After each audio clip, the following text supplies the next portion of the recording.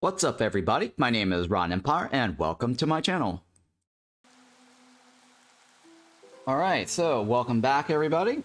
This is now Against the Storm. We just finished the tutorial missions, and I just did a full walkthrough, giving a bunch of tips and tricks for new players on how to approach Against the Storm, and some explanations of various different game mechanics. So now we're going to jump back in and continue with our first actual town settlement. So let me go ahead and take a look again at the Smoldering City. So after you finished your tutorial town, and if you actually completed both of them, you will get a total of 20 food stocks. If you skip it, you only can upgrade this. And then the second food stock, I highly recommend spending it on this, because not only does it reduces the impatience, so you have like a minus 4% impatient the queen's impatient growth bar, that little red bar that grows towards the right.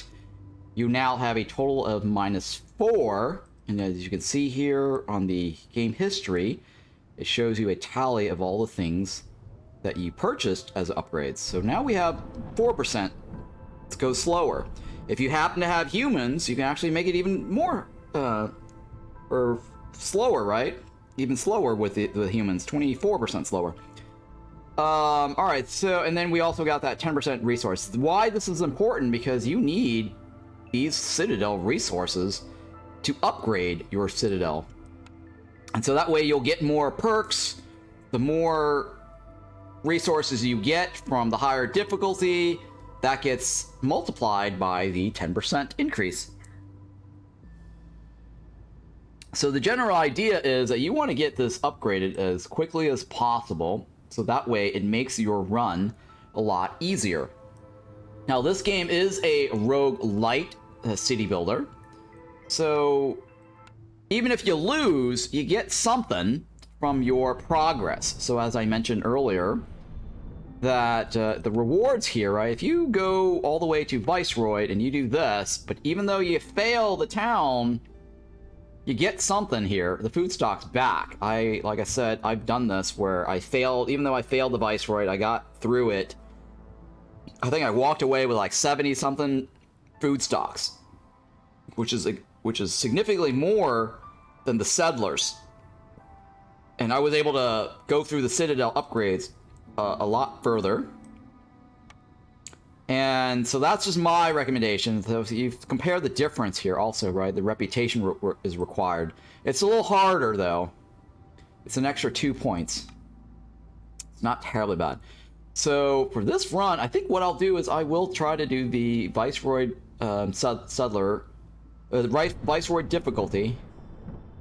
Let me see if I can show you if it's important to do the Viceroy first, because I might not do the Viceroy because it might show the Blight Rot Corruption. I don't want to have to explain that on this particular tutorial or walkthrough, because that's a little bit more in-depth information. So what I'll do is I'll just do the Pioneer for now. It's definitely more resources than Settlers, and I highly recommend that everyone does the Pioneer first. Hey, thank you for that follow there. Appreciate that. All right, so I do want to walk through also an overview of this, because, you know, if you're watching this now, you're totally new to the game. Some of this is a little overwhelming. The tip that I have, and everyone should always try to do this, is go to the UI and enable world map grid. Okay, this is, and again, you guys can thank me for this, by the way, because I am the one guy who actually pushed for this. I got them to do this in the background. This is a feature that I actually got them to implement.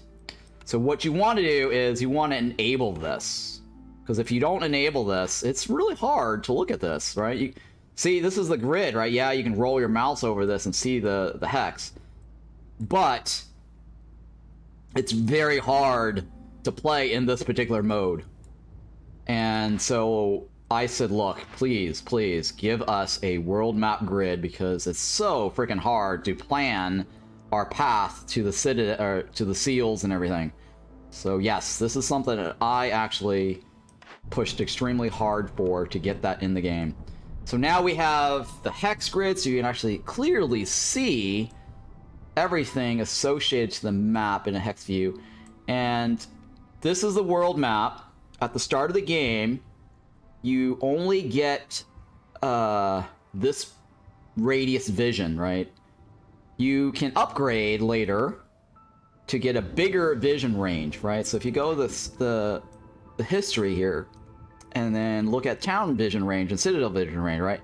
It's currently 0, right? These are zeros. There are upgrades on the tree here that will increase your range vision, okay? So that's a little bit something I wanted to point out. When you first start off, you don't get a whole lot. So that means you can't go very far. This whole entire bar here is called the cycle bar. And that wasn't, you know, that was explained briefly in the tutorial, but it made you hit the next button. And it didn't have a whole lot at the end to show you in the tutorial. So the cycle bar has a certain number of years, right? Years left before the next Blightstorm. So you have 32 years as a base to embark on this limited map that you have here. As you go out, and you place a town down here, right? Once you place a town and you win, the radius around the town will increase your vision, right? So you'll get some more visions. These question marks on the map are called points of point of interest. And when you, let's say if you go here and do the royal outpost, and you place a town here, and then you reveal, because each town will reveal roughly, I believe, two tiles, because you don't have the full upgrade. It will reveal 2 tiles. This will be revealed to you, and this could be another modifier. It could be an event. Modifiers, there's 2 types of modifiers in the game. There is a positive modifier, which is outlined in green, and then there's going to be a red modifier, which will be outlined in red. Right now, there are no negative modifiers because you just, you know, finished the tutorial. This is the very beginning of the game.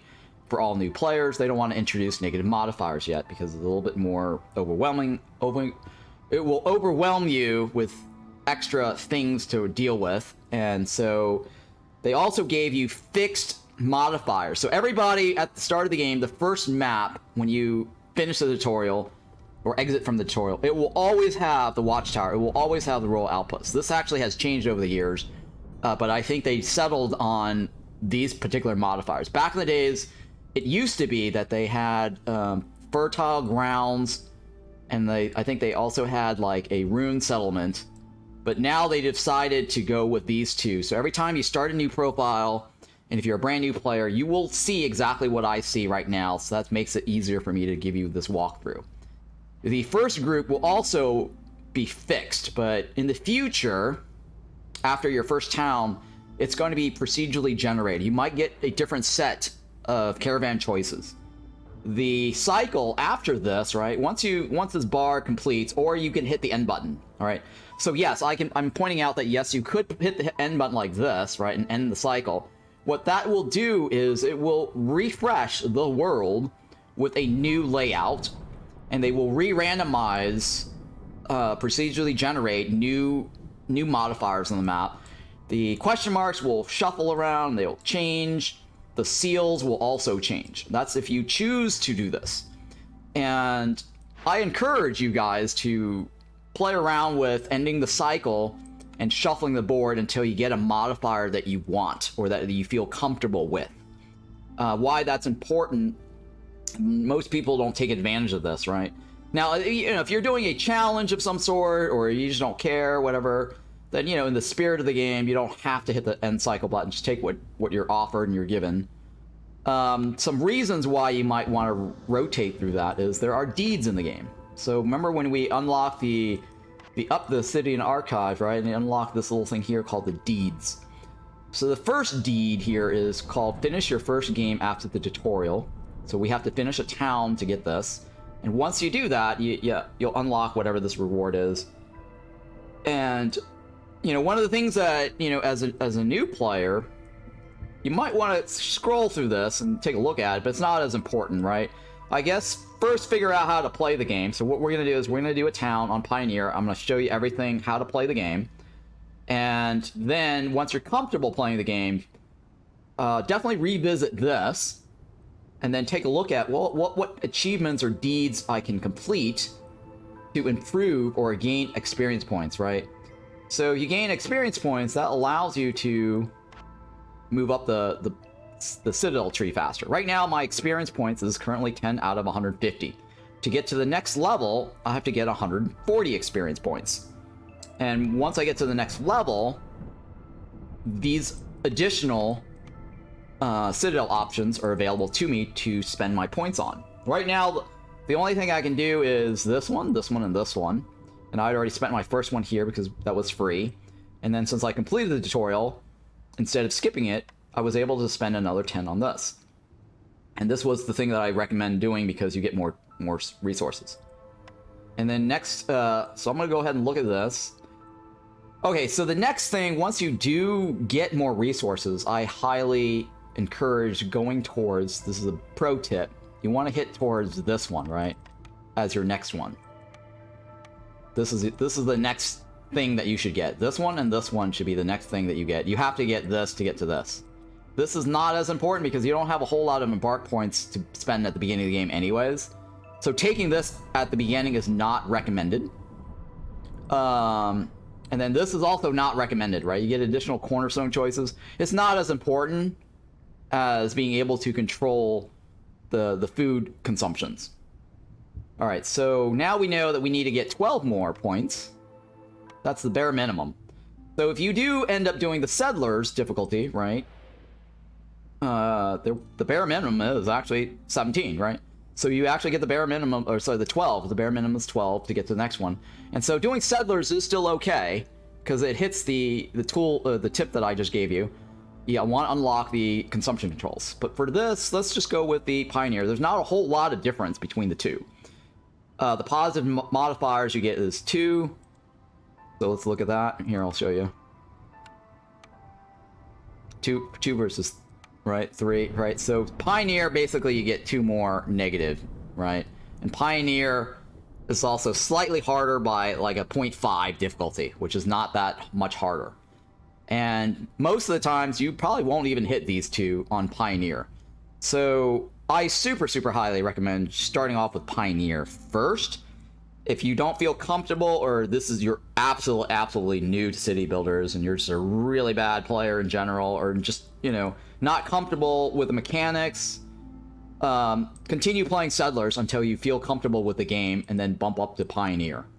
Now, if you're super advanced, right, or at least comfortable with the game enough after Pioneer, just go ahead and jump over Veteran and just do Viceroy. And like I said earlier in the stream, it does not hurt you to do Viceroy. There's really, you know, losing gets you rewards. The only thing you lose is time, your game time. You don't get the experience points. You don't get the experience points rewards. You don't get the fragments, but you get some Pusa. Actually, you might actually get some field fragments. I actually don't know. I think you have to complete it to get the fragments. I've never actually lost badly enough. I don't think you get the fragments. Yeah, you don't get the fragments. Sorry. You don't get the fragments when you lose. You don't get the experience points when you lose. But you do get some sort of resources when you do lose. So that's my recommendation. Try out the Pioneer first if you're a new player, and that's what we're going to do. And if you're still struggling learning, you can jump back to the Settlers, right? Or ask questions, you know, jump onto my channel and ask me questions, or rewatch some of my videos to see what I'm doing, right? And relearn some of the mechanics that I'm going to walk you through, right? I gave you a lot of mechanics, a lot of game mechanics and tips on that tutorial session earlier. And I'm going to try to reiterate some of that during this next run. So the world map, once you place the town down, right, you get another town and you can choose wherever to go afterwards. And each one of the towns that you spend the years on, right, so let's say in-game, in the in-game town mode, there's this, you know, this is the world mode and there's a town mode. The tutorial was basically the town mode where you had the blue bar and then the red bar, right? That's the town mode. Once you complete the town mode, you're back into the world map and you make another decision and figure out where to go. The time that you spent inside the town mode is the time that is recorded on this bar here. So if you spend like 4 years in the town mode to complete, you will get a marker here to indicate that town and also the number of years that pass associated to that town. It actually doesn't show you, but you actually get that in the history. But the bar progression basically is relative to the number of years. So when there's no more years left, you have to end the cycle. I don't want to jump in right now with the whole seal mechanic, because that's something you really don't need to worry about when you're a brand new player. It's not important to close the seal on your first go. In fact, it's not even important to do the seal until maybe Prestige 20, right? The seal is very optional. It is one way to gain additional fragments, gain additional Citadel resources. But the game mechanic for the seal forest is actually very challenging, very difficult, and it's not your standard build the town and move on thing. And so if you're totally brand new to the game, I do not recommend trying to tackle the bronze seal. It plays totally different. It's not worth trying to understand this bronze seal mechanic early on, because you don't get a whole lot of benefit from it. The benefit here is that sure, you can get 10% extra Citadel resources. You can get like an increase in your cycle by 8 years. So it actually says cycle duration permanently increased by 8 years, right? So the 8 years, the extra 8 years puts you at 40 years. It's really not important, to be honest, to have that extra 8 years or the 40 years. It's not important at all, because you can always hit the end button and then continue playing over and over on a brand new map, just hanging out around the Citadel area. Because the further you go out on the world map, the harder it is, right? Because right now you can see this little plateau here, right? You can play as much as you want on this plateau, but once you get to this plateau, they'll do a cutoff. And they'll say, hey, you can't play Settlers anymore at this cutoff. And they'll slowly increase your cutoff. And they'll say, hey, you can't do Pioneer anymore. You can't do Veteran anymore. And these are the cutoffs for that. And so once you get to this plateau, it's like, okay, you can only do Viceroy. So if you're totally brand new to the game, I don't recommend going beyond this plateau. And just go ahead and hit the end cycle button. And the number of years, like I just said, is not important. Because you could technically just go this town, hit the end cycle button, do another town, and do this over and over until you get enough resources, you feel comfortable enough, with the upgrades. Because the more you upgrade on this tree, the easier the game will get. Now, if you're a totally, a veteran player, or you want a challenge later, once you eventually get to the point where you're so good at the game, you've got a full Citadel upgrade, and you keep winning Prestige 20 consecutively, right, and consistently, you're gonna get bored, and you go, okay, what am I gonna do now, right? I've closed all the seals, I've got a full Citadel upgrade. You can then go and try the Queen Hands mode, or you can start up a brand new profile and do what I did and just say, hey, I'm not gonna do any upgrades, and I'm gonna start from scratch and see how far I can go, or how much of a prestige climb I can get. So that's another way of playing the game. So those are various different ways this game offers you different mechanics to make the game more challenging for you. All right, so for right now, I'm going to go ahead and do the Pioneer so I can walk you through some mechanics. And I usually like to name my towns after the date. So that way, when people watch this, they can see, oh, when was this done? So the current date is December 9th. And this is... I guess this is release, right? I don't even want a new series? I don't know what to call this, right? This is... new, right? New. Well, actually, this is first... Yeah, that's fine. I don't really need to call it anything. Let's just give this a name.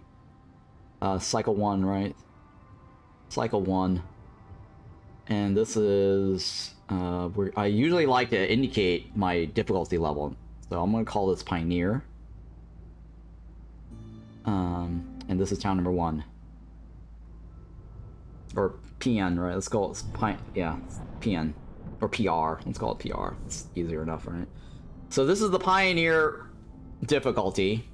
This is my first town right out of the gate. Today is December 9th, and this is the first cycle. So that should be some unique naming convention there. And as I mentioned earlier, or during the last stream, since you don't have the new species yet, the foxes and the harpies, because this is a brand new profile, brand new play, you're brand new to the game, you don't get those additional species. That means then you only have lizard, beavers, and humans. So these 2 slots will always be filled up with beavers and humans. So that's guaranteed. You know that for a fact. The villagers here that's going to show up, so 7 is always going to be the 7 lizards, and then you're going to get 2 additional villagers. This actually could be, and I might have said that could be humans and beavers. I actually was wrong. It could technically be 2 additional lizards as well. So you could go lizard, 9 lizards total. It could be 1 human, 1 beaver. It could be 2 beavers and nothing. It could be 2 humans and nothing. Right? So that's a possibility in terms of what this magic or this mysterious number is. But it's definitely 2 people. So the total of 9. The bottom has only 7 villagers. There's nobody else coming in year 1. The additional new group will only show up during the storm. Or after the storm, actually, because it's 2 minutes after this.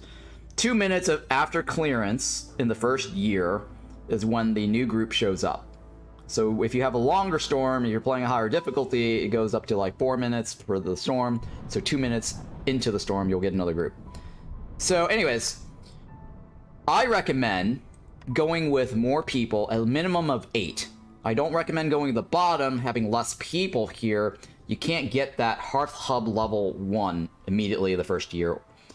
And at the start of the game, you do want as many workers as possible. So the top is definitely the way to go. So that's my recommendation on what to pick between the 2. Everyone's going to get the same set of choices here if you're playing as a brand new player profile, whatever. So I'm going to go with the top.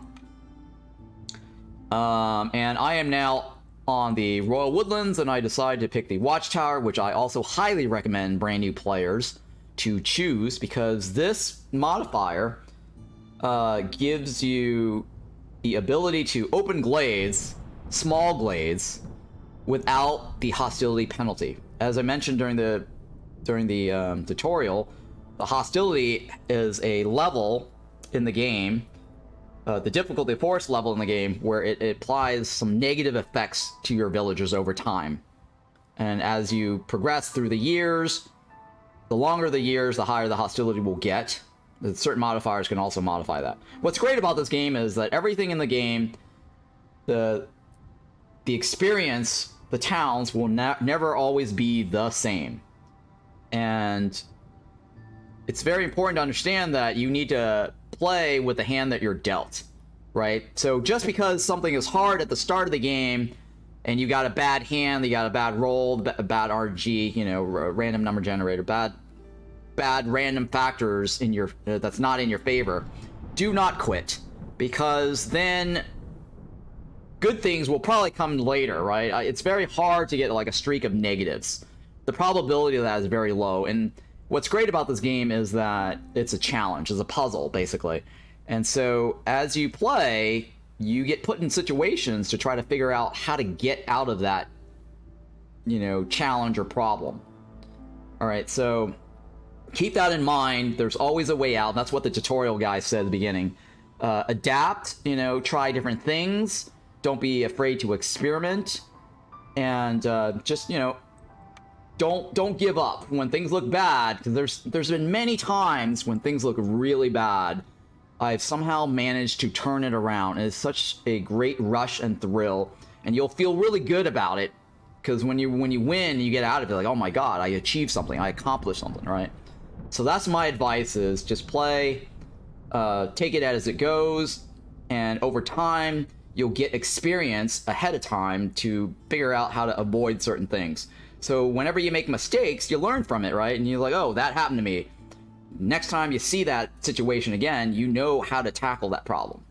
right? So everything is based on skill and experience. And a lot of players who are new to the game, they play this, they really think, oh my god, this game's totally RNG.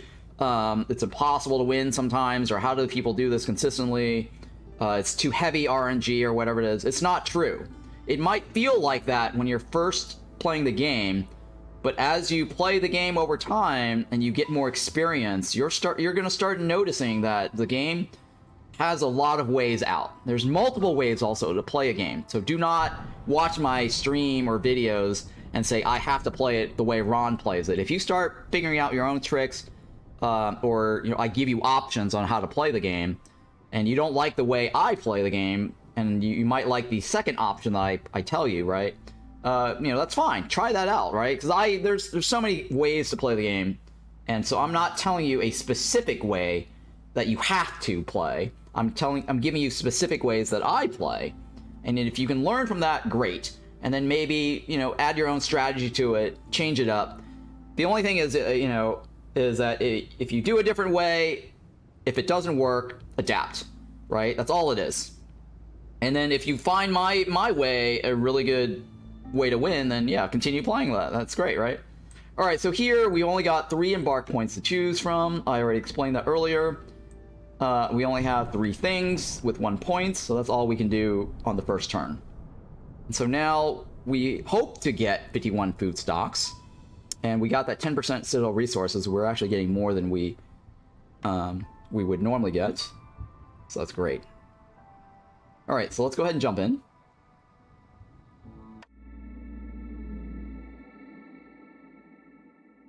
Okay. So when you first start, you want to pause the game. I'm pretty sure the game is automatically paused for you. Like, I'm absolutely sure the game's always automatically paused for you.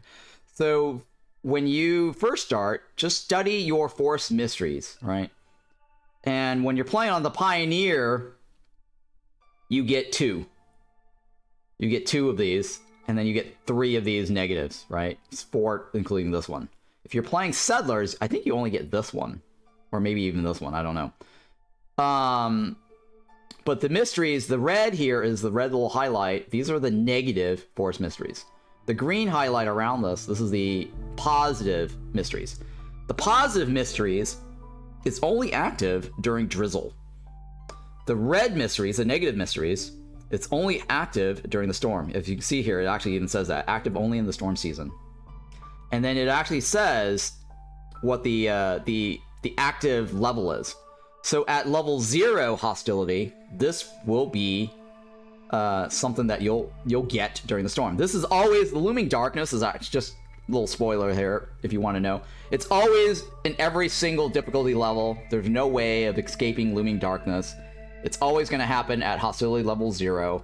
There is a thing called the Soothsayer's, perk that can bump this up to 1.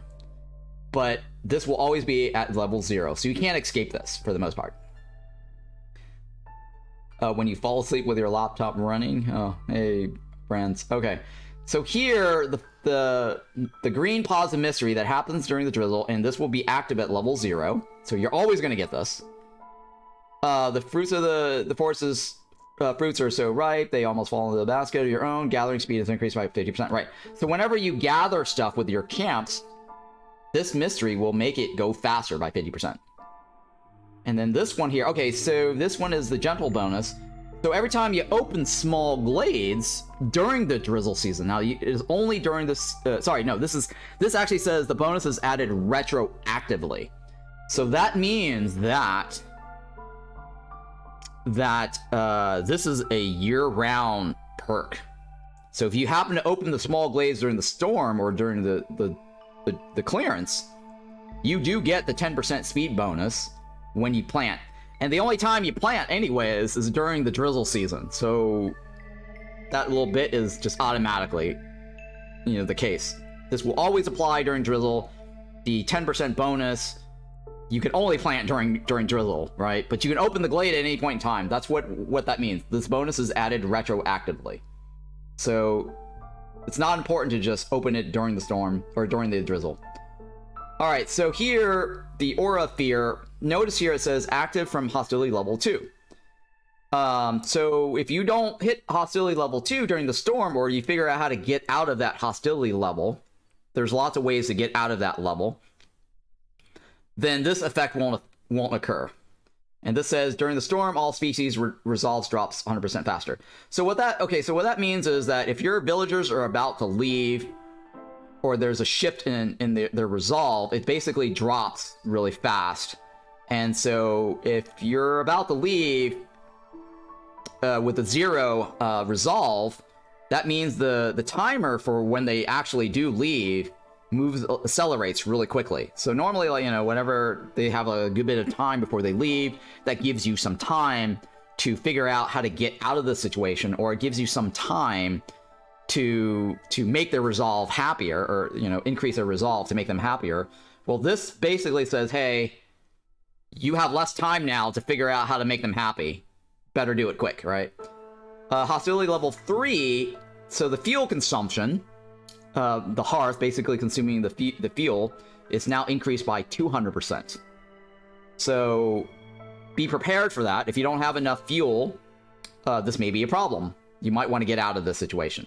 And there's, like I said, there's other reasons to get out of the situation, because the looming darkness is multiplied by per level. So this is something that you also want to pay attention to. An additional stack of this effect is added for each hostility level. So even if you'll get the -4 here at level 0, but you'll also get the -4 at level 1. So that's a total of -8. So keep it in mind reading that, right? Whenever it says per hostility level, you want to pay attention to that. And then this one right here, it's basically, if you open large glades, the large ones, and they're called dangerous or forbidden glades, they'll be marked on the map. There are modifiers that will actually unmark it, and you won't be able to tell if it's dangerous or forbidden. But generally, you can kind of tell if it looks pretty large, right? But we don't have to deal with that. But they will be marked. It will actually say dangerous or forbidden. Forbidden is actually the hardest glade, and the reason why it's the hardest ones is because it will have harder requirements, harder events. It takes longer on some of them to solve. It requires some more resources than usual to solve. And the negative effects could be more devastating than the dangerous. But this here, basically, dangerous and forbidden, so it's either or, whatever, it will still give you a -2 penalty. So this penalty is added retroactively, but it will not be in effect until you get to hostility level 4. So not only do you get the -4, right, times 5, and the reason why I say times 5 is because 0 counts as 1. Hostility level 1 is actually 2, right, because the 0 and the 1. So this here, if you're on hostility level 4, that means you're going to get a -4 times 5, in addition to any large dangerous glades or forbidden glades that you open. Okay. And then some mysteries, these mysteries are randomized based on your gameplay. So when you first, this set here is unique to my particular run and my map. When you guys play, you might get a different set of positives and you get a different set of negatives. I'm just walking you through what each of these things mean if you end up happen to get this. So you may not get the same thing I get. Just keep that in mind. So Gift of the Woodlands, this is only unique to the Royal Woodlands. And the trees give you more wood when you chop. The Watchtower, which we talked about at the beginning of the game, you're allowed to open all the glades. It will not increase in hostility. So let's go ahead and X out of this. It will still be auto-paused. And now if you roll your mouse over this, okay, in this version right now, right, outside the tutorial, it actually does show you 0x8. Remember when we went through the tutorial and I said, look, this tutorial is bugged, right? It's not showing you the full information. So that was only specific to the tutorial, and the developers should have fixed it in the tutorial. I guess they overlooked the tutorial, but now it is correct in the regular brand, new town out of the tutorial. So 0 out of 8. It actually does tell you that normally it costs you 8 hostility to open that. It normally costs you 15 hostility to open a forbidden and dangerous glade. So because we have this, right? Because we have this, the numbers, let's say we open one small glade, it'll show you 1x8, but that 0 will actually be 0 on the far right, the red 0, because we have this. This cancels out any negative effects of the small glades and the dangerous forbidden glades, but at least it's nice of them to show you what the negative effect is per glade. So that way you can plan ahead and not go too crazy and open, oh, I'm going to open a large dangerous glade right now. But if they didn't show you that 15, you wouldn't have known what the negative effect is. So I'm glad that that actually is showing here.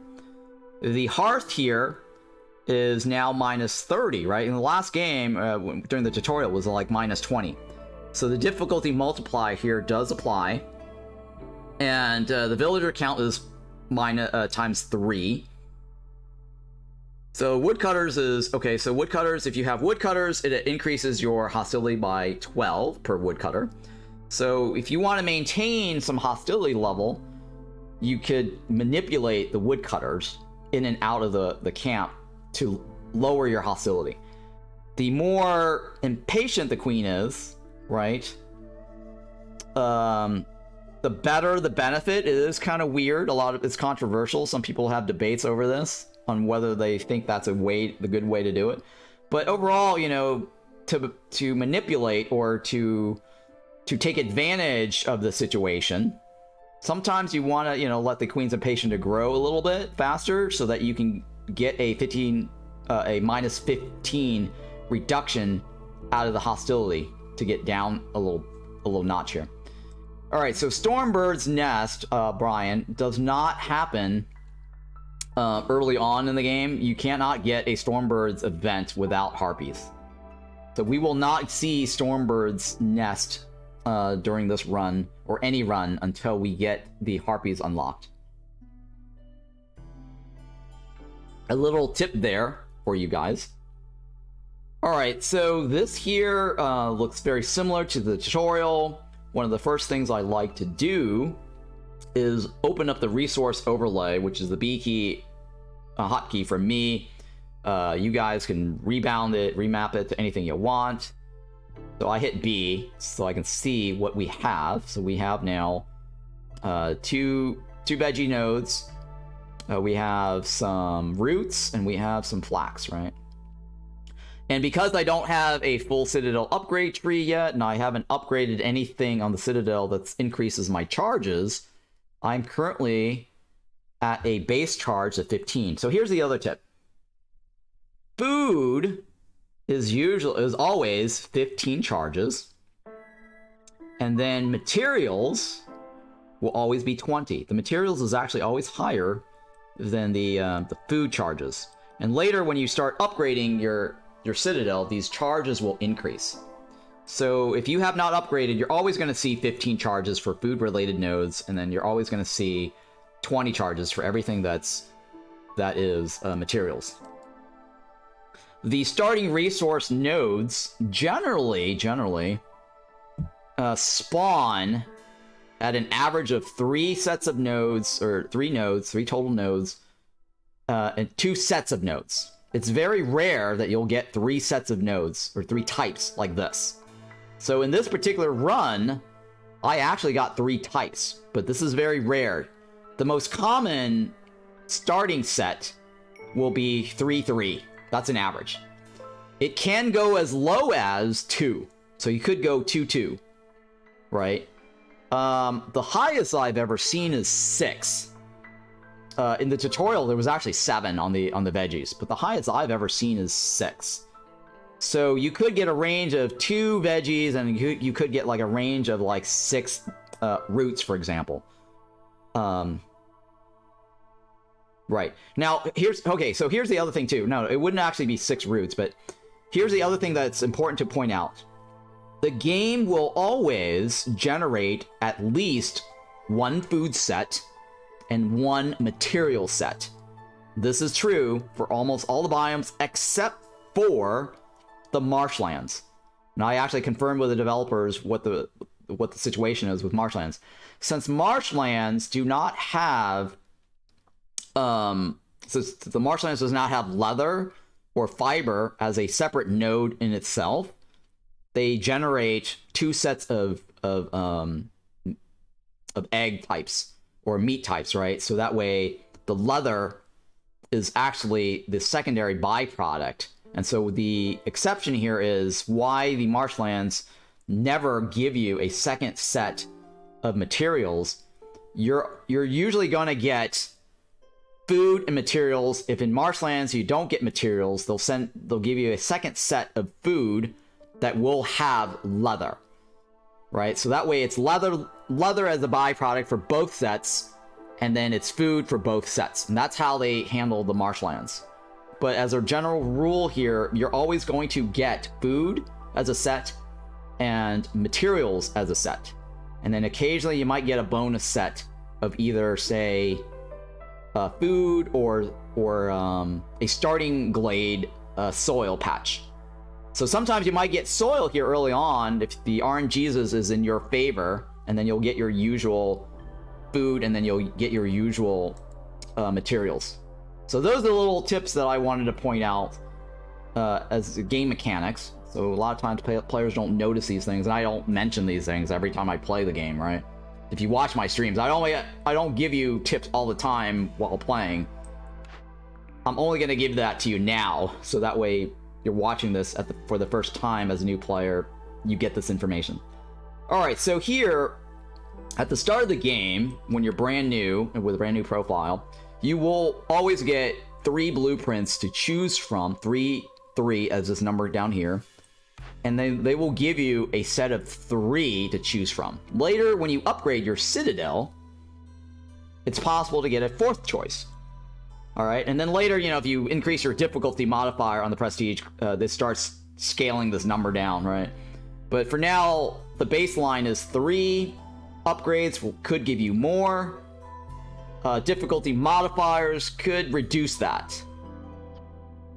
So for this, we have the leatherworker, we have the weaver, and then we have a carpenter. The weaver got unlocked early, okay?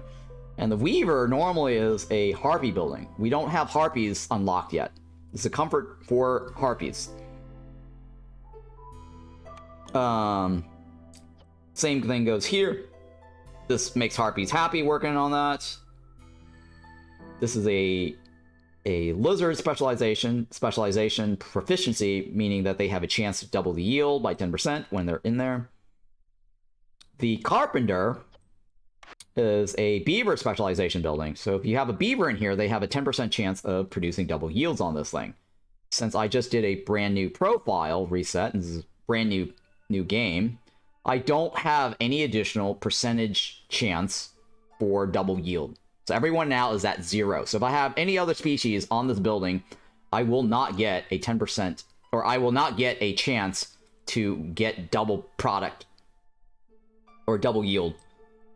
So this is really good because we know that we're going to get beavers. It's guaranteed to get beavers because you start off with 3 species. Harpy is not unlocked yet, and fox is not unlocked yet. And this is very, very useful to have early on because then you get more planks. From the beaver's extra chance of yield. So this is a very good building to have.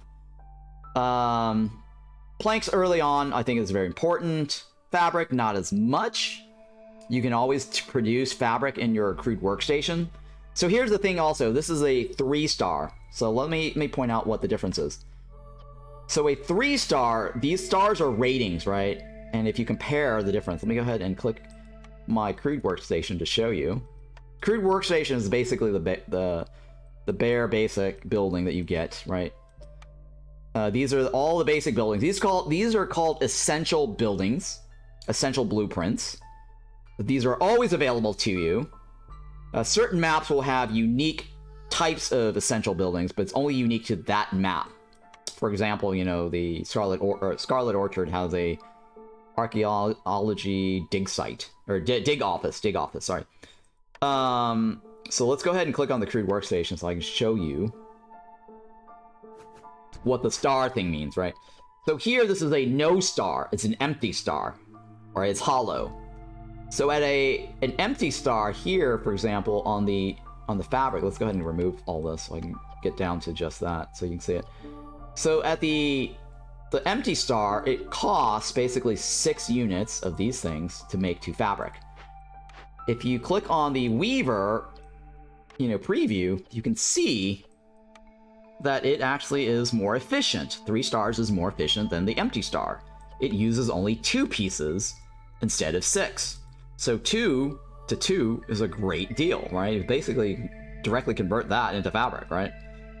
Now, if you don't know, or let's say, you didn't have that little thing here to click on this, right? You can actually, as a tip, you can always go into the encyclopedia, click on buildings, and then you can look for these various different buildings and see the recipes. These recipes are the base values, right? Things that can modify this if you get perks. The cost of this is also the base value. If you play on higher difficulty where it modifies the cost, like increase 50% cost, that's not going to be reflected into the encyclopedia. Another tip here to see all the recipes, right?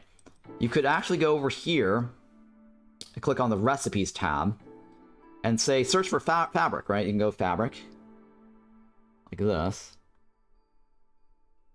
All right, even though it's shown on the screen here, this shows you only what you have available to you. But if you click on the show all, it shows you all the available buildings in the game that's unlocked for you. Because, sometimes there might be buildings that might not be available. I'm pretty sure the beanery is not available because it's not unlocked yet, right? Porridge, right? Let me see if porridge is available. Right, yeah, see... Oh, the beanery is available to you. Okay, so you could actually see the beanery here. So what's interesting about this is the recipes do show you every building in the game, even the one that's not available to you, even the one that's not unlocked yet. So that's very interesting. But if you go into the encyclopedia and click on buildings, notice that the beanery is not on this list. And the beanery is probably down here somewhere. I don't know which, I can't remember. I mean, there's a wiki out there that tells you, and I have it written down. So the beanery is one of these things down here. So as a trick, if you wanted to see all the different options for fabric, if you have, it's that, whether that building is the best building in the game for fabric, click on the show all, and then see, oh, hey, which building can I get that's most efficient, right? The flawless leather is as efficient as the Weaver. So now here you can say, okay, the Weaver is the best fabric building in the game, right? So you can X out of that. So that's one way or 2 ways to figure out, the different efficiency levels of the building. The best way is probably just to go through the recipe and show all. The encyclopedia at least shows you what is available to you, right? So if you go there and you don't find the beanery, for example, in that list, then the beanery, even though it shows you the beanery as an option in the recipe book, you cannot depend on that because you haven't unlocked the beanery yet. All right, so that is a little bit of information there about the star level and the efficiency level. And the fabric here is not as efficient as the Weaver, right? It's 3 to 2, and our crude workstation is 6 to 2. I mean, the Leather Worker's 2-star is still pretty good as a 2-star because it at least cuts your crude workstation cost down by half. And sometimes you might want to consider taking certain things for certain production change. For example, this is the best water skin in the game. And if you have, say, pickle good eaters, and you have a building that can make pickle goods, then you might want to consider the Leather Worker because the water skins is a container that's used in the production chain for pickle goods. So that is also something to consider. For me, I think the best choice out of this would be to go with the planks. I mean, there's no real wrong or right answer. I mean, some of them are clearly wrong answers, okay? So I will say there are certain buildings that's just absolutely the wrong answer. Do not take. And I have a certain list of certain buildings that I go, no, this is absolutely not the building to ever take, ever.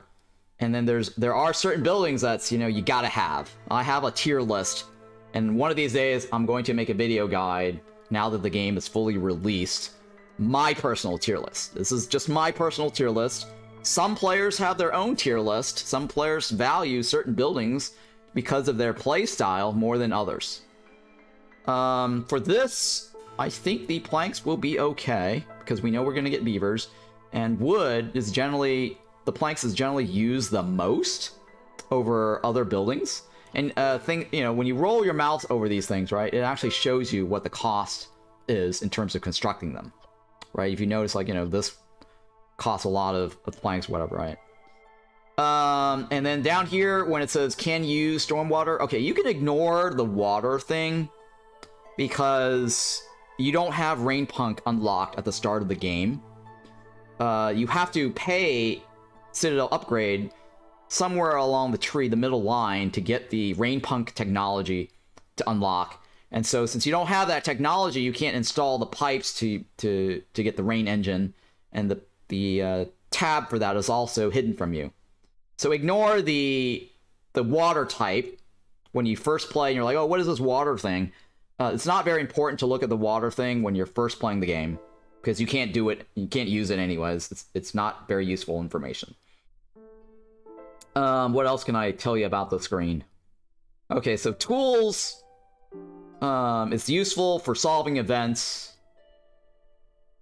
Luxury goods, it's useful to sell to the traders to make money, or some events, not events, some orders will ask for the luxury goods, right? These are luxury goods that you either complete events with, or complete, well, I've never seen any events that take the luxury goods, but in general, though, the packs of luxury goods here, or the pack of trade goods, they're commonly used to trade with the traders to make money, or trade with them for other goods. You don't have to sell them for money. You can sell them and you can barter for other goods.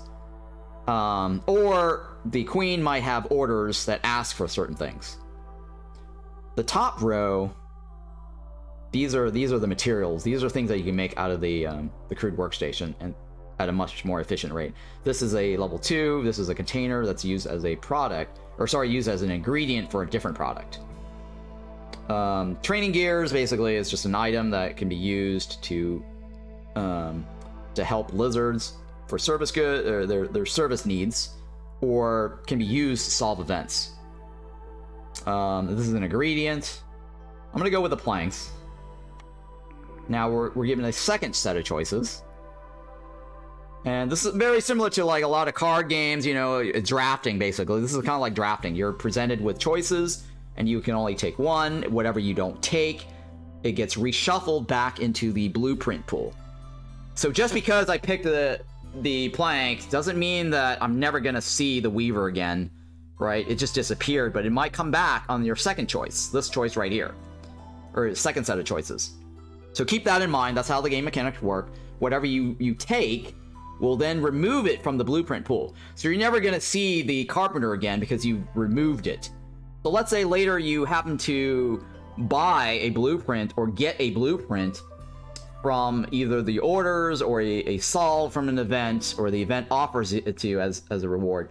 Once you know that blueprint knowledge, it will be removed from the blueprint pool, and so it will not come up as a draft. Like you don't ever get it again as a choice.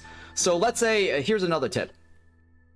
If you happen to have, right now, your current set is a smokehouse, and you leave this here, and you close it, and you come back to it, and you don't pick it, if you end up buying the smokehouse blueprint from the trader, or for some reason you get the smokehouse blueprint from some event as a solve, like you get like a smokehouse ruin, and you say, hey, I want to solve the left item, and it gives me a blueprint instead of like reconstructing the building and leaving it there. You could get this replaced for free without a reroll cost. And at the start of the game, you don't actually have a reroll choice, so you can't reroll this. You're forced to take one of these things. But if you end up getting a choice somewhere else, or an option to get the smokehouse as a blueprint, this will get replaced automatically with a different roll, like a different thing in the blueprint pool. So that's a little tip there. So keep that in mind, that if you have some experience, some knowledge, or like, oh, you know, I've seen that building as a reward somewhere before, then it might be a good idea to hold off taking something, because you might be able to get a free reroll, a new choice, without having to spend reroll costs or whatever it is. In this case, I don't have anything to reroll with. All right, so Brickyard costs 8 planks. This right here is the cookhouse. This right here is the smokehouse. Sometimes I call it the jerk house, but this is the smokehouse. And before you make this choice or decision, or make a selection on that, you want to take a look at your species needs, right? And see what they want to eat. So here, the lizards do eat jerkies. The humans eat biscuits, right? And then the lizards also eat skewers. So whenever you're presented with a building that provides you food production, you want to make sure that you can actually, you know, utilize that building. Because you might get like jerky and then you have no one eating jerky, and it's like, well, why do I want the smokehouse? Do I want the smokehouse for the jerky? It might not be important, but you might want the jerk house or the smokehouse for the incense or the pottery. Now, incense is often used as a event solve, right? So that might be a reason. So, you know, sometimes people take certain things. It's not because it's the primary reason, the jerky, but it could just be because you have no ability to make incense. So here's the other thing I want to point out at the top, where it says current best, right? Whenever you roll over these blueprints, right, there is a symbol next to these items, right? Current best. So my current best right now is the crude workstation that makes bricks for no star, an empty star. That up arrow means that, hey, if you pick this, it's going to be more efficient. This is 3 stars. So that's what that up arrow triangle thing next to the bricks mean, right? You can get an upgrade in your bricks production. The plus symbol means you do not currently have the ability to make pottery. You do not have the ability to make crystallized dew. So that's the other thing too, when you're making a decision, you're rolling your mouse over these things. It's, hey, can I get a new recipe? And if you've learned from the tutorials I explained to you, like, hey, you know, one of the ways to also win the game is through resolve, right? Increasing your resolve, making the people blue happy, and that will move the reputation bar to the left, right? And that's how you can win. It's not completely on orders. Then you're going to need some sort of needs for your species, and jerky is a need for the lizards, and you currently cannot make jerkies. So that's a consideration here. Skewers is a need. And then the other thing too that you want to make sure of or consider is viewing it and say, hey, do I actually have the ingredients to make the jerky? Right? So I do have some ingredients here. And, you know, wood is pretty easy to come by in Royal Woodlands. And I do have some meat that I started off with. So it looks like I can make some jerkies to make lizards happy. The other thing to look at is, hey, you know, does this building provide any additional bonuses? Right? Because if I can put lizards on this, I might actually have a chance to get double yield on the jerky. Not only do they eat it, they'll also be happy working in the building, and they'll also be good at producing double the amount. So the jerky, or the smokehouse, is a very good building to take. The cookhouse only gives happiness bonus to the lizards. They will not have a double chance yield, because currently it's 0. Everyone has 0 right now because I have no upgrades on that. So if they're working in the cookhouse, they're not going to get any chance to get double skewers. There's no chance whatsoever. So that's something that you want to consider. And then you can always look at the encyclopedia. I keep mentioning this so that way it's a helpful tool. So when you're first new to the game, consult the species encyclopedia and take a look at you know, what they eat or whatever their needs are, right? So we know that beavers is the only other species that's available to us as a brand new player. You click on beaver and go, okay, well, what are the beavers' needs, right? So they will also eat biscuits, and they share that with humans, but the lizards don't eat that. So if you get the biscuits, it will make 2 people happy, right? So biscuits is not a terribly bad thing, but let me point out the problem with the biscuits. You don't want to take this building for just the biscuits early on, because the biscuits building, there may be other buildings later down the road will give you biscuits as well. The reason why you don't want to consider the biscuits very early on, okay, is because it requires flour. And you don't have a way to make flour. And flour also requires another ingredient, which is either roots, mushrooms, or grain. So to get the biscuits production going, it requires quite a bit. It requires these particular, you know, secondary units. The primary unit is flour, but to produce flour, you need the rain mill or the provisioner or stamping mill, supplier, or press to make. And that is a little harder to produce, even though it, you know, satisfies 2 species right now. But if you look at the smokehouse and you go, okay, well, I've got this. I've got this.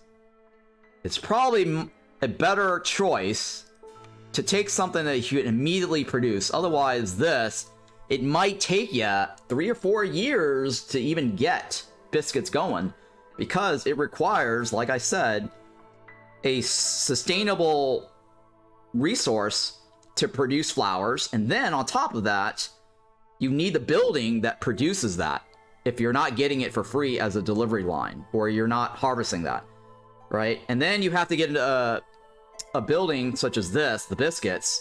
So if you get this now, you still need a building to harvest the grains, right? And then you're going to need a building that creates the flour. That's the thing about the biscuits. I would not recommend getting this at the beginning. The brickyard is a very good building. Like I said, it's the upgrade to the crude workstation. And it takes less input. Keep in mind that it also requires 8 planks to produce, or to set up the building. I'm going to go ahead with the smokehouse, because I just went through the whole part about we have lizards, and we have the meat, and they're happy working in there. So you can actually get early resolve by putting the lizard in there. And then you also can have a chance to produce double yield with the jerkies. So that means, or the meat. So that means that you'll stretch out your food early on. Let's go ahead and take this. All right, so the next thing here. So this building actually does make flour, right? But the flour, like I said, requires either grains or roots. And the roots that you have here will eventually run out. It's not sustainable. It's not a farm. But you could, you know, get the flour and grind the roots, this provision building. But we do not have a building that uses the flour. There's no building right now because we passed on the cookhouse. So it's not still a good idea to get the provision.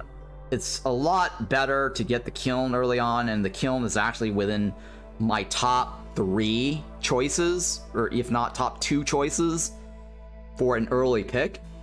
If I had to choose a building, generally I would probably pick the beanery and the kiln if the beanery is a choice. And of course, you know, I have people that will eat the porridge and the pickle goods, but the kiln is a very excellent building early on. So let's say I didn't have that smokehouse as a choice and you were offered the kiln. The kiln is generally a good idea because it's a 1-star jerky, which if you have no star jerky at all, or no jerky recipe, this is actually an upgrade to no jerkies at all, right? And this is an upgrade over the crude workstation, as I mentioned earlier with the brickyard. This now has the ability to make coal. Before, you can't make coal at all. You do start off with a few coal at the beginning of the game. This is all you get. And one of the things I explained earlier in the tutorial is you want to disable this and set that in your options and as a default uncheck this, because you never know when you might need the coal for event solves or orders. So it's wise not to enable this, so that way they don't steal it. And now that we have the ability to make the coal, you can go back to your hearth and say, oh, well, now that I can make coal because that's the most efficient fuel, you can then go ahead and enable it, because you can always produce coal now for your solves, your orders. And this is actually a really good building early on to have. And I highly recommend it because it solves a lot of your fuel problem. The kiln is excellent on every other map. Some people can argue that the kiln is not as important on the Woodlands because fuel is not that big of a deal because you get lots of wood from the trees. I think this is a great building to take, if not for the coal, the bricks, because this is an upgrade to your crude workstation. If you look at your starting resource right now, you don't have a clay pit. You don't have a stone pit. This map does not have stone nodes, right? It has sea marrow, and stone is a byproduct. It's a secondary. It has a chance to get that. So this map here currently does not have ways to get clay other than a small 25% chance out of this. You may or may not get enough clay out of the 20 charges to get enough bricks, right? Because it costs 6 bricks. Or 6 clay to make 2 bricks. By taking the brickyard, or sorry, the kiln, you reduce that down to 4, so you actually can make more bricks out of your limited resources that you'll have in your starting glade. So this is my pick for what the next, my third blueprint, right? I'm going to take that now. So here's the other thing too, as a strategy. In some situations, if you're given a set of blueprints and they're all kind of terrible, or you don't know which one to take because they're very situational, you do not have to take or take a pick. You can wait and leave that sitting there and not take anything until the situation comes up where you can make a better decision. Because there are some scenarios where you get like a bad set of rolls, or you get like a set of blueprints that may not be immediately useful to you. If it's not immediately useful to you, for example, then you can hold off and make your decision later, because when the situation comes up, such as rewards from your orders, or things that you find in the glades, or when the trader shows up and he's offering something. Remember I said earlier, I was like, hey, if you don't like your choices, they're not going to help you right away. Do not make a decision, because you might get a free roll, right? So, and for example, like this here, right? If I didn't have the kiln, because the kiln does help me right away. If I didn't have the kiln, and I had this brewery right here, right? There may be an order that gives you the brewery for free, right? Now I had this has occurred. This has come up before. There is an order that will give you a brewery for free.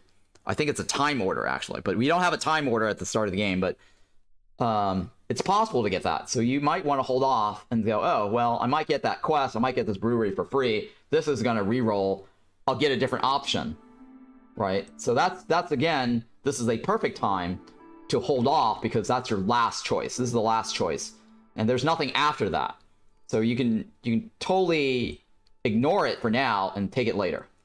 But in this case, I do want the kiln, so I'm going to go ahead and take it.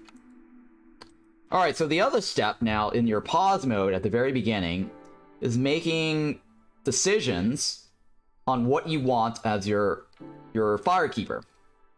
And if you look at the impatient right now, it's growing at 2-4. The lizard gives +1 to everyone's resolve. This does not get me to my threshold, right? My threshold for the humans is 30. My threshold here for this guy, the lizards, is 15. This does not immediately help me right away. It's better to take him out, put the human in here, and then bring your impatience down to 1-8. So I always like to put the human here early. They are my best choice. The beavers are my second choice. it's based on the situation. Like if you're running out of fuel, right, you might want to consider putting the beavers on there. Or you're sacrificing stuff, you might want to put the beaver in there because it reduces it by 25%. Humans are great. Now, if you're in a situation where you need more workers, like during the tutorial I pointed out as a possibility, as a strategy, you can take the humans off and have an extra worker, right, to do things early on. I personally like to have the humans on there, and it makes sense to maintain the impatience at a steady rate. So let's do that for now. And I'm going to go ahead and place my roads as a layout. And this is my build order. This is generally what I start off as a build order. And then I place, so let me go ahead and take out the crude workstation there. I only place that down just to show you the differences in the stars. So each of these buildings require building materials, which I do not have at the start. So we will eventually need to put the crude workstation down, but that's not the first priority. So the first priority is to get your woodcutters going so you can get some wood, right? Because you need to maintain your fuel, and you need wood to build other buildings, right? The shelter, you need to get that crude workstation, right? It costs, 5 wood. So let's go ahead and get the woodcutters down. You can probably even do 2 or 3 even, right? So one of the earlier strategies back in the days is I usually, do 3. And it's nothing wrong. A lot of other players do the same thing. Do 3. So I'm going to show you doing the 3 workers, since I do not have, the ability to install pipes in my buildings, right? I don't have any pipes. I don't have rain technology. I'm not going to build a rain collector, right? Normally I like to build a rain collector as one of my build orders, because I like to collect the water as soon as possible, and I jump into the rain punk engine, install it on my food production building so I can get the double chance yield. Since I don't have that, I'm not going to do my rain collector, so I'm going to add in a 3rd woodcutter camp. Let's go ahead and do that. And oh yeah, let's go ahead and switch over to the coal. And you can set the priorities. So this says here is burn some coal. Burn coal first. If there are no coal, then burn wood. That's what I like to do. Since now I have the kiln, I'm going to burn the coal. Alright, so the other thing too to look at is the hearth level. The encampment level 1 is the first level that you have access to. The second one and third one are not available. Once you get the hub level 1 maxed out, it'll say like, maximum level reached.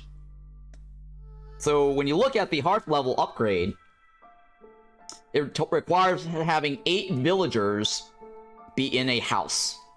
And it requires 4 decorations. The last tab on this bar is the decorations tab. Click on that. It shows you all the things that's available to you. This is decoration, where it gives you only 1. Comfort decoration. They're color-coded and they're labeled. It says comfort. This here is aesthetics, and this here is harmony. So right here, you can see it says, hey, you need 4 comfort. So you can either choose this 4 times. It requires 2 for each. Or, as I pointed out during the tutorial, my strategy, or my tip, is to go with the park early. I mean, there are times where you might need to do 4 of these because you have limited space on your map, or you're playing with, like, for example, the frost modifier might reduce your space, or you're playing on the sealed forest, you don't have a whole lot of space. This will be useful because then you can actually stick them in small pockets. But the 2x2 is the best because they only have to do 2 trips to deliver the materials, right? Their current carrying capacity, everyone is at a carrying capacity of 5. Their upgrades on the Citadel will increase their carrying capacity to 6. The Harpies could increase their carrying capacity by another 5. There's another building that's called the Market that gives carrying capacity by plus 10. So with a requirement of 8, that means they're going to have to carry 5 and 3. That's 2 trips. If you did the barrels 1, 2, 3, 4, That's 4 trips instead of 2. So that's why I don't generally... Okay, hold shift, right? So I don't want to hold shift to delete all this quickly. So that's why I always go with the park, and you'll see a lot of players do this, right, as a strategy. The park is very common because of the 2 trips, right? Or 3 or whatever it is, because later once you play a higher difficulty, it costs more, and so it's going to be 3, right? But 3 is still better than 4, right? 3 trips is still better than 4. The garden is another building which is aesthetics, is used for like the second level, the 3rd level hearth upgrade, or 2nd level, right? This is 2nd level. We haven't reached the 1st level yet. The 2nd level upgrade. This is used for the 2nd level. It doesn't say here because we haven't reached it yet. It's another 2x2 building. It counts as 4. It actually says counts as 4. This counts as 1. It doesn't say it counts as 1, but it's basically, it's 1. Later on, once you upgrade, or sorry, when you unlock deeds, you might get like, you know, harmony, that's 2. They don't have a 2x2 harmony, and one of the feedbacks I have to developers, and I hope they're watching, and I hope they eventually add in a 2x2 harmony. And I really hope they add in more 2x2 parks or 2x2 comfort buildings, because I'm really sick and tired of adding multiple parks over and over. If I had more variety on the parks, I would definitely start making my towns prettier. Because one of the things the developers are always talking about is, oh, how can we make decorations useful, and how can we incorporate people making prettier towns? Because they were talking about like how they want people to make prettier towns, but the way the game mechanics works, it's just, I mean, the best thing to do is drop down the park to be efficient, right? And if they had more options other than the park, I would totally use it and make my base a little bit more prettier. Because you're gonna need to make, you know, 3 more parks to get the additional upgrades, right? So, anyways, like I said, I hope they add in more decorations here. That's 2x2 and 2x2, but the common thing that you'll see people do is park and garden, and that's it. End of story. Alright, so let's go and continue. And during the tutorial, I had mentioned to you, right, the best thing to do at the beginning of the game is to place your camps right next to the warehouse, so that way the travel time to deliver the stuff is faster, right? So for example, like the park, it requires 2 trips to make. So don't place your park all the way over here, right? Because they have to travel over here once, go back, and then go again another time to, you know, deliver the 3 wood, right? That's 2 trips really far away. So that's why a lot of times you see me place things right next to the warehouse, because moving the decorations is actually free. There's no cost. Moving camps is free, no cost. So if there are no costs to things to move, you always want to place stuff next to the warehouse so that you minimize the travel distance of delivering the materials for building it, right? That's just another little trick there. Now, buildings that do have costs associated to it, like the shelter homes, you do want to place them wherever they need to go. They nerfed the thing where it used to be that you can place a shelter home. So if you watch my older videos and you hear me give you tips associated to placing the shelter home next to the warehouse, ignore those, because that's outdated information. That's obsolete.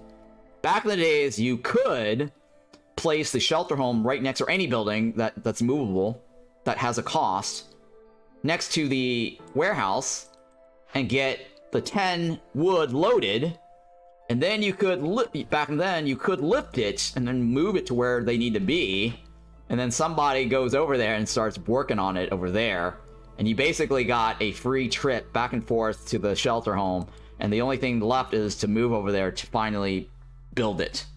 That trick does not work anymore, because if you move any building, right, that has a cost associated to, they will actually reset the ingredients or the materials that's used to build it. So let's say I had this at 10, and then I lift it, and I move it over here, that 10 immediately teleports back to the warehouse, and they have to repeat the same process again. So keep in mind, my tricks before that I've given you guys does not work. And then the question that was asked during the tutorial was, does the house direction, the door, make a difference? No, it does not. Do not worry about the door direction. It's only for aesthetics reasons. If you are one of those people that want the door facing the roads, you can. But later in the game, once this is built, you actually can rotate this for free. Like, free in terms of rotating, so long as you have your mouse over it and hit the R key. But if you end up moving it and then rotating it like this, and then putting it back down, that will end up costing you the wood. Right now it's free. Okay, so all the buildings can be moved for free until they're fully constructed. Certain buildings can't be moved at all. Certain buildings has a moving cost. So make sure you do whatever you need to do before it's fully constructed. All right, set it up. All right, so now we got everything done. The other trick here, and I've also mentioned this trick during the tutorial, how to fill this up really quickly. So we have all lizards. So what you can do is you can hold the shift click, hold the shift key, and then click, left click. It automatically fills this up. And if you want to get rid of all your lizards, hold the shift key, and then right click, and it just exit all out, deletes them from the woodcutter's camp. In this case, it's the woodcutter's camp. This trick also works for any other construction building. There is now a button here at the top, and this is something they added as a feature as some community requests. I did not request this. I didn't actually suggest this at all. This is not my thing. Some people wanted to unassign all woodcutters right away. And so the right mouse button can unassign them. Or sorry, the middle mouse button can unassign them one at a time, right? Unassign one woodcutter. The left middle button will unassign them all at once. So let's say during the storm, you don't want to go through every single one of your woodcutters camp because they're scattered all over the map, and you're like, oh shit, I need to get rid of a bunch of woodcutters. This is kind of like the oh shit button for reducing your hostility right away, because woodcutters cost hostility, right? 12. So for every woodcutter that you add in here, right? So we can do this one at a time. For every woodcutter that you add, I'll have to unpause it, right? Once he's in there. All right, so here you see one woodcutter now costs us 12 hostility. Hostility is important because the higher the hostility, the lower resolve penalty, or the penalty gets higher, right? In terms of resolve. So people are growing more ancients. Right now, the hostility level 0, you have 0 to global resolve. But if you go up to level 1 hostility, right now we're at level 0, during the drizzle season, that hostility level 0 will be a -2 impact penalty to your villager resolves. So let's say here we're at 5, right? So let's say I go like this. I fill all these guys up. Alright, I fill all these guys up. And I take my worker out and I fill it up right here, see? See, we go to the next level. And the next level, you can see that, it says -2 to global resolve.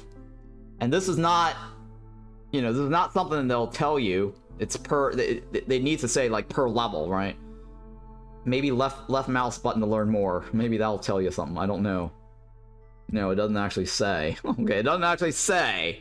This left mouse button information is slightly useless. It's flavor text or whatever, in my opinion. So here, the thing that you need to understand is every hostility level during the drizzle, with the exception of 0, is -2 penalty. So if you go to level 2, right, you're gonna get another -2 with a total of -4. That affects your resolve level for your workers. So if we were at hostility level 3, the lizards are not gonna be happy. They're gonna probably leave because they're gonna turn red, and it'll be like a -4 or -1 or something, right? Anything lower than 0, or anything lower than 1, 0 and lower is negative, or is red, That's bad resolve. So at 0 or less, right, 0 or less, they will have a countdown timer for when they will leave, and that during that countdown timer, you have some time to try to fix that, to prevent them from leaving. Otherwise, once they leave, they're gone. They're no longer in your village. Now, the downside is that you will lose a worker. The upside is that you could lower your hostility, right? So if somebody leaves, the villagers 9 times 3, that number is going to go down, right? You're going to get 8 times 3 instead of 9 times 3. And if somebody leaves, this impatient goes up, because the queen also has a penalty, right? There's a impatient penalty for everybody who leaves or dies. It's currently 0.3 as a base. So if the lizard leaves or dies, and leaving and dying are 2 separate things, by the way. I just want to at least also point that out. Keep that in mind. Leaving and dying are not the same. Some things that affect leaving and dying will specifically say leave and die and or die. Some things will say when a villager dies, right? And that's very specific. When they die, that benefit is only for the villager dying. Okay, so that's very important to make a distinction. Leaving and dying is not the same. Leaving and dying does impact the impatient by 0.3. Keep that in mind. So maybe that is also a strategy. And if you watch any of my VODs or my playthroughs, I do often play in a style where I do kill off my villagers, or I do get rid of them, let them leave, because that lowers hostility, right, by the 9, right? So let's say here I'm at 5, right? I'm at level 1. If that beaver or that lizard suddenly leaves, I no longer have a 9 penalty. So that 9 is now subtracting that 5. I'll be down to the next level by 5 and another 4, right? So I'll be at 94, right? I think, yeah, 94. No, 95. No. 90. I'm currently at 5, right? Subtract 5 and another 4, right? Yeah, so 96. So I'll be down at 96 on hostility level 0, so I actually won't hit 1. So in some situations, you could actually just get rid of your beaver, let them, or some beaver, lizard or humans, whoever, right? I always say beavers because I don't like beavers that much. Beavers or leavers. Let them leave, and then the town will be happy again, and everyone is perfect, right? So that's just something I want to point out with the hostility, right? What else can I tell you? And then the impatient goes up. So in the patient bar, going up sometimes also is a good thing, because if you notice the green line there with the 0, if you have a full impatient point, you're going to get a minus 15 hostility reduction. So in some situations, leaving is actually good because the queen goes up, and you also reduce the hostility from that beaver or that villager, and so the world is right again, right? The town is right again. So that's something I wanted to point out. So let me go ahead and put this human back to get off that hostility level, because I was trying to explain to you hostility levels. Alright, so let's go ahead and carve some of this, so I can focus on where to cut. I like to draw my towns like this.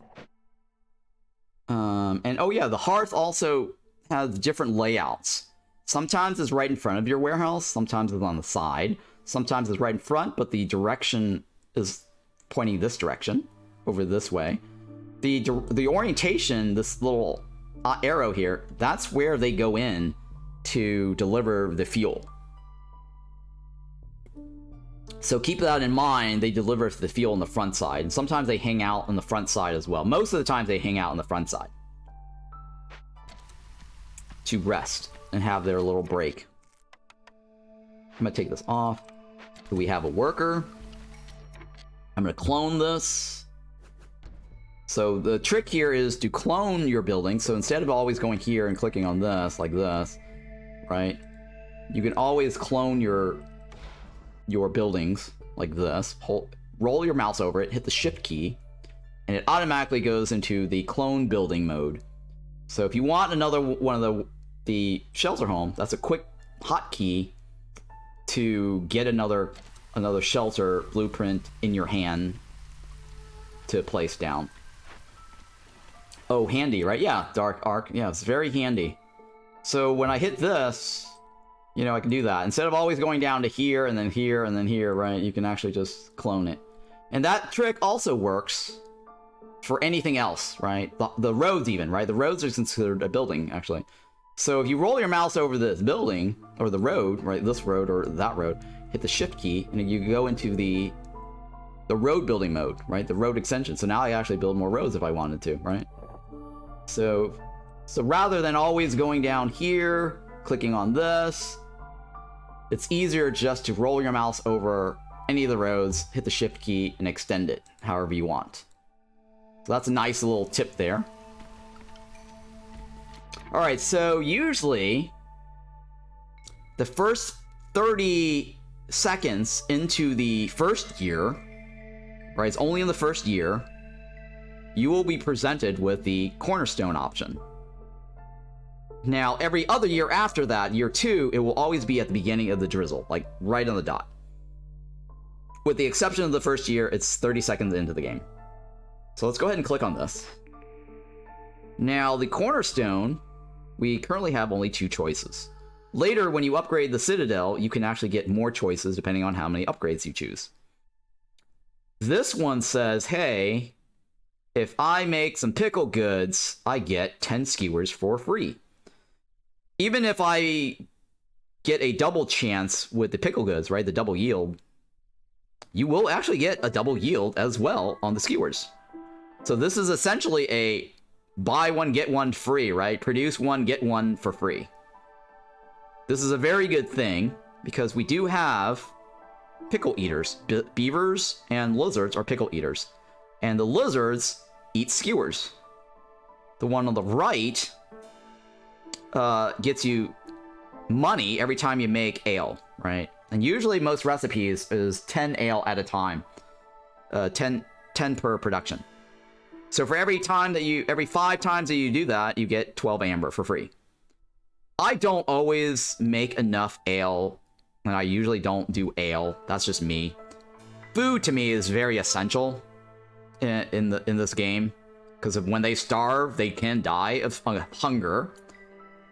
Even if they don't die of hunger, their resolve could drop, because if they miss their meals during their breaks, they will get a thing called a hunger stack.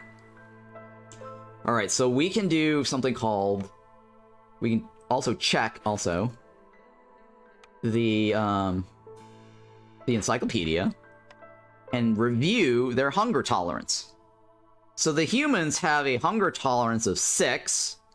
The beavers have a hunger tolerance of 6. The lizards actually have a hunger tolerance of 12. So what this means is, on the base level... Hey, thank you for that follow there, Uber Mike.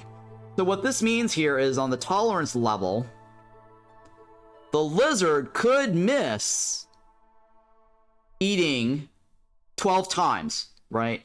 So whenever their break kicks in, so every 1 minute and 40 seconds, they will go on their break, they will go to the hearth, and then they will do their fulfillment. They will either consume...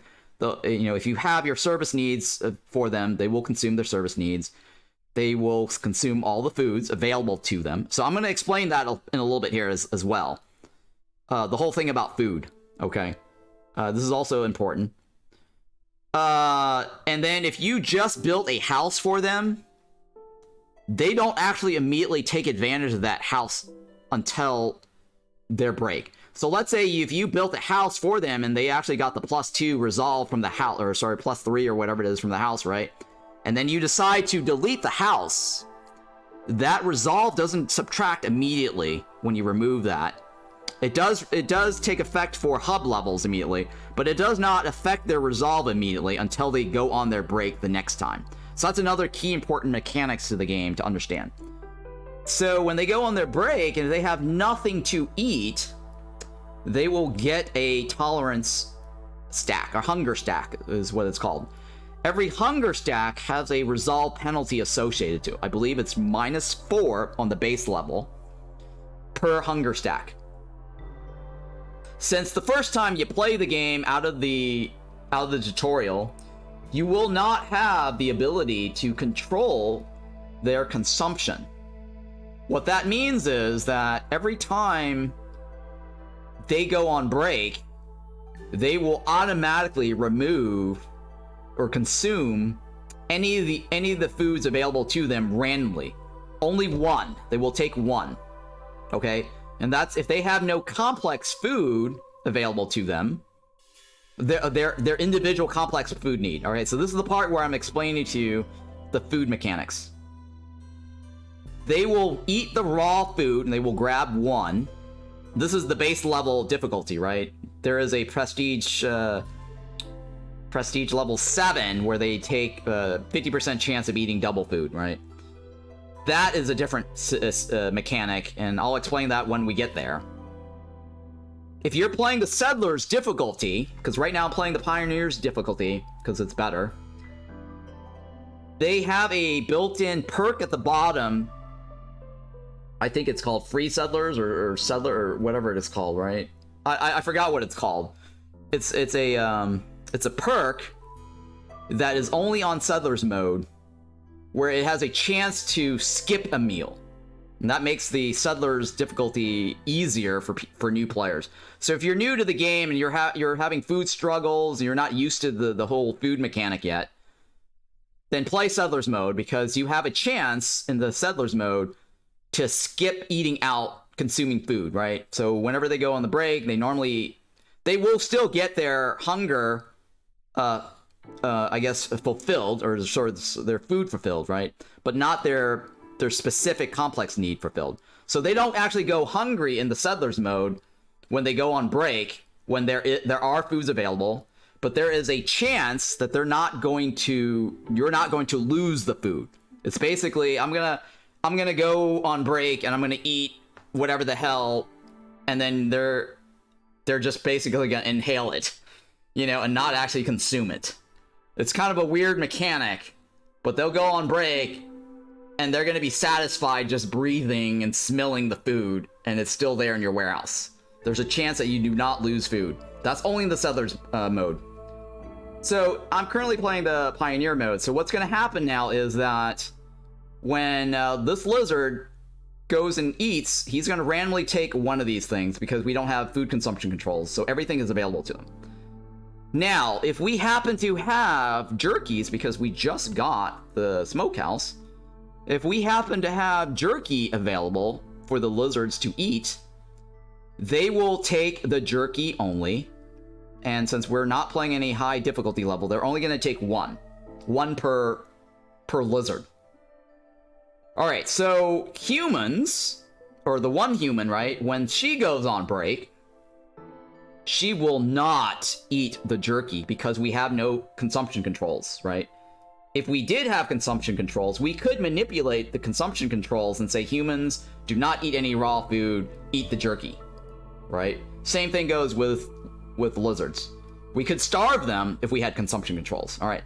So the humans are going to be respectful, they're just going to be considerate, and they're like, oh, well, I'm not going to steal the jerky from the lizards, I'm just going to eat something raw instead. And that's how the consumption control, the food mechanic works. Now, the next thing, if I happen to have skewers and jerkies as food at the top, and say pies, the lizard will go over on their break, and if I don't have consumption controls enabled, they're going to take one of each. This guy's going to take this, this, and this. And then they're going to be, oh, I'm so, well fed, my food needs are taken care of. The benefit of that is you're going to get the +4, you're going to get the +5, you're going to get the +5 from each of these needs. But the downside is he's eating 3 all at once. And so that does not stretch your food out. And so sometimes it's a good idea to disable, once you have consumption controls, to disable them from eating all three at once. You're going to have to say, no, don't eat pies, don't eat this, only eat jerkies. So that way you control the rate that they grow by 0.4, and then you can leave the pie for the human, right, and share it. Basically, you can share the complex foods with the different species. So keep that in mind when you have all the foods available. They will take 3, and then if you have the Prestige 7 difficulty, you might end up losing 6 food for one guy going on break. And that's why a lot of people have, you know, food problems on the higher difficulty, because they don't think about controlling their food, and they don't realize that the double consumption makes the situation worse. And so you're going to get a food drain. And if that double consumption, or the consumption, so when they do have a double consumption, it actually does not give you an extra 4. You're only going to get a max bonus of 4. It just means that, hey, you got screwed and you lost an extra unit of food. Keep that in mind, okay? What else can I tell you about food here? Yeah, so if you are not going to get like a resolve increase from the +4 and the +5 and the +5, then it's a good idea. In terms of so you're definitely going to get an increase, but if you're not going to meet the threshold, what's important about this is if you don't get that threshold 15, then you might want to restrict them from eating this, because it's not beneficial for them to eat 3 things because you don't reach this threshold movement, right? So for example, humans has got 30, right? It's not a good idea to give them all the food if they don't hit the 30. You just wasted a bunch of food when you can actually save it and maybe say, hey, eat something raw instead, right? That's just something to think about. But we'll get there once we finish this town and then get to the consumption controls. All right, so I'm going to click on this. I'm going to take the Skewers Pickle Goods perk. You could decline and take the money if you wanted to. If sometimes you get really bad crap. You could re-roll if you had re-roll charges. I don't have any. I'm going to take this because this is good for extra food. And the other thing too is that will pop up shortly after the cornerstone pop-up at the 30-second mark will be the orders. You could click on that and take a look at your orders, right? But I generally don't like to look at my orders early. Sorry, I'm drinking here. Until I get my full species, right? Because some orders are associated to certain species. Some orders, once you unlock the time orders, right? Looking at the orders early could be problematic because they might give you a time order, and certain time orders are really amazing, right? There are certain time orders that will give you like a food line, like 5 meat per minute, or you know, mushrooms per minute, grains per minute, or whatever, right? If you look at the orders early sometimes, and certain orders will say, hey, open the glades now. If you don't open it now in 5 minutes, then you lose out, right? If you don't complete certain orders in time, that order disappears, and then you lose out the ability to turn in the order for reputation. So basically, you lost an order. So be careful opening your orders the first year. I generally don't like looking at the orders unless there is a reason to. Now, in this situation, I don't have time orders. I haven't fully upgraded my Citadel yet, so I don't have time orders. Number 2, I already know immediately that my 3rd race is going to be Beavers. And I already know offhand, just from playing the game out of experience, that most of the orders associated with Beavers suck. So I don't care about waiting for the Beavers to show up before looking at my orders, right? And now here's the other thing too. Orders. If you have time orders unlocked, it's generally a good idea to look at your orders when the trader is available, so that you can click on the trader and then look at your orders at the same time. Because if you have a time order that says, hey, you need to sell X number of goods in a certain amount of minutes, or you need to have a certain amount of whatever it is in that order to complete. If you have the trader available, right? Some orders are like, hey, construct like, you know, human or harpy homes, right? For an example, construct 8 harpy homes. If you have the beaver trader available, and then you have that time order opened, you can at least look at the trader and go, hey, he's got fabric. I can buy all the fabric. I can complete this order. One and done, right? Now, if the trader's not available right there at that moment, and you've got a time order sitting in front of your face, the way time orders work, and they're called ethereals. This is the mechanic, the word they use in the game. It's called an ethereal. If you don't select that order right there and then, and you unpause, that order will disappear. Same goes with the cornerstone. There's no ethereal cornerstone in the first year, so don't worry about that. The ethereal orders and the ethereal cornerstones disappears. So if you don't have the trader available to you, it's a gamble. You could take the order, or you can unpause and it just goes away, right? Or if you take the order, it's a time order, and then you gamble on hoping that the beaver comes, has whatever you need to complete it, and the beaver doesn't have, or not the beaver, the trader doesn't have what you need to complete the order. Some orders might be like, oh, in this time order, you need to burn all your fuel in 5 minutes, right? There's a time order that says sacrifice all your fuel, 30 coal, 30 oil, 30 wood, and you don't have any oil. That's an example, right? And then you're like, oh, well, I guess I have to choose to take this order or not take this order. If you choose not to take the order, that's fine. You don't have to worry about it. If you take the order, and now you're on a clock, you have 5 minutes to complete this order, and then you're gambling on the fact that the trader might have oil. And this has happened to me many times, by the way. I have gambled on an order that's associated to burn the 30 oil, right? Burn the 30 oil in 5 minutes, and I was gambling on the fact that the trader might show up with oil, and he didn't. I had no way to produce oil. There was nothing in the glades with rewards giving me oil. I had no orders that had oil as an order. I just basically gambled on an order that I said I would complete in 5 minutes, but I had no way to solve it. So that is an example of why you don't want to always look at your orders if you don't have to right away, and then time it in such a way that you look at your orders when the beaver or the traders are available on the board. Now, in this case, I know that I'm not getting any time orders, so I'm gonna go ahead and look at this, and I know that the beaver orders are terrible. So let's go ahead and look at this. All right, so the order here now on the left says I gotta sell 10 ambers, or I just build 2 things here, right? Harvester's camp and the Stonecutter's camp, and I immediately get this if I just build this, right? This, you know, it actually should be more descriptive. It says build or have Stonecutter's camp, have Harvester's camp, right? If you notice, like, during the tutorial, it's inconsistent here. It has a 1/0 or 1/1 or 0/1, right? They really need to be consistent with all of their orders, right? Because this here is now just a 1.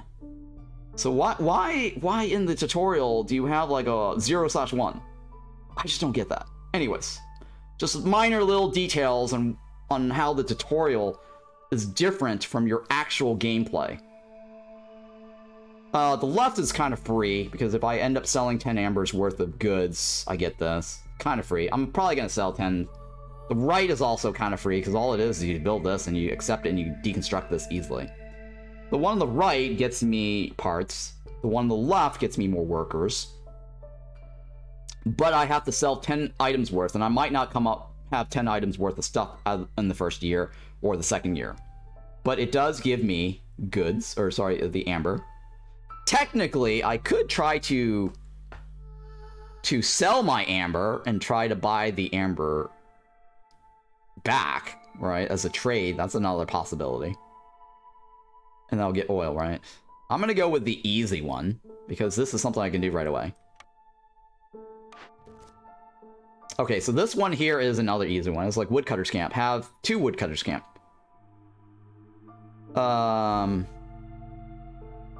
Oh, I see what's happening, right? The orders actually will say 0, whatever. Yeah. It actually shows you 0 out of 1, whether if you fulfilled it or not. So that actually, this is consistent. This is consistent with the tutorials. It's just that when you first read it, it doesn't actually say. So this one says deliver. So that means deliver means I will lose 30 wood. There's a different icon that is produce or gather, right? There's a little gear icon.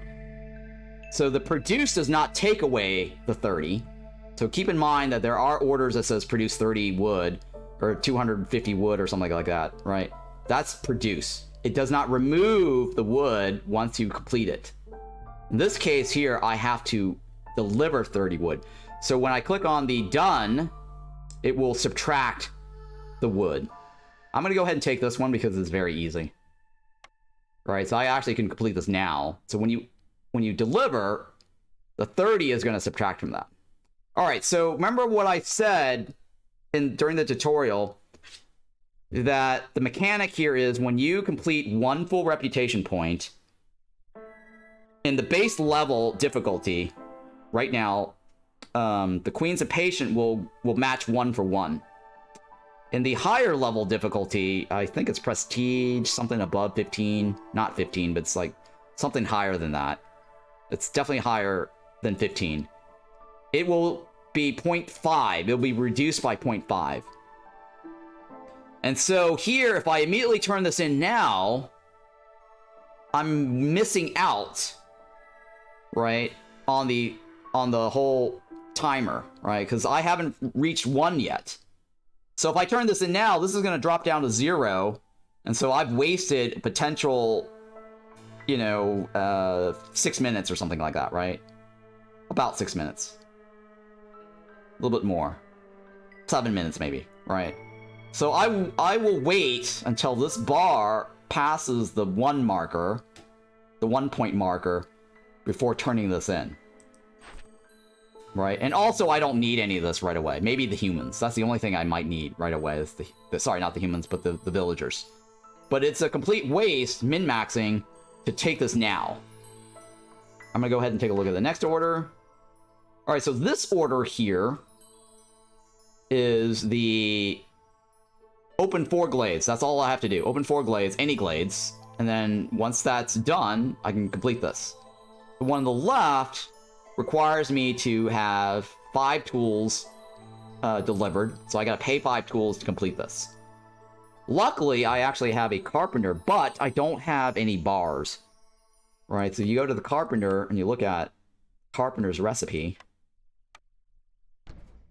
It requires bars. I don't have any bars. I can't make tools. Right, it requires wood, which I do have, right? But since I don't have any bars, I know I won't be able to complete that right away.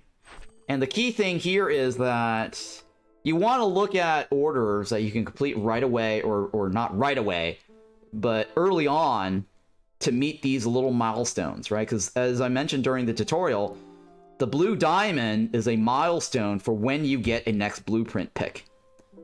So the first order, or the first reputation gain, will give me a blueprint. Turning this in will give me this, but turning this in also wastes my min-max opportunity on the Queen's Impatience. I want this to go to 1 and then turn it in, so that drops down to near 0. And then this will shift over to this marker and I'll get a blueprint. Over here, you notice, right, and during the tutorial, every single marker had a blue diamond. So this is the first town out of the tutorial where you can see this does not give you a blue diamond here. So when you get this marker, this milestone marker here, you are not going to get a blueprint. You're not going to get a blueprint here, here, here, here, and here, right? This is the last time you're going to get a blueprint. So make that count once you get to this part right here. So this order here, I'm going to take this because this is very easy. So here's a pro tip. Pro tip. Don't open glades early on. There's some people that just ends up opening glades unless you really want to know and you don't care, right? But a pro tip here is to not open glades until you look at all your orders, because usually there will be an order here that's associated to open glades. Like the example right here, you just saw it, right? And then over here, there might be another order that says open glades. You could potentially get a 5. Later down the road, once you get harder order difficulties, right, or based on the difficulty of the modifier. Sorry, your prestige or whatever, veteran or viceroy or whatever, right? Because these orders right here is very easy. Later down the road, this might actually be a 5 glade opening order. I also, whenever you get this, right, I hold off opening glades until I look at my orders. I'm going to take this because this is very easy.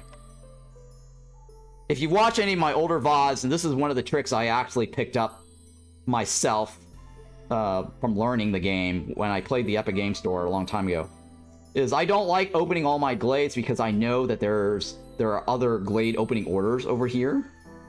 It also is over here somewhere as well.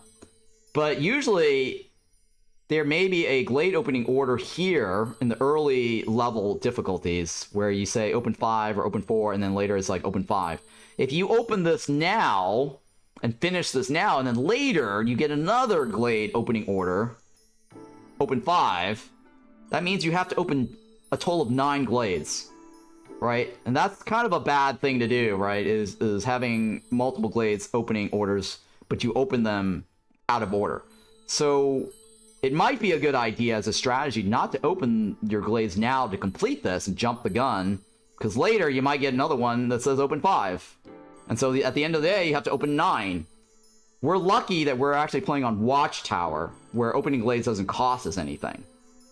Right? So this is okay.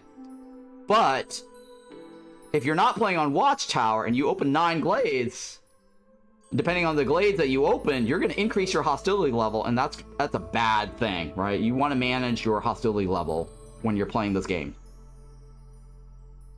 Okay, so another pro tip, right? I like to take things that's associated to open glades as an order, because the worst case scenario, you can always open the glades last. Right before you win and you need one more point, right? You can open as many glades as you want. It doesn't matter because you're about to win and you turn that in and you're done. Right? So you don't have to worry about the hostility level after that, right? Because you're done.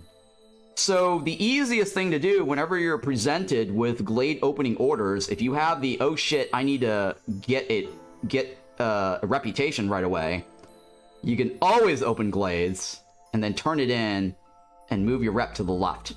So orders are always an easy backup plan. Even if it's like open 5 and you don't want to open 5 because it's going to raise your hostility level, save that for last. So that's a pro tip there. Oh yeah, there's achievements for to open 8 glades before finishing your bonus. Right, yeah, there are lots of achievements. Right now, I'm not going to go through the achievements during the Pioneer run. I just want to walk through this for brand new players. Because normally, if I'm playing this as a challenge, I would have already gone through every single one of my orders and try to like get as many deeds done as possible to stack out all my bonuses. But for the purpose of this guide and this walkthrough, I'm ignoring deeds and achievements right now. I just want to, cover all the basic game mechanics so that new players can go, oh, I get that part now, right? I don't want to complicate adding the orders. But yes, Bran is correct that there are a lot of orders associated to opening glades. I do recommend that you open as many glades as you can handle before winning. So right before you're about to win, right, start opening glades, as many as you can, to hit up the order or the deeds, right? So we actually could look at deeds right now in the middle of our run. So let's look at glades, right? So type in glades, right, glade. If you look at this, it says discover 10 glades. Right, how's the Queen's Hands Challenge? I did the Queen Hands Challenge last week. It was actually fun. I liked it, Killer Will. Right now, I'm just doing a full walkthrough guide for new players. The game just released, so I want to create a brand new series. And there's a lot of new players right now that really want to jump back in the game. That jumps onto stream and learn from other players, right? And this is going to go onto my YouTube channel, so that way people can watch this and learn all the tips and tricks that I employ when I do play seriously on a regular map run. And so a lot of this is probably you know, old information for veteran players. It might make a boring stream. It might be longer than necessary. I'm probably over-explaining things. But a lot of new players, it's going to be very overwhelming for them. So that's why I'm speaking slowly. I'm going very slow so that they don't have to watch this multiple times if I do like a 5-minute how-to or whatever. You know what I mean? It's just not my thing, right? So opening glades could give you more experience points. So we've already opened one glade, I believe, during the during one of our runs, during the tutorial. Or it might be counting the one glade as the...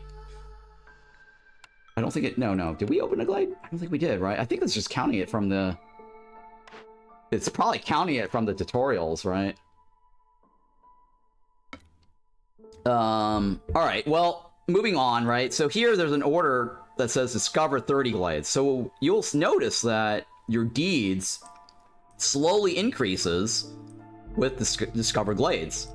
So whenever you get a chance to open glades, do so right before you win. And the best time to take advantage of that is a modifier called Watchtower. You will always get this as a brand new player. So this is a tip that you don't want to pass up on when you're first, you know, playing the game. If you've already screwed up, that's okay. You can always go back and create a brand new profile and reset this. So let's say you happen to watch my video after you've already done like 3 or 4 towns, right? And you're like, oh, man, these tips are really amazing. Watchtower is available on my first map. You can always reset your profile if you didn't actually progress too far. Or you could also hit that end cycle button and just keep refreshing your world cycle until you get Watchtower, right? There's nothing wrong with doing that. There's nothing, you know, in place that prevents you from doing that. So you have 2 choices. If you watch my video and you feel like restarting, because a lot of players, I did this a lot, okay? So when I first played this game, I didn't buy it, but I got the game from the developers. I actually did, you know, do a profile reset. And I just like, oh, hey, I just want to mess around with it, play around with some stuff. And then now I got the ropes. I want to just restart and just, and play, right? Back then, they didn't have the end cycle button, right? You can't just hit end cycle and get new map seeds. You can now, but back then, I just basically started all over again.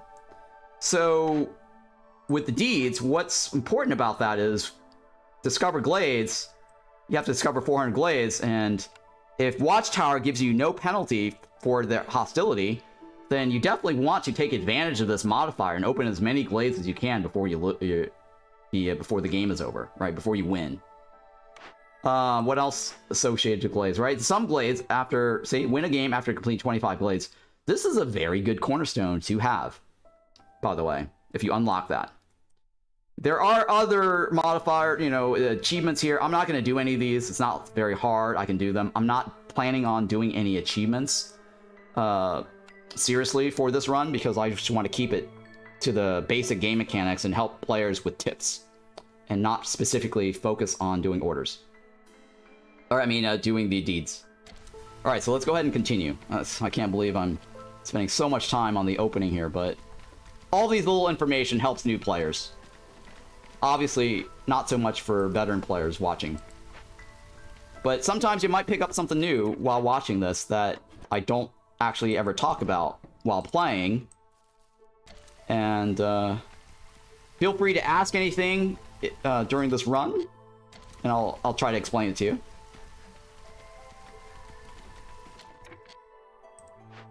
Okay, so we now have a park up, which let me go ahead and increase the shelter. I usually like to go up to 5. You don't have to. 1 is just as good if there's nothing else in between. 0 is the one below it, so it's fine. 1 is just as good. Sometimes I go up to 5. I mean, a lot of times people will go, why do you go to 5? Well, that's because I actually set different things up. Like, I'll go like 5 on this, I'll go like 4 on something else, I'll go 3 on something else, and I'll go 2, and then 1, and then 0. So those are the reasons when I set up my build orders at the start of the game, I do different priorities for different things. Right, so far we've got the woodcutters camp completed easily. The harvesters stone cutters is easy as well, so let's go ahead and do that. Let's make some of that now. I'm not going to set a priority, but I'll leave that as something that they can do. And every season is 4, with the exception of the storm. Storm is 2 minutes as a base. When you go increase in difficulty, prestige level 2, the storm will last longer by 100%, which makes it 444 all around.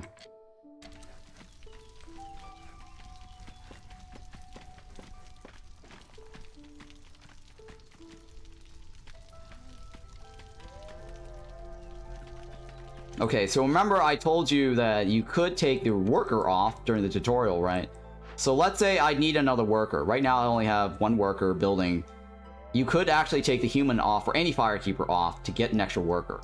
There is a cooldown before the fire completely goes out. So right now it'll say like, oh, no firekeeper as an alert, right? You can ignore that, right? It says without a firekeeper assigned to the main hearth, the fire will die out and your villagers will perish.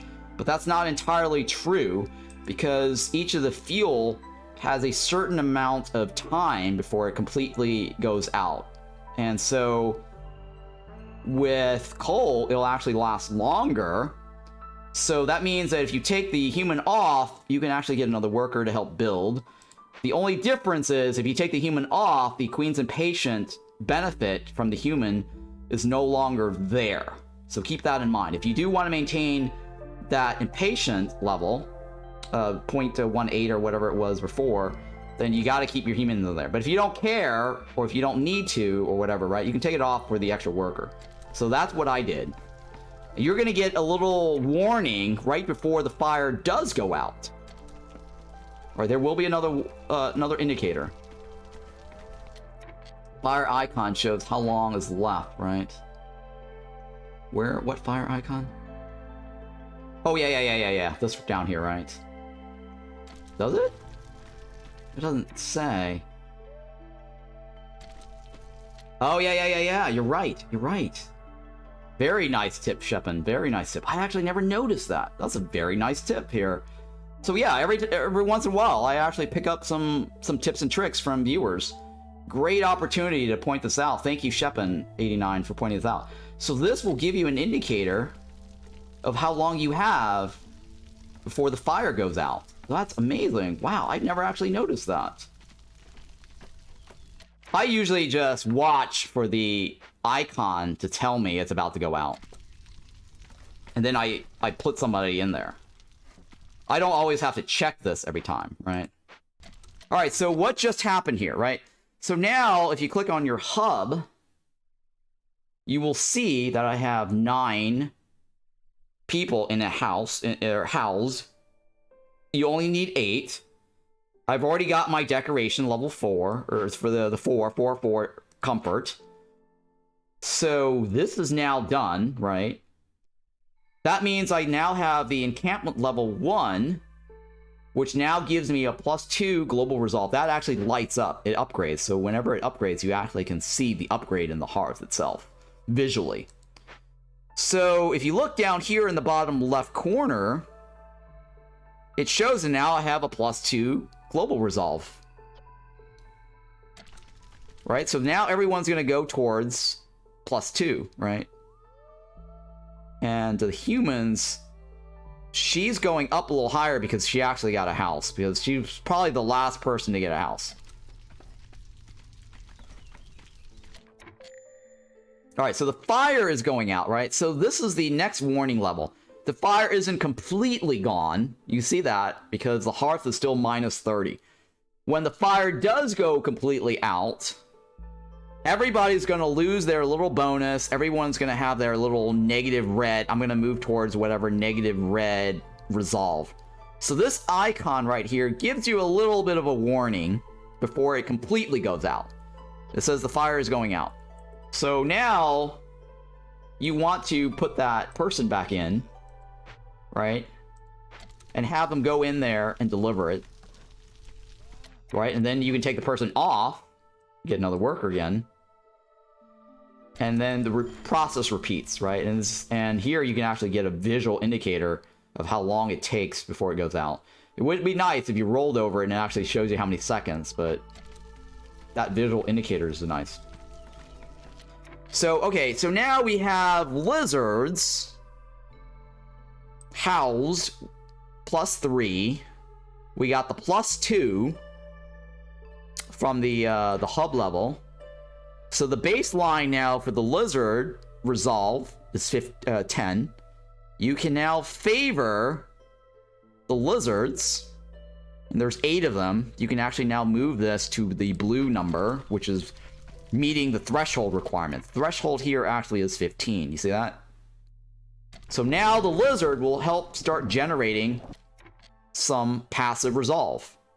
We're a little bit close to the storm, but at least for the next 30 seconds, we'll get the resolve movement, or fractions of that 0.10, probably half of that, right? So we'll probably get like a 0.05 rep gain, and maybe a little bit more after that, because there's a slight cooldown before these negative impacts kick in during the storm.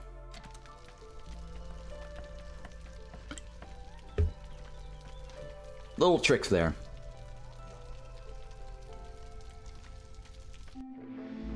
Alright, so the other trick here, or the other tip here, is that make sure you have auto pause enabled. It's very important that you have auto pause enabled. Where's the auto pause, right? Isn't there like there's an auto pause somewhere along here? I can't remember where it's at here.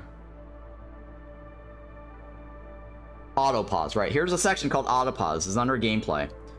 You want to enable auto pause at the start of the storm to give you some time to think, because sometimes there are mysteries, negative force mysteries, that have certain impacts on your villagers immediately once the cooldown is over, right? Some force mysteries do not have an immediate impact, but if you do not get out of that hostility level, it's going to take effect during the clearance season. Those are the ones that's related to payments. It's called tax payments. There might be like one that says, hey, you know, pay wood. There might be one that says pay coats, or pay coal, or pay oil, not coal, copper. Those negative impacts will actually affect or kick in at the clearance season. It'll give you some time to make those payments. So so if you don't make the payments, right, the impact will actually occur during the clearance season at the very start. Most of these, or all of these, will always have some sort of impact after the cooldown. So right now we'll wait for the cooldown. So right now at the auto pause, they don't have that -4 yet, right? We're currently at 0. They don't have that -4 yet, and you'll see the cooldowns. There's a little wheel, little spinny here. See that? See that spin? So that 4 does not kick in right away, and so it's a few seconds. I think it's about what, 10 seconds? 5 seconds. 5 seconds, I think. 10 seconds. So now it kicks in. Right now it kicks in. I guess it's 5? I'm thinking it's 5. So here the lizard had the 15. It's now getting that -4. So we're going down from 15 to 11. And so the auto pause, okay, so why that auto pause is important is sometimes you might have a mystery that requires you, like I said, pay something. And if you don't have the materials to pay it, or some mysteries might be like, hey, you're gonna get like a shit ton of blight cysts spawning in your base for every number of years that pass. That's a really, really deadly one. And so having that auto pause stop you from doing stupid stuff, right? You can actually look at it and go, oh, well, I'm at 5. I need to figure out how to get off that 5 so I don't get that blight rot cysts spawning in my settlement for every years that pass, right? That's a really bad one. So auto pause is another trick. Now, I'm used to hitting the spacebar so often, so sometimes I accidentally, if you watch my streams, I'll accidentally hit the unpause. So be very careful not to do what I do, right? I've done that. I've made that mistake many times. Do not accidentally unpause. Other things too is that during the storm there might be mysteries associated to, you know, turning in orders, right? No contact, for example. It's a level 2 Be careful turning in orders during the storm if you're at level 2. No contact. It's a very problematic mystery. Other tips here is that also be careful turning in orders during the storm, not only because it creates additional villagers. Like, so for example, if I turn in this order, I get additional villagers, right? So additional villagers, let's say you're right at the tip of this and you're at 99 and you didn't quite hit level 0. If you turn your orders in during the storm, it can be problematic, because if you get one that has 2 villagers or 5 villagers showing up as a reward, that the reason why it's problematic is that the hostility is increased per villager, right? So every villager has a hostility value associated to them. So taking on, say, 5 villagers or 2 villagers at this point, right, I will now have to multiply by the negative impact of the penalty, the times 3, right? So 2 more villagers, I will get an increase in 6. On top of that, if you notice, the impatience is also minus 15.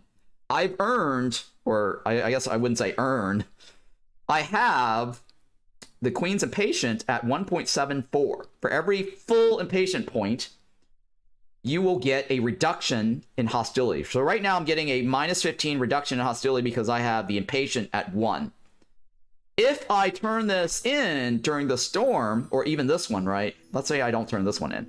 I turn this one in, this bar will go to the left, hit the blueprint milestone. I will get 1.06. This bar on the right will drop 1 full point. So I will go down to 0.74. 0.74 will then now go, oh, well, hey, you're getting the minus 15. That 66 will go up by 15 points, right? We're still safe if we do turn this in. If we happen to turn in this one, we're going to get an increase of hostility by 15 because the minus 15 goes away. On top of that, 6. So we're looking at a 21 point increase in hostility, which is still in the safe zone. 21, so that's what? 6, 7, 8, 87. So 87 is still safe. We're not going to tilt over to the 1. So yes, in this situation, if I took this, I'll still be safe. So I'm going to go ahead and do that now. I don't mind. Actually, no. Do I want more people? Yeah, I'll take this now. I'm going to take this. All right, so now you can see the Impatient just went up to 87, like I just mentioned to you. I lost the Queen's Impatient by minus 15. I got now 2 more workers, which increased it by 6. My reputation bar moved to the left, like I said. The Impatient dropped from 1.74 down to 74, or 0.74, like I said. We didn't waste anything. Remember, like, had I turned that in earlier at the start, like right over here, right, I would have wasted Impatient time. And so, generally, you know, wait until you're past the 1.1 marker before turning anything in if you're playing on the lower difficulty level. All right, so now we have a new blueprint because we hit that new marker with a diamond. I'm going to go ahead and click on this. Fire. Okay, oh my god, I'll have Blightrot explain to me. Even the forest is scared of the queen. Impatient is a resource. Yeah, impatient is a resource. Some reputation points you gain allow you to select a new building blueprints. You can unlock new blueprints by leveling up. By leveling up, it means your player level, not your bar level. This is not a level up. Going to the left is not a level up. Alright, so now I'm given a choice between a small farm, an herbalist camp, or a plantation. Okay. I like to get the small farm because usually you can get the grain converted to flour to make biscuits and pies, and also be used as porridge. The downside of this is that it only has a 1-star veggie, and veggies is only 3 units when planted. You could eat with the veggies raw, but it's only 1 star. The plantation, the nice thing about the plantation is that it's a 2-star and you get 2-star berries. So if you don't want to make flour or you can't make flour or whatever, right, eating the berries is a good raw item. But between these two, I prefer the small farm because I know that I'm going to need to make some biscuits for the beavers and humans to be happy. And if I want to make some pies, I need the small farm. The fiber, you can't eat that at all, but it could be fed into the ranch. The grain can also be fed into the ranch. Fiber obviously is used for the fabric. Now, what is this in the middle? This is called the herbalist camp. This is the upgraded version of the small herbalist camp. The small herbalist camp can only be used to harvest anything that is considered a small node. So, for example, this right here is a small node. It has a parentheses small. You can make a forager's camp. That's a small forager's camp, and you can do that. The upgraded version of the herbalist camp, and the herbalist camp basically tells you, oh, you have the ability to harvest anything that's got the herb node, the berries node, or the mushroom nodes. These are node specific. Some maps, right, or like this one, right, it has a byproduct of herbs. You do not need the herbalist camp to harvest this herb node. The forager's camp harvests roots, but you get a byproduct of herbs. The herbalist camp cannot be used, even though it says it harvests herbs, it cannot be used on this deposit because this deposit is specific to the forager's camp. It's basically a primary roots. Even though the herbalist camp says it can harvest herbs, it's not going to harvest the herbs from this. You need a forager's camp. And so it actually tells you when you roll your mouse over this, what can be used to harvest that, right?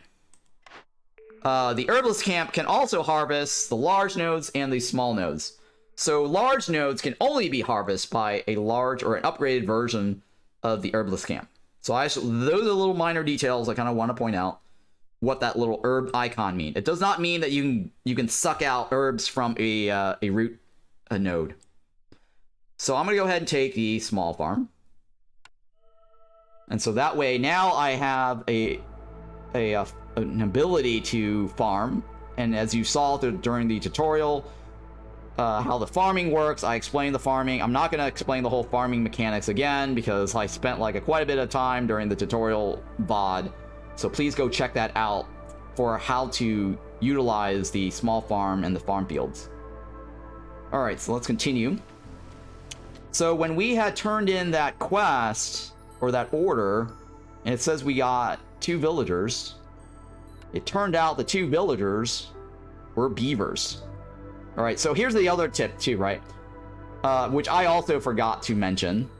I forgot to think about it until it just happened right now. Before you take on new villagers also, and I screwed up a little bit there. I didn't screw up too badly, but I slightly screwed up because I was not paying attention closely. Before you take on any new groups of villagers or accepting any orders, you want to consider whether you have enough housing for the newcomers. Because if you do that during the middle of the storm, and it happens to be a modifier, a negative mystery that says, hey, if they don't have housing available, luckily I don't have that right now, but I could have easily screwed up and taken that two villagers in the middle of a storm where it's a level 1 or a level 2 that had something like, hey, if they don't have housing, they have a 5% chance of perishing. It's called hailstorm, right? I think that might be a level 3 actually. But yeah, so pay attention to your mysteries and make sure that it's not something that's associated to housing. In this case, I don't have anything that's related to housing. And so if they are homeless and the mystery is something like, affected, no housing, there may be some side effects, like 5% chance of dying, or walking in the storm is slower, or a chance of or getting like -2 resolve every 60 seconds or something like that, right? For the duration that they do not have housing, they're going to have a negative resolve impact. So keep that in mind before you take in villagers in the middle of the storm. Very important.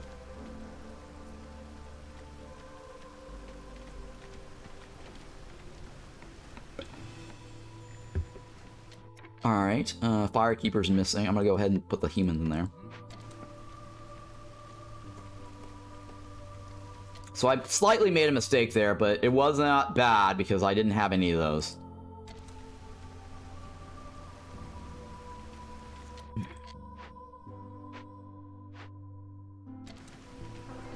Okay. Alright, now I want to start adding my camps here for that, so I want to start harvesting that. I've already set up the harvester, so I'm going to move that over here. Alright, I'm going to move this away. I'm going to move this over here, so it's next to the flax field. So I'm going to move, now that I have beavers, I'm going to put beavers on here. So what I did there was a shift click to autofill all of that. When do you get the plan? What do you mean plants? Planks? Oh, I need to start doing that now. Thank you for reminding me. I need to do that now. I should have done that sooner. I was too busy talking about random stuff. But thank you for reminding me. And then you want to also set up your trader's post during the storm. Trader's post, try to get that before the storm ends. You do have a 2-minute time frame because during the roughly 2 minutes, I think, right? Because I'm currently playing on Pioneer, and so the storm is shorter. It's like 2 minutes. But generally, you want to get your trader's post before the first year's over, as a tip. And the crude workstation, I should have gotten that up and running sooner, so that I actually can start getting that smokehouse going. And I screwed up. I was busy talking, and I could have maximized my meat earlier on. So that was my fault for taking too long during this run. Alright, please hurry. And then the newcomer shows up every 10 minutes. So 4 minutes, 4 minutes, and 2 minutes. The storm was 2 minutes. And so that's a total of 10. And so that's the start of the drizzle. Let's go ahead and look at it. I don't want to take it right away because there are some reasons to stalling. And like I said earlier, there are some reasons to not look at your cornerstone. Do not look at this, and do not look at the orders until you get your trader's post available, or your trader available. Remember I was talking about the whole mystery, the ethereal thing? Because there's a chance that I might get an ethereal called the Stormwalker's Tax. I can't remember if it's automatically unlocked at level 2 or not. It may not be. I have to look up the tables on when these cornerstones unlock, but it's generally a good idea overall to have the trader available, right, before you look at your orders and your cornerstones in the second year. So 29 seconds. And there are tricks also associated to delaying setting up the trade routes, right, or the trading post.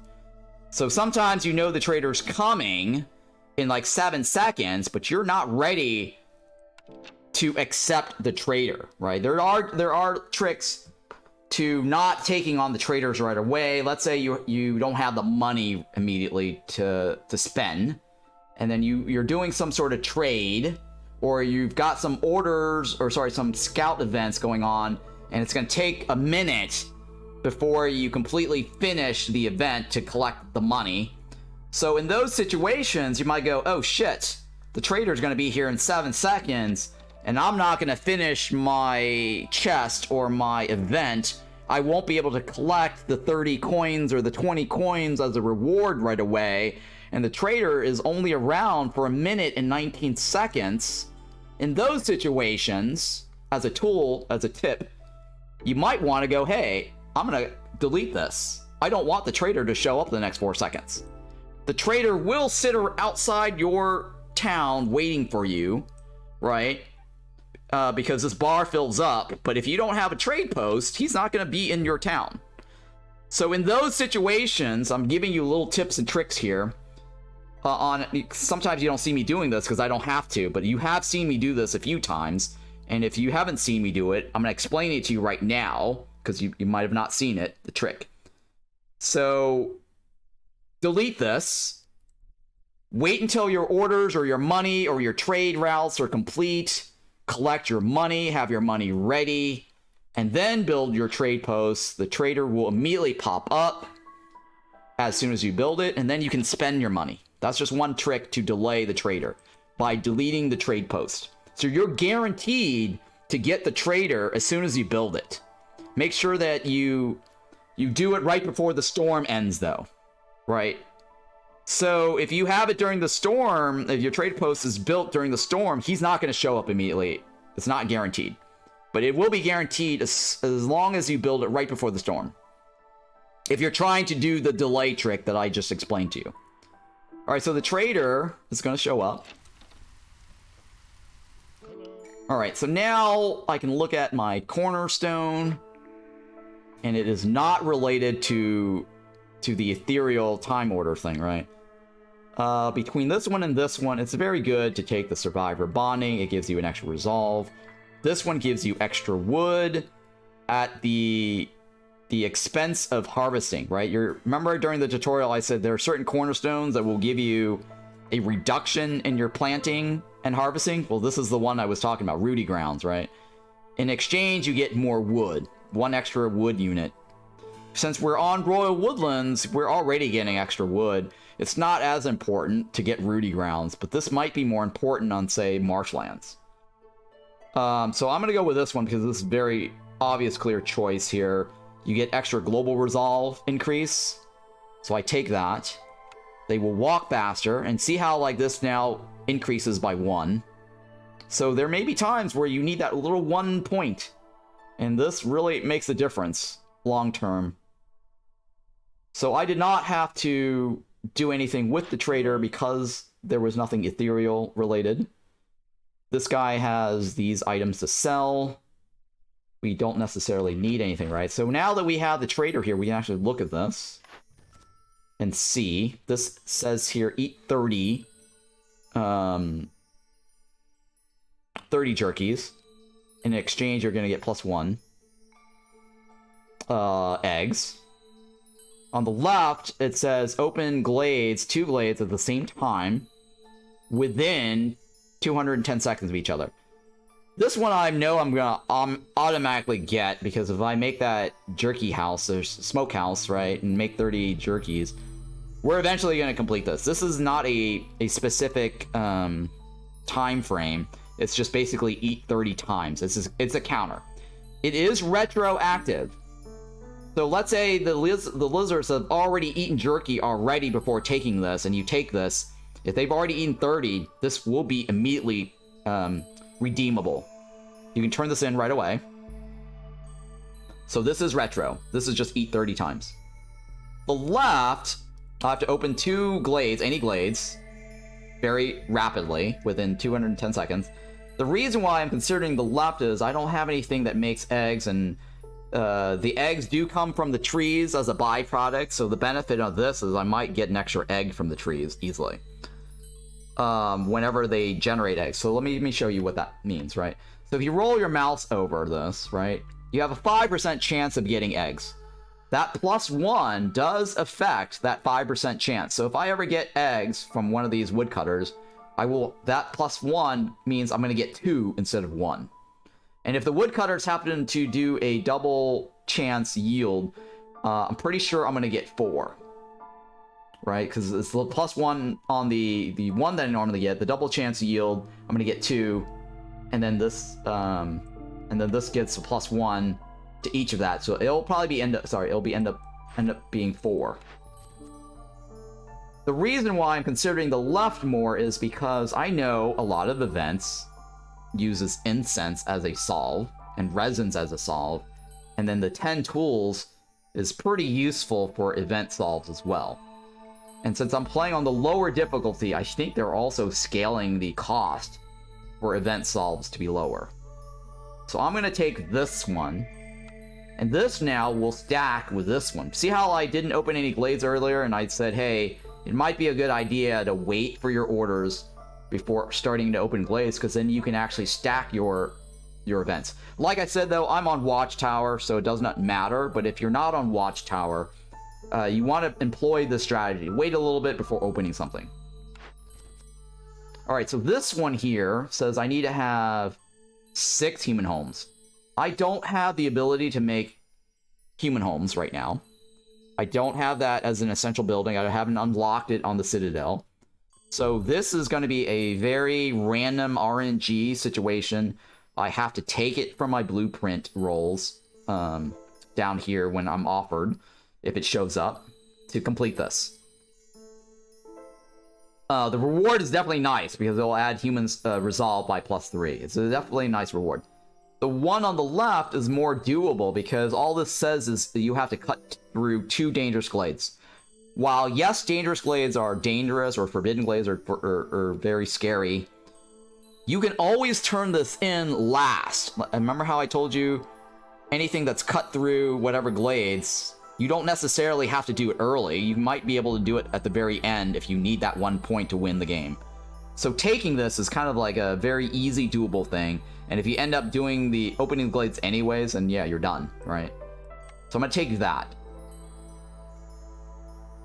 All right, so now we have our orders set. That's fine. It has nothing to do with the villagers intake. Because the reason why I was stalling on taking the villagers intake is because sometimes you might get orders that is called the Stormwalker's tax, or whatever it is, right? It will allow you to get free money for taking on newcomers. So that's why I always kind of stall taking villagers, because I might want to take them in after I take the cornerstone. There's also a cornerstone that says, hey, you know, when you take in a villager, you might get provisions for every newcomer that you bring. So by stalling that, and I take the cornerstone with the provisions first, and then clicking on this, I might end up getting 6 provisions for free. So that's another reason why I stall. Couldn't you have delivered to see if you get human homes? Yeah, I can also deliver this, but I don't really care to get the human home blueprint, because if you look at the situation, I only have 1 human. And it wants me to make, like, what, 6 or 8? It was like 6 or 8 or something like that, right? Do I really want to make all those homes? And am I going to win on human resolve over, say, the lizard resolve? And since I'm playing on, you know, Pioneer, it's probably not as that big of a deal, right? I already know this is easier to do. And so I'm going to take this, because the other quest also requires biscuits. And right now, I don't have a way to make flour, and I don't have a way to make biscuits. So that's the other thing, too, is a factor in my decision. And this here, I need to start collecting all this and stop talking. Oh yeah, the problem with that is because I don't have the clay. Let me see if this guy sells any clay. No, right? So I cannot get the kiln running ASAP because I took too long to harvest the flax. I could buy the biscuits too if I wanted to.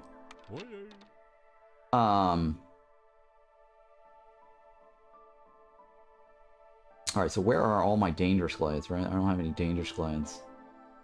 I'm gonna go ahead and take the bricks in. At least we'll get...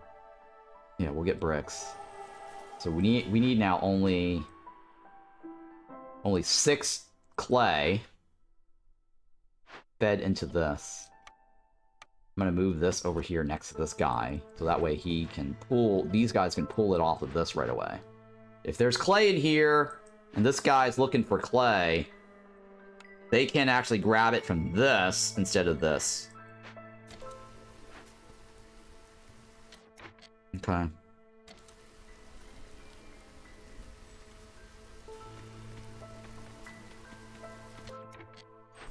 Okay, the Harpies camp reward actually gives me clay right away, so I'm gonna go ahead and turn this in now, because I need it.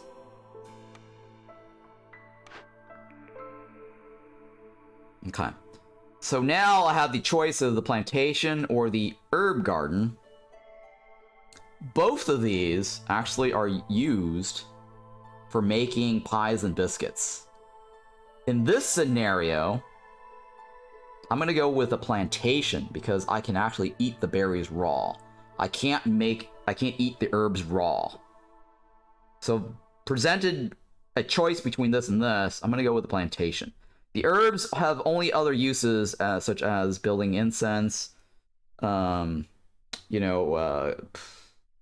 tea, which I don't need tea right now. None of my species use it. Incense is useful for event solves. Humans and lizards do use incense. So that, in that sense, the herb garden is useful. But I believe the smokehouse right here, right? They also use resins as the other input. So this map has resins, so I don't need the herbs right away. That's my reasoning for not taking the herb garden. The herbs can be used in porridge, but so can the grain.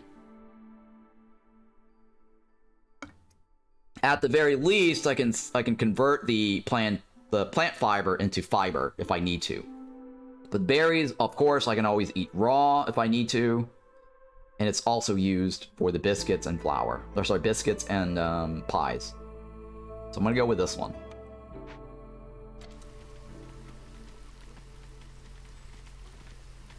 So that's very good, right? And so now I actually can get the kiln running.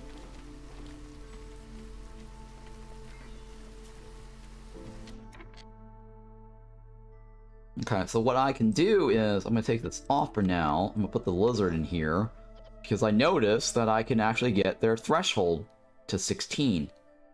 Or the resolve to the threshold minimum 15, right? So the minimum threshold is 15. They're going towards 16. That's going to move my rep some more. Once I get to that, there we go, crossing that line. So now I'm getting at 11. So that's a good time to throw in the lizard, because then I know I'm going to get a resolve movement.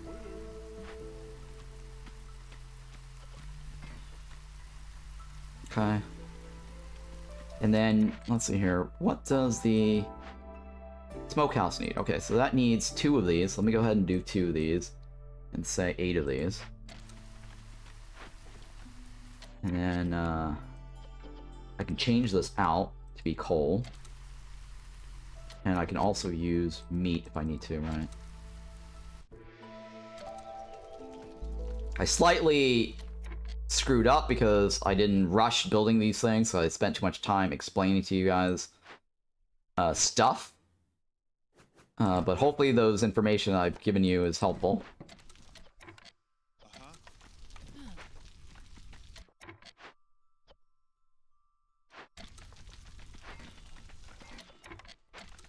Okay, I'm gonna change the priorities. Yeah, there we go. Okay, so the Queen's Impatient went up by 0.01. Right, it crossed that 1 threshold. And that ding sound means that we dropped out of hostility level 1. So that 15 impatient, the minus 15 for the 1 impatient kicked in. So we got out of the level 1 because of the Queen's Impatient going up. That little ding sound that kicked in earlier. So that means the lizard got another 2 points, because we also dropped off of the level 1, so that 0, or the -2 that was there for the global resolve at level 1 got reverted to 0. That's why the lizard now is going up by 2.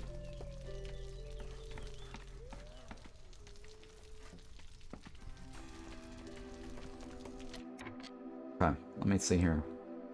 So I've got a bunch of lizards in the crude workstation, right? Let me go ahead and take this guy off. I can actually put him here. Right? And I can actually increase my resolve. So more resolve in the resolve formula actually does increase your passive gain. So just because you cross the 15 and you're at the 15, you shouldn't stop there if you can actually get higher, because in that way it will increase your per minute. Your per minute is actually based on how many villagers, and also how high you are above the threshold.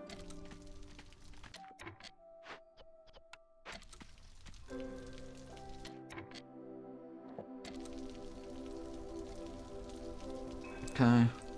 And now that needs one. So I'm gonna go ahead and take this off.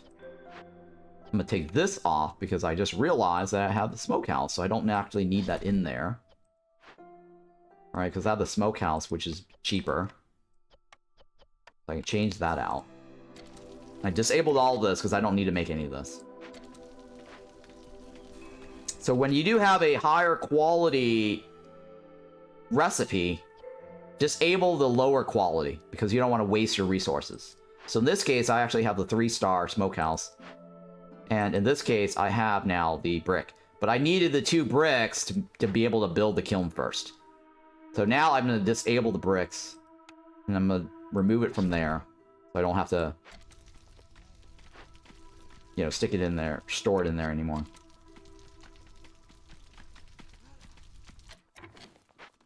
I accidentally did it because I forgot I had a jerky as a brand. I actually forgot I had the smokehouse. This is my habit, right? I always end up doing this as a reflex. But it slipped my mind that I had the smokehouse. So keep in mind that, you know, if you do have a higher quality building, just take off the lower quality building. So that was a mistake there. Because it slipped my mind that I actually had the smokehouse. So to answer your question there. And I actually caught that before reading your message. Before I read your message.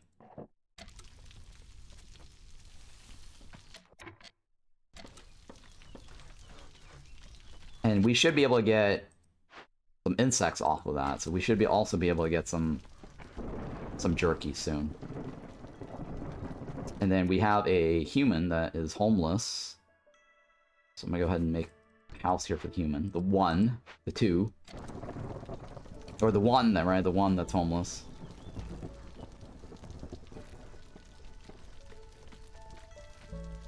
Alright, so since I turned in my orders for the stones, then there's no stones now, or clay, stone cutter. I don't need this anymore, so I can delete this. So if you roll your mouse over this, you can get a refund back on the materials used to build that.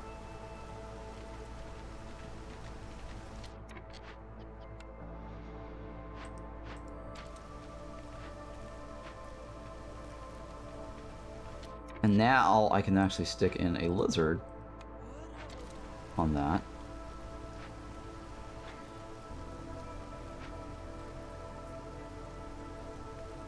And then we're slowly moving to the left. And it dropped. I'm gonna go ahead and take this. Okay, so now I can make pickle goods here. Or biscuits. We don't have a way to make flour yet. But if you look at this, it says, hey, I have the ability to make pickle goods, or get skewers with pickle goods. So by taking this and making pickle goods, I actually get skewers for free. This is not the greatest, the best pickle goods building in the game, but 1 star and 2 stars, not a whole lot of difference. The 2 star is in the granary. The granary is actually the best 2-star pickle goods in the game. I'm gonna go ahead and take this because it also makes ale. And then now I just need to figure out how to get containers, which also the brewery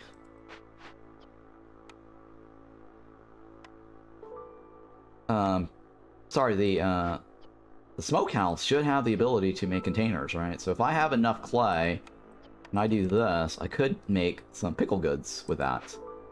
I don't have a whole lot of clay though, so I want to be careful with that. The carpenter needs 2 fabric pieces, so let's go ahead and build that.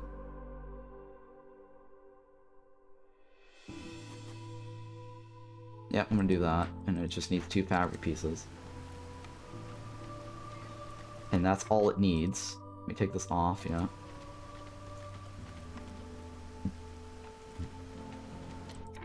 And now, I can focus on making better planks.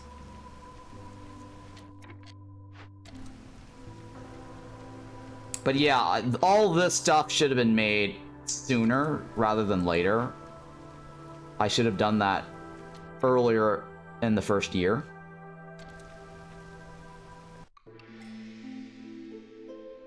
Alright, so It's going to take 5 minutes and 20 minutes or 20 seconds to get the trader here. So I'm going to go ahead and look at this early because I don't want to wait that long. Let me think about that. Do I have any money? I don't have any money, right? Yeah, I don't have any money, so that's okay. So I'll go ahead and look at this. Sometimes you might want to wait. I don't want to wait. Oh my god. More pickle goods?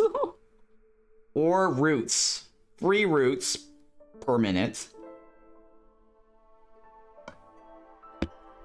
Or a ton of skewers. So what this means is that I only have to make 10 pickle goods, and in exchange, I will get 20 skewers.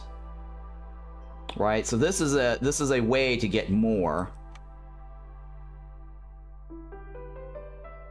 The other one gives me 3 roots per minute. Which is not a bad thing either. That's a total of maybe 12 in a year. Right now, we're actually running low on food. So let me go ahead and take this for now.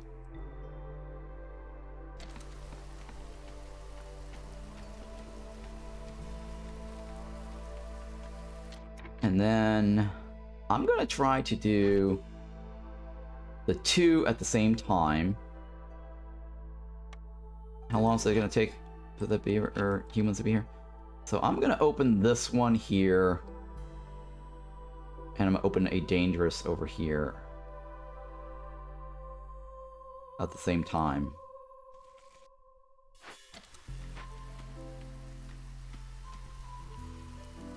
Because once I turn this in, I'll have 30 incense. And I've already stocked up 48 resin, so I'm a little bit prepared to solve whatever this door behind the Dangerous Glade. And plus my reward is also tools, so I should be able to turn that in to get tools if I need to.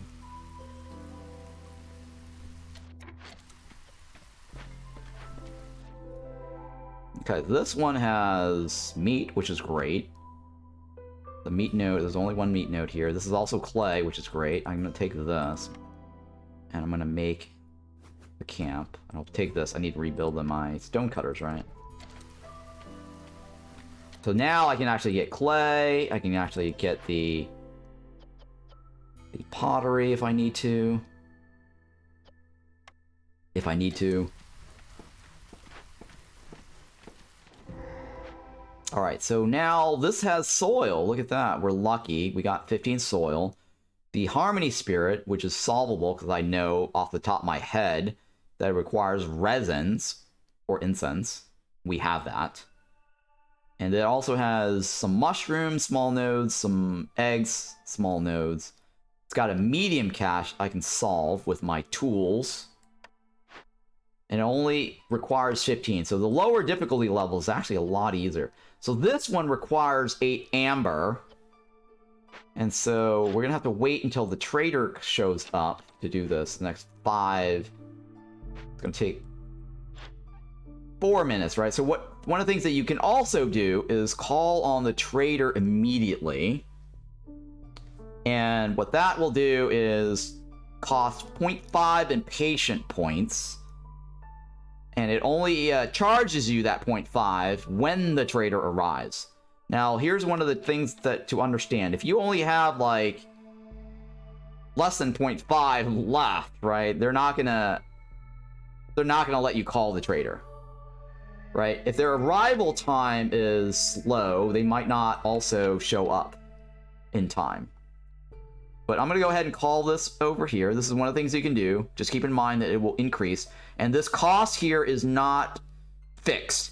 So if you do spend the 0.5 now, the next time you want to call a trader, it's going to cost you 1 point. And the one after that, it's going to be 2 points, etc.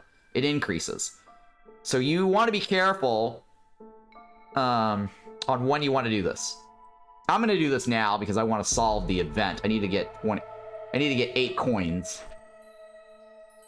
I have no way to get the 8 coins right now. I mean, I could do this, right? So this is another option right here, right?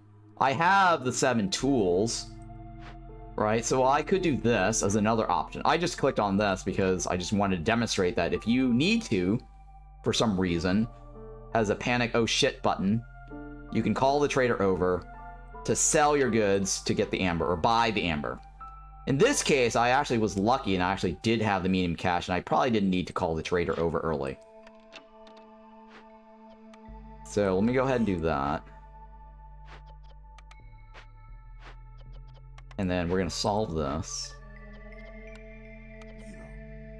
So I get the money. And then the money feeds into this. I prefer using the resin because it's free. This is not as free.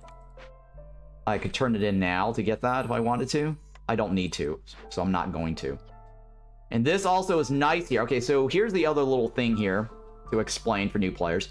So what does the empathy icon mean? What does this loyalty icon mean? Well, in the game, they have different decision-making options for each different events.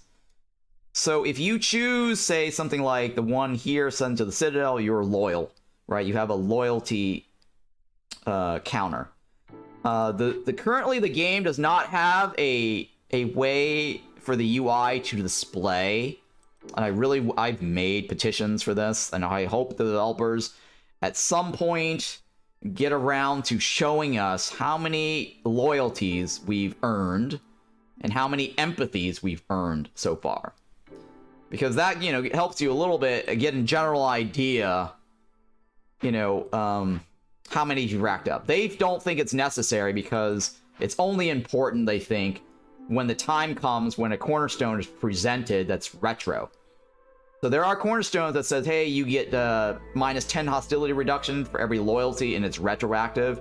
And because those cornerstones are retroactive, they don't feel it's necessary to show you how many you've earned so far in the past. I personally disagree. I think that it's a good idea to show how many I've earned in the past. Just in general as knowledge. So right now we're gonna earn the loyalty. This is a little counter internally that's hidden from you.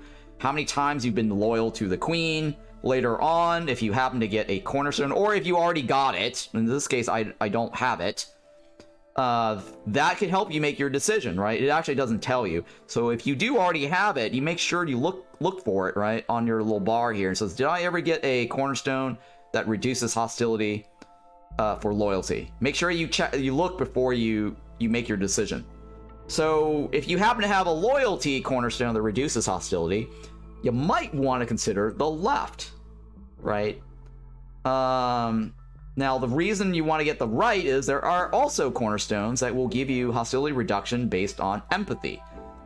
And the reward for this empathy building is that it will give you +2 global resolve for every unique service buildings. I currently do not have any service buildings, but I'm planning ahead because I might get service buildings in the future. So this will pay off in the future.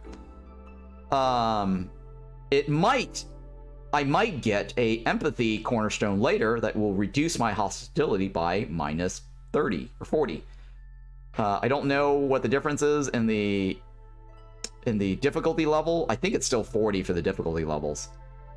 Now, the glade opening here, right? It does not matter right now because I'm playing Watchtower. As you can see, I've opened one small glade and one large glade. So it actually costs me nothing in terms of hostility for opening those two, right? So that's very important here. But if you were to play on a map that's not Watchtower, right, having those cornerstones that reduces your hostility, if I had like the empathy, it's called Calming of the Forest, right? Calming, I think it's called Calming of the Forest. It will reduce your hostility by minus 40. And if you're playing on a higher difficulty level, the cost for this large glade will be 30. Like right now, it's only 15. So with the 40, subtracting the 30 or the 15, it basically pays for itself if you end up getting the cornerstone. All right, so she's now here. I technically don't need her for anything. Yeah, I don't need her for anything. So I called her over by mistake. Prematurely. Alright, so the lizard now needs 22. That was not enough. I'm gonna put the lizard back in here. Let me get another lizard to go in there. Right. Woodcutter? Yeah, sure, woodcutter. Put it over here. Now we're at 22. And this one right here, I'm gonna go ahead and take these. Well, I don't want to take those guys off. Who do I... You know what? Let's see here. Can I... Alright, I'm gonna get 3 people. Let's go ahead, because I kind of need more workers. So I'll take this now. So I will take the workers. I'll take my blueprints. Okay, so here I have a tavern. So I'm gonna take that, actually. Service building's nice to have. So this is a service building, which is great for this combo here, right? So now I will have a service building so I can take advantage of that +2. It requires 20 planks and 8 fabric. You know what? I'm probably gonna just buy the fabric. No, I don't have enough. Yeah, you know what? I'm gonna spend some of this and buy the fabric I need.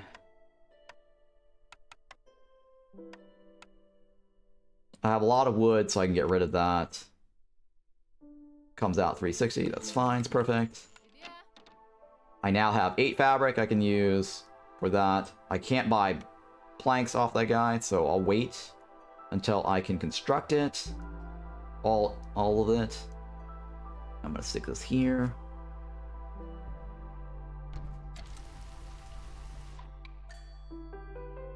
Okay. I have new workers. I'm gonna go with the left because now we have insects we can use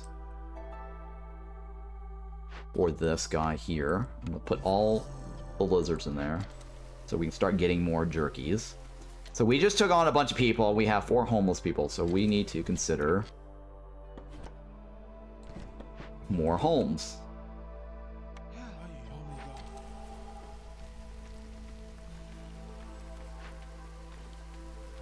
Takes 1 minute. This one, we have plenty of time to solve that. I think in the meantime, what I can do... Let me take this guy off. I'm gonna put this guy in here. I'm gonna take this guy off because we don't need him right now. We're gonna put this guy on this job here. We're gonna start delivering the resins until we get the money.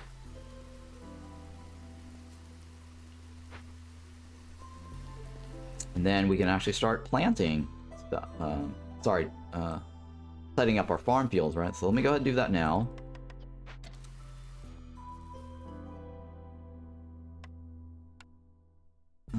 I usually like to do my layout. And as I explained during the tutorial, it's a good idea to have a hearth nearby.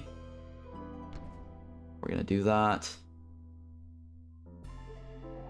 And we're gonna put a warehouse nearby. It's also a very good idea to do that.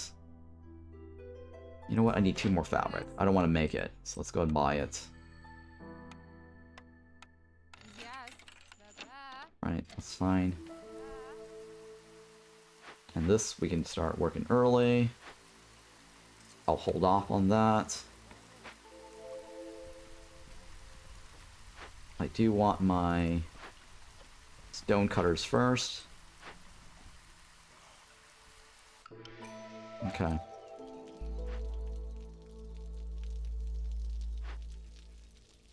So here it takes 4 minutes for one guy. I want to put in the second guy.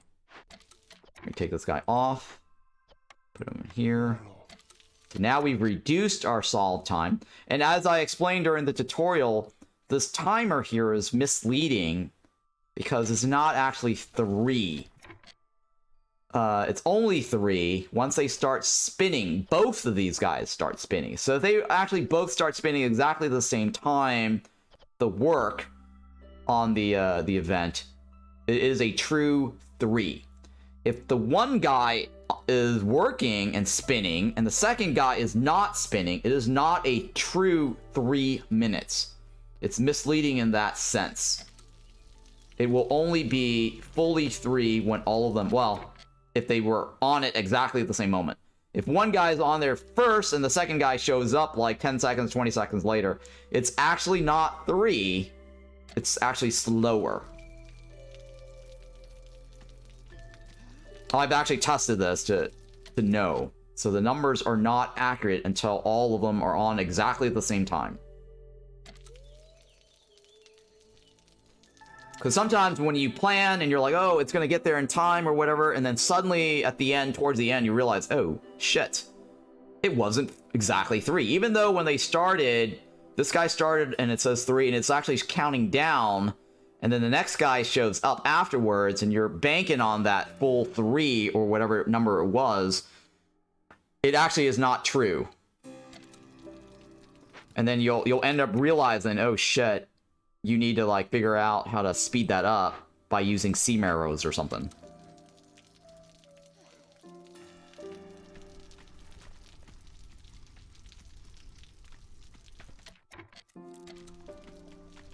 Alright, so I don't need to know trading. I'm gonna turn that off. I can take a look at my orders now. Build 2 rain collectors and collect green water. Sure, it's easy. The left is they have to fulfill the wine need, leisure need, right? This is not that great because I have to make it. I don't think I have the ability to make wine right now. The rain collector is something that you actually have right out of the gate when you're playing for the first time as a new player. So that's very easy. This next one is leisure fulfillment, right? That requires you to... it's very similar to the tutorial, right? It wants you to have 60 leisure fulfillment 60 times, so that requires you to make beer. I need to make 60 beer. That's about 6 times the 10. The one on the right is fairly easy to do, because that's just the loyalty event, and I just showed you the whole loyalty thing earlier. So I just got to open a bunch of glades and do the loyalty, and since we're on Watchtower, I actually can open little glades, and it does not matter. So we're going to do some of that.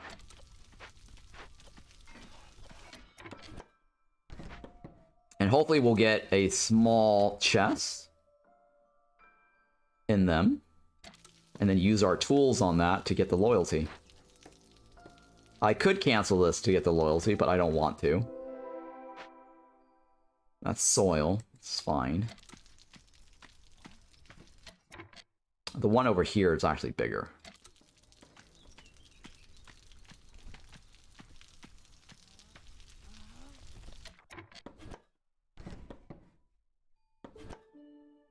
Actually, there's more patches over here, right? You know what? I'm gonna go like this.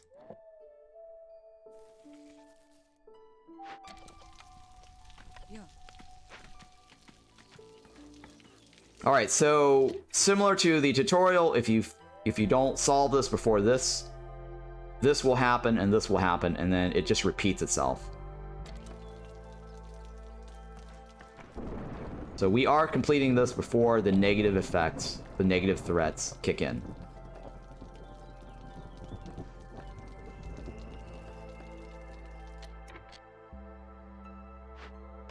Okay, I don't want to move that because he's working on it. I do want to clear that out so I can build a farm in there. And then the beavers are not happy, so I'm going to undo that. This one says I get more workers or I get money in exchange. So I'm going to take the money. I'm going to use the eggs. That's also soil. Wow, there's so many soil next to our base, huh?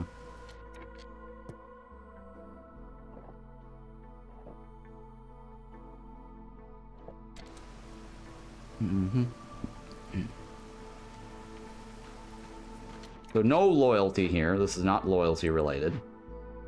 I'm looking for a small chest.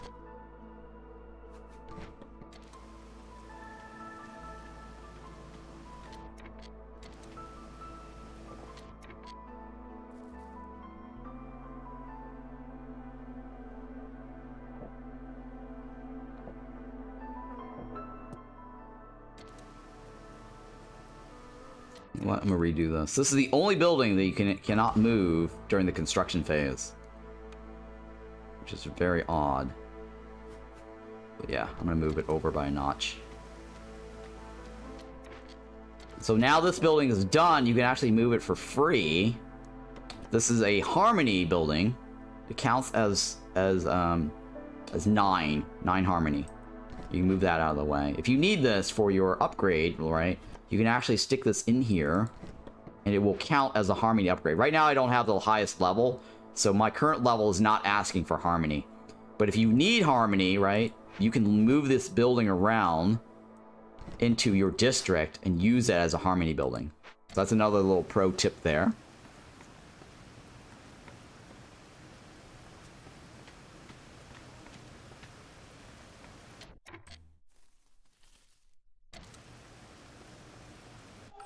Okay, and then this one right here, I now need bricks.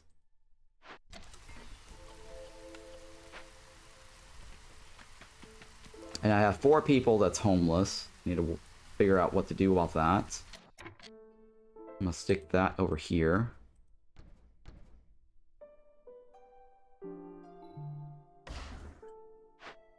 And what I'm doing here is I'm setting up a second hearth and a second hub.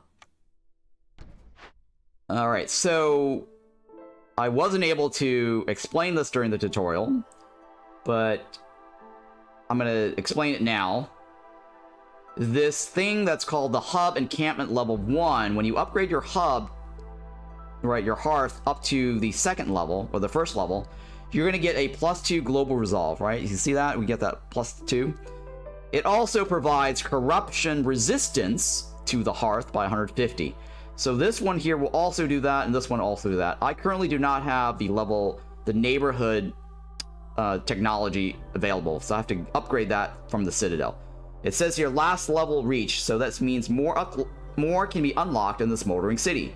I cannot go get this level. But what I can do is I can get a second encampment level 1. This does stack. So if I happen to build a second hearth over here, and then this here will end up reaching a hub level 1, exactly like this, by fulfilling this requirement, I'm going to be able to get another +2 here on this side. That does not have any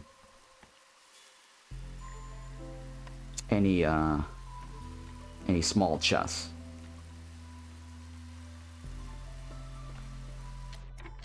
Alright, that's terrible. Alright, I need that there to keep the happiness bonus.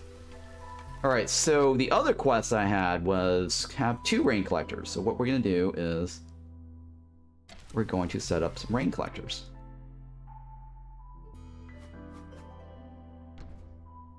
I'm going to right click and clone it. Alright, the weird thing about this, you can actually build multiple times, right? But the weird thing about building the rain collector, and I'll show you, when you click on it, it's only one time. It goes away, and you have to click on it again to do it again. So this is where the shift click comes in handy, where you can clone it, like that.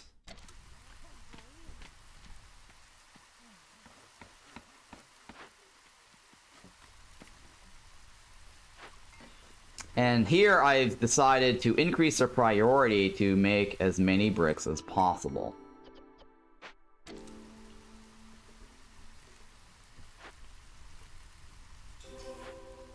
Or 6, right? I put in a limit for 6, so they'll stop making it at 6. Sometimes you'll get more than 6 because there's 3 guys working on it at the same time, and then the internal storage says there's none. Or the internal storage says there's 4, and I'm short 6, or 2, right? So all these guys might end up making it, so you'll end up having a surplus. So keep that in mind. You need to pay attention to this. If you only have 1 guy on the building or the production, then you're gonna get the exact 6. Now, keep in mind also that if you happen to have bonus yield chance, then sometimes you're gonna get more than the 6, but it didn't cost you anything because it was a double chance yield. So keep that in mind as well. I don't mind them making a little extra. Not gonna hurt me. Alright, so now I can choose the rain mill to make flour. I can choose the coats if I want to make coats for the humans and beavers. I prefer to have food because that's really important. And the rain mill here is the best flour making building in the game because we have humans. If you view this, it says specializations humans. Beavers in the rain mill will only give them happiness. It will not produce double yield chance. So I'm going to take the rain mill. And in this case, I'm not using rainwater, so I'm going to place it kind of near my warehouse. Or my farm.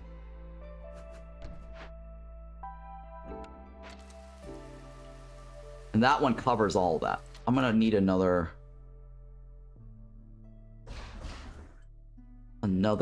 farm in here. At least one more.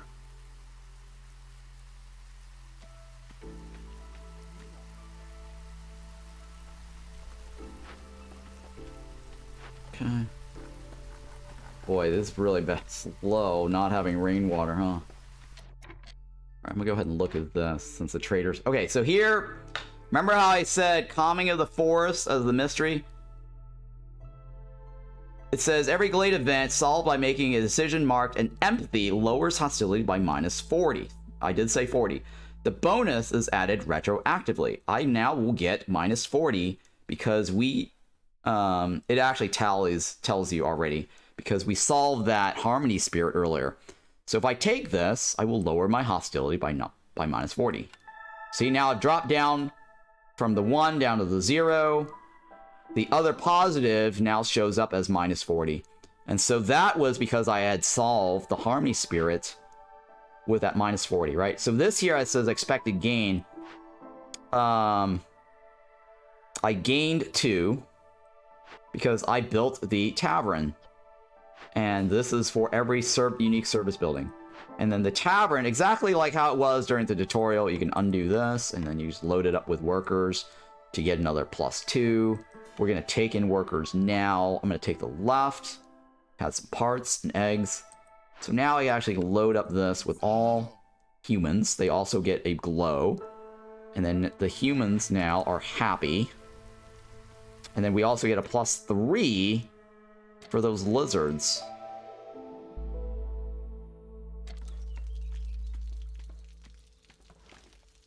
Alright, so I need to make this as quickly as possible here. And I'm going to make a couple more of these in here.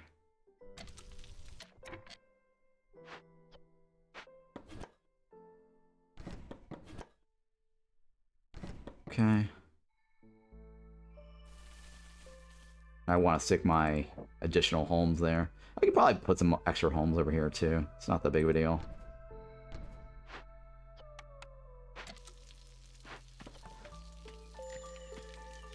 Now the forager's done. We're going to move this closer here to get the roots.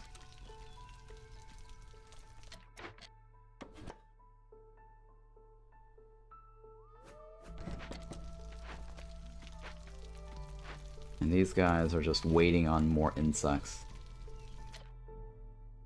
I can take them off, it's not that big of a deal. Get some more workers back. Alright, so none of this is useful. This is really not useful, so I don't recommend... will this be on YouTube? Yes, this will definitely be on YouTube, first time chatter. So this right here, I don't recommend getting... because you can always get by adding extra workers. So if you had a lot of money, like let's say you were sitting on 100 and some of this and you had nothing to spend your money on, then sure, go ahead. This might be a slight bonus, but 25% currently in the grand scheme of things is not going to make a difference. You probably need 30% to actually make a difference. Or if you get this to be 50% or 40%, but I think the math was 30%. Somebody had worked out the numbers to get 30%, which is the human house upgrade. And you can actually get to 30% without buying that using human house upgrades. And it actually applies a global planting speed to anybody who is working on the farm. So I don't recommend this to purchase. At first it's like, oh, it's cheap, it's great. It's not worth the money, especially later when you have like an increase in cost playing at higher difficulty levels. All right, so here, since I need the bricks and the planks, I'm gonna take it. And this also, when they do work events on the glades, they'll carry faster. I'm gonna go ahead and take that now. And this, I'm gonna take this now, because I'm trying to find the loyalty. So here, I've created a new hearth, and here I reached hub level 2, or level 1. 9 people here. I've got the decorations here. As you can see now, it's got an X2.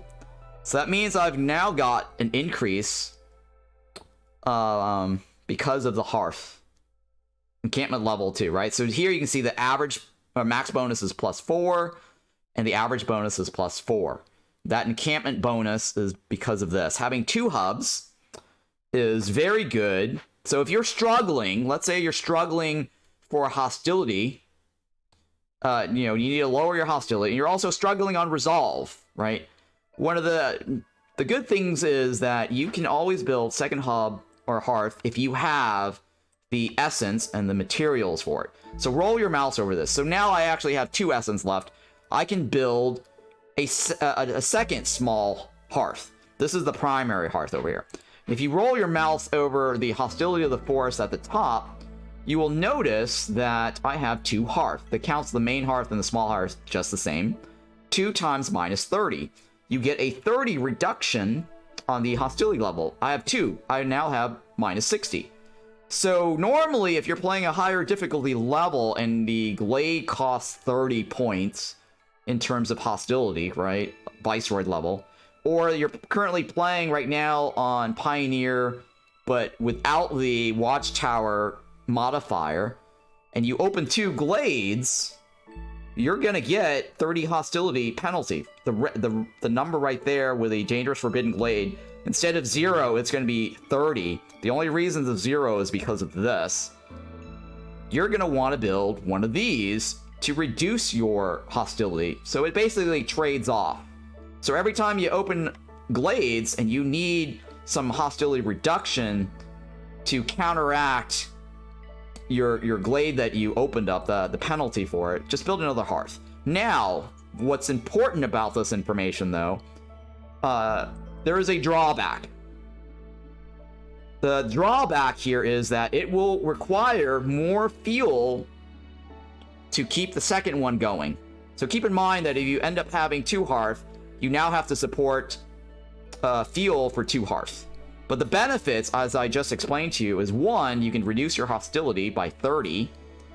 And then the other benefit is you can take advantage of the additional bonuses or the encampments or the hearth hub upgrades. So they do stack. The second level here requires a total of 14 workers or villagers housed in this area. And it will ask for the aesthetics. So it's going to ask for 8 comfort and 4 aesthetics. Right now I don't have that, so I can't really show you that. And then the benefit then will be the production speed will increase. So everything that is related to production will increase by 10% if you have 2 of those, right? So that means you have 14 on this side and then 14 workers on this side. That means you need a total of 28 workers or villagers to get the 2 stack, right? The 10% times 2. You'll always get the, +2 because you've reached the next level. And you always will get the level 2 if you reach the next level. If you don't meet this requirement, it's just a hub, or sorry, just a hearth that will give you only the -30 reduction. You have to get to the level 1 to get the bonus. Now, here's the other important thing, right? See how it says corruption increased by 150? That also stacks. So this right here counts as 150. This also counts as 150. right? So now you have a total of 300 resist to the hearth, right? So this is I don't have a corruption level here because we haven't gotten to the Viceroy level. Viceroy and Veteran uses the Blight Rot and Corruption mechanics. In Pioneer difficulty, you don't have to worry about the Corruption mechanics. So that is not something that you need to worry about now. Once we get to that, I guess, town difficulty, I'll explain more what the Corruption is and what the resist means and the Blight Rot. The tutorial for the Blight Rot and Rainpunk, the one that the game has, it's very terrible. I'll tell you right now because I actually walked through it. There is a VOD on my YouTube channel where I did play the tutorial for the Hostility and the Rainpunk and the Blight Rot. You can actually watch that. The information there is still valid. It does not matter whether it's 1.0 or not, unless they actually added something new in the version 1.0, which they did not. So if you go watch that VOD, it will explain to you more about the Hearth and the Corruption stuff. And the Blight Rot. The tutorial that they offer does not really tell you a whole lot. It's unfortunate. I actually gave my feedback on it. And it was very misleading as well, because it told you to build like a mine, a copper mine, which had nothing to do with the Blight Rot Corruption and how to fight it. It literally said, like, to fight Corruption, you need to build a mine. And I'm like, wait a minute. No, you don't build a mine to fight the Corruption. You build a Blight Post. The mine has nothing to do with the fighting of the Corruption. If anything, it generates corruption by creating pipes and installing that into your buildings.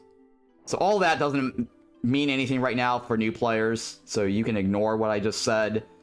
But it's just a little teaser for what is to come in terms of difficulty ramp up. And so it's a good idea also to set a limit so you don't end up using all your wood. I've made a mistake sometimes of leaving the workers here and then just not having a limit, and I end up losing a lot of my wood, and then at some point I run out of fuel and I'm like, oh shit, where'd all my wood go? And I'm sitting on like 200 or 100 stacks of planks. So it's always a good idea to put a limit on things, right? Like the kiln, you might not want to drain all of your wood and convert it to coal. So that's another thing to point out. Put limits as a tip in your production.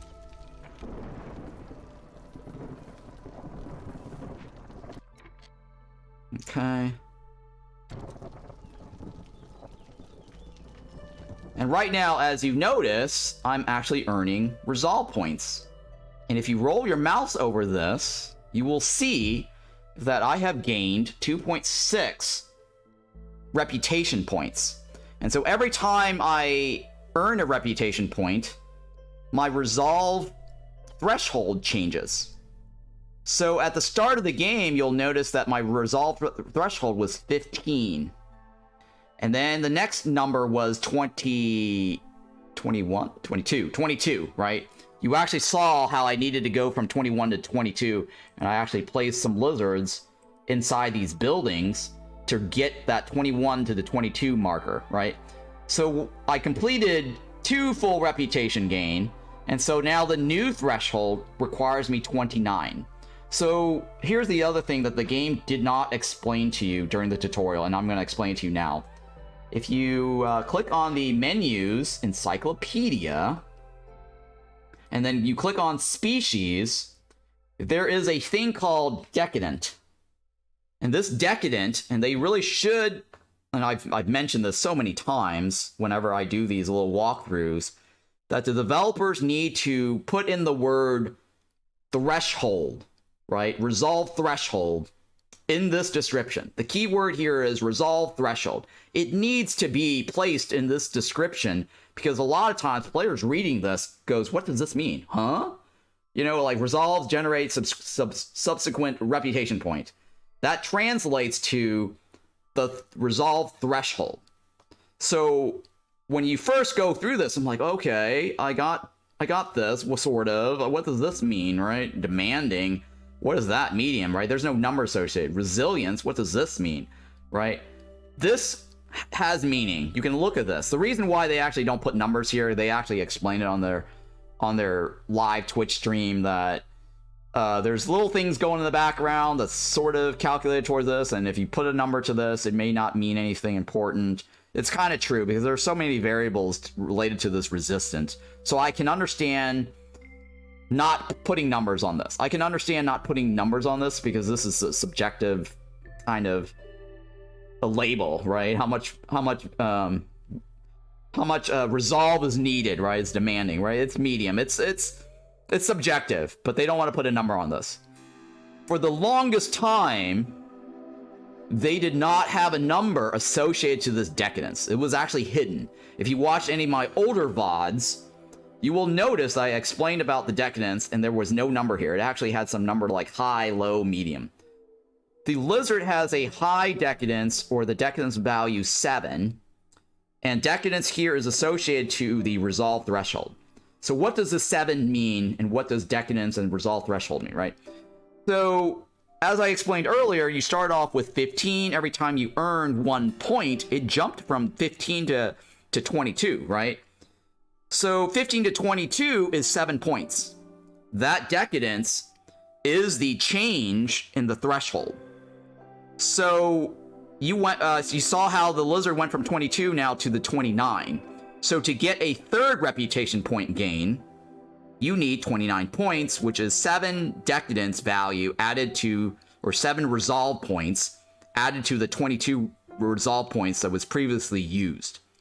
So now the most I can get now is only 3 points off the lizard, because the highest I can get is 30, and 29, I've already crossed the threshold. After 29, it will be plus 7 again. And so 9 plus 7, that puts us at 36? 36, right?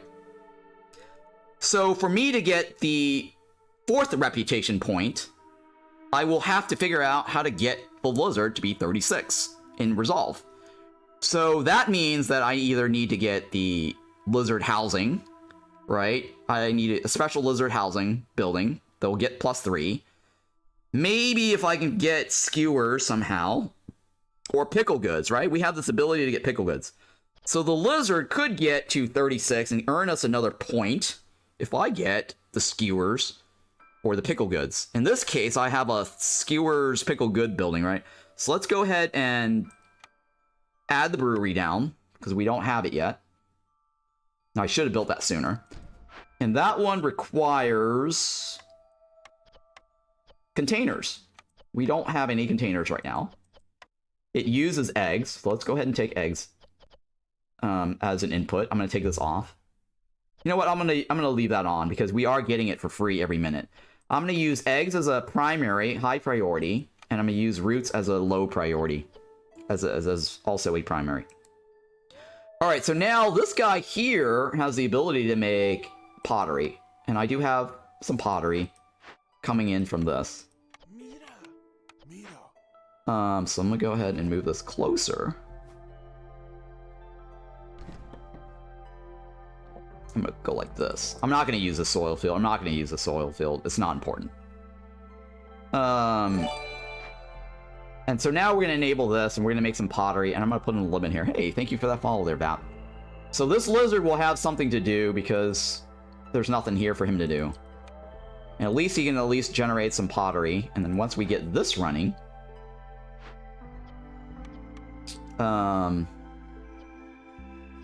we can then get pickle goods, and then skewers, and then get this guy to go even higher.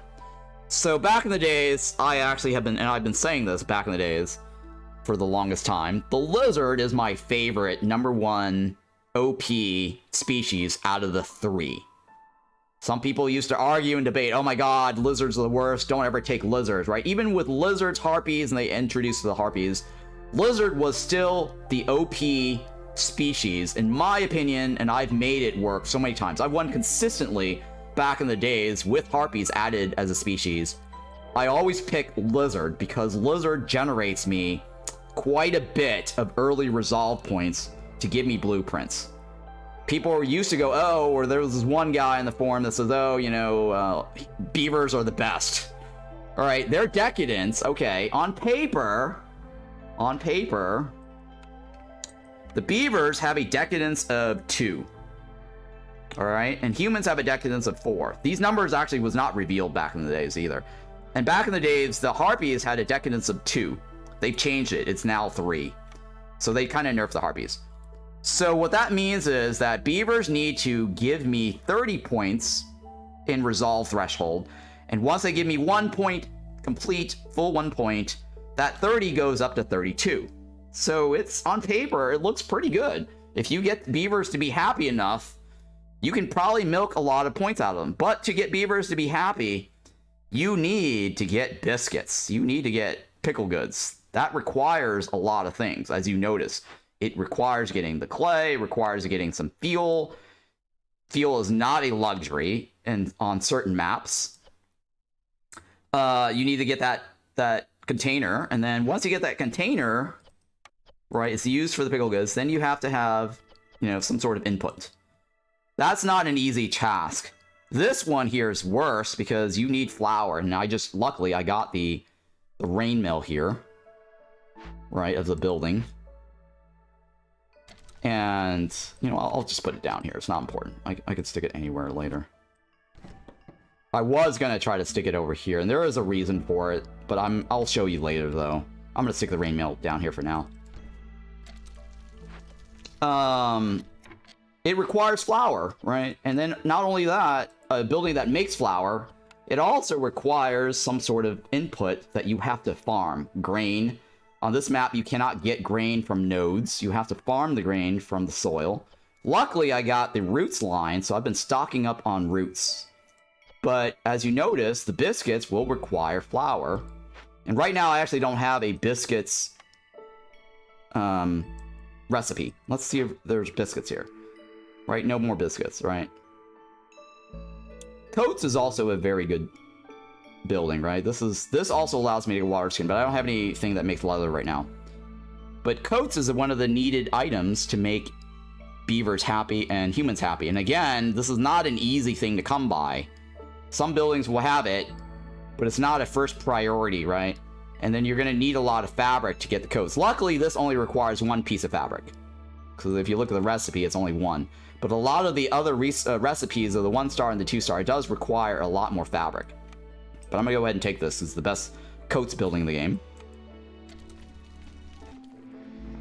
And we are luckily still at 0 hostility.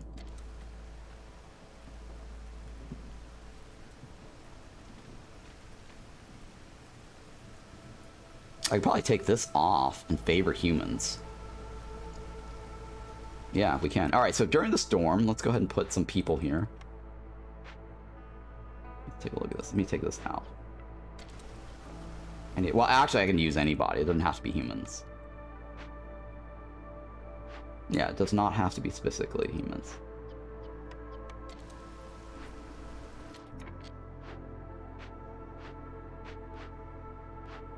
I don't need all that water from blue water. Let's go ahead and take this off. We don't need blue water. We need green water. So let's go ahead and throw that in here.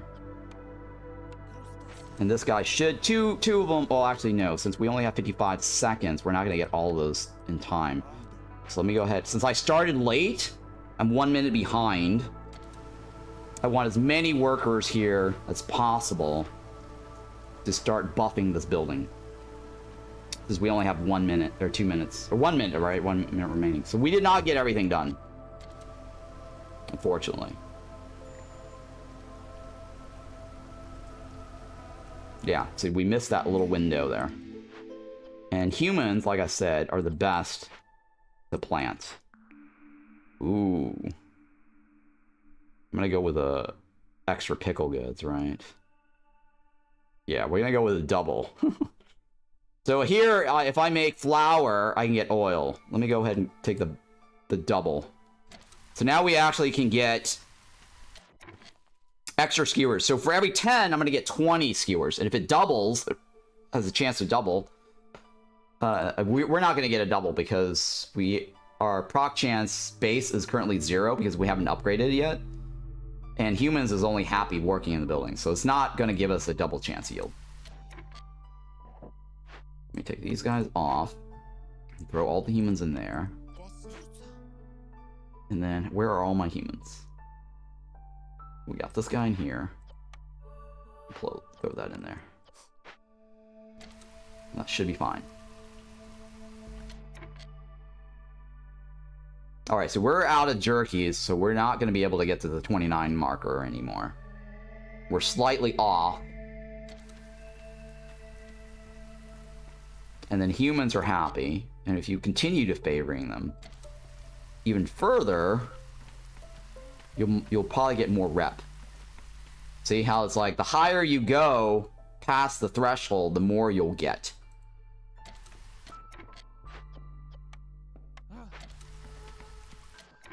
So it's always a good idea to go higher if you can, if you're not going to be able to get all of them in at the same time.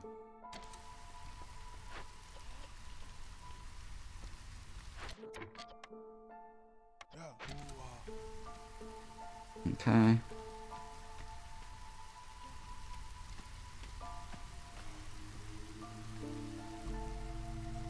Alright, let's take a look at our other orders. Now, this one requires us to reconstruct a building that's found in the glades. This requires us to have some provisions we have to deliver, so it's going to be lost. This one says I have to open 3 abandoned cache and send to the Citadel. And here I actually have 2 loyalty. I'm going to do the loyalty with the cache, so I'm going to take this one. It's a lot easier to do. This one says I have to have 16 beavers in my village. I don't want that. I'm not a big fan of beavers. It's a lot harder. Yes, you can get 16 beavers, but do you really want to? Because that, I've always, like I said, more people equals more problems. And you're not always going to get straight up 16 beavers, because when the newcomers come, they're going to bring in other species. So sometimes you get 1 beaver or 2 beavers, and then you get like 3 or 4 other species. So at the end of the day, when you're trying to get the 16 beavers, you're going to end up getting a bunch of other species, and then your village count is going to be like 40 or 30 or whatever, or 50 or whatever, right? This is not a very good quest to have, right? Unless you're trying to go for the achievement. There are achievements and deeds associated to having like 25 beavers or 30 beavers, right? This is have 25 beavers, right? And then you get this deed. Or 30 beavers and have beaver homes in the guild house. We don't have a beaver home technology. We don't have a guild house. And this is not even a great reward. It's just decorations. So yes, I could try to go for that achievement if I wanted to. Or I could just go for the lizard achievement, which is also similar to the beaver one. Right? That is 25 lizard.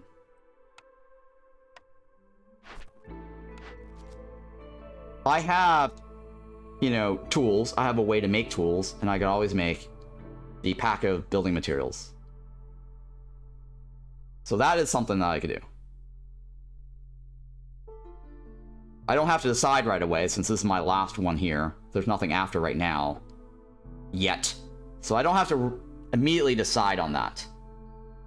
But if I end up getting more beavers, then sure, I might come back to it and just revisit it and say, yeah, I'll just take more beavers in.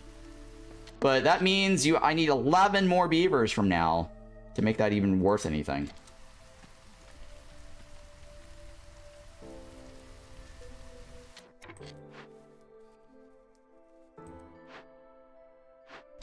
Oh god, this is terrible. So this chick is idle for the rest of the drizzle season, because this section here is not being worked on because she can't reach it. We've only got 3 left, so they should be able to take care of all 3 of this.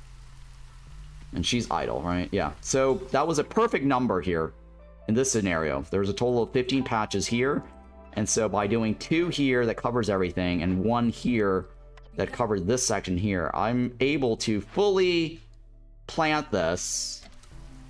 I can take this worker off, right? I can take this worker off. They can go off and do something else for the remaining minute. such as chopping the trees and being right next to the woodcutter.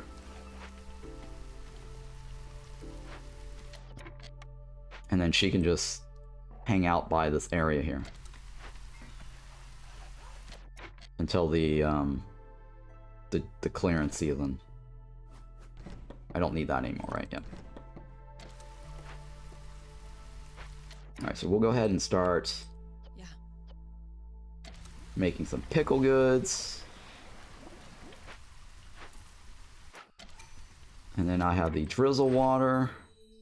That gives me containers. I'm going to go ahead and take that now. It's free. There's beavers on the right.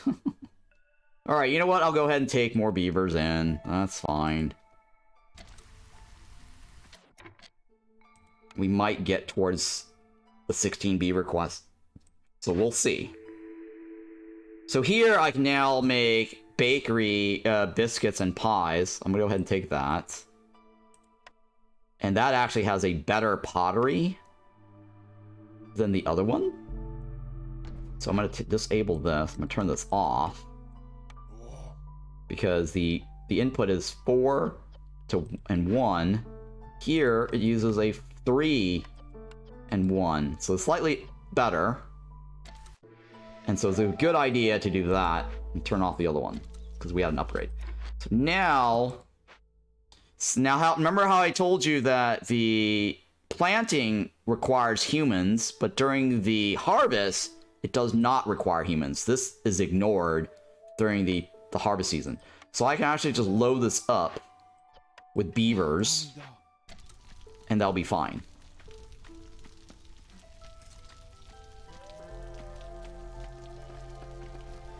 And then this building here, I go like this, and I can put a human on this, and that human has a 10% chance of producing a double yield. It's a good place to put the humans right now. And then this here is a lizard building, right? So lizards can be happy once they get the flower. And we can use herbs and roots, right? And berries. So I forgot to place down my plantation. And so we could do that over here if I need to. But technically I only need one building. Or one farm field. I don't need more than one, honestly, because one will feed the entire village easily. But that's fine. We'll just leave that there. And we'll use that as my secondary. And this is what, how many? 11? Okay. So we're gonna want another one.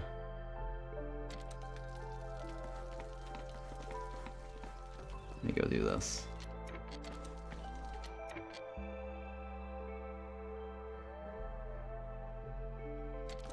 I'm gonna go like this, it's fine.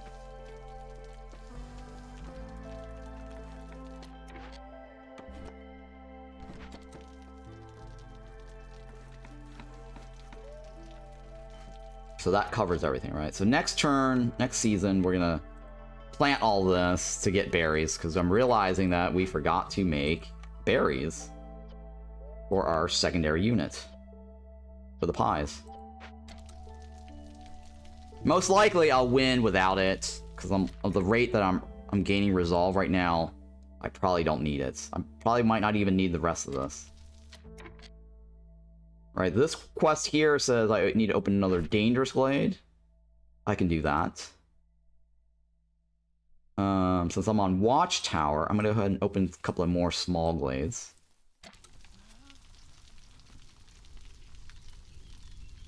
Let's see here.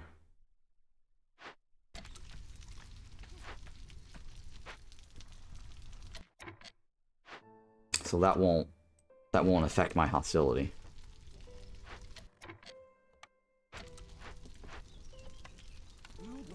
Voodoo. Alright, so notice that I gained 10. And the progress is reset. So it starts all over again. But I've only made 10 pickle goods. And I got 20 of those.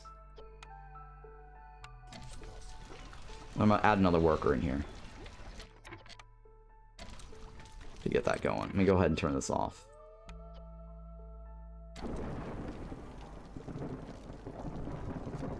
Actually, you know what? I'll leave it on because somehow they've been draining it. Yeah, they've been draining it. Let me take that off so we can get the 14 and the 7 at the same time.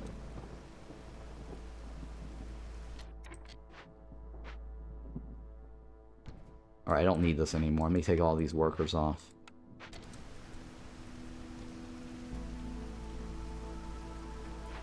And then we're gonna put this... No, there's nothing there. Alright, so I need to buff that, so I'll go ahead and do that now.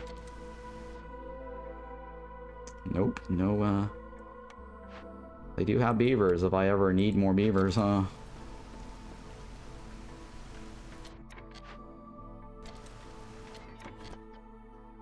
Let me put this over here so we can get into that.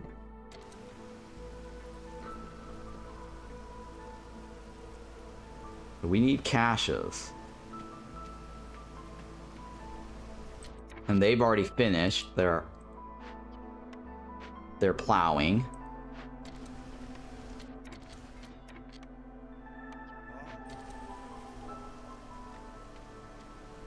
I'm gonna go ahead and open this. Because we can, and it's free.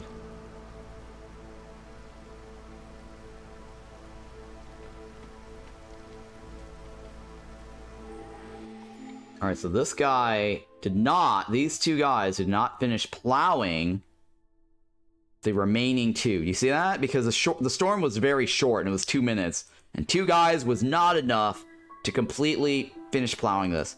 So what that means is now you need to, as I explained in my tutorial, you need more workers. So what does that mean? Well, I don't have any more workers. So the only way to get more workers is by adding another farm building of some sort, right? I can put a farm here if I want to. Any building plows just the same. I'm just going to add in a second plantation. 11 may or may not finish this. I don't think they will because the distance is a little bit further from this hearth. So the best thing to do is add another one here. Now, remember what I said, it's better to have humans do this. And I don't have enough humans to go around. But I could remove the humans here, because we're not getting rep push on humans. Alright, yeah. We're gonna put the humans over here.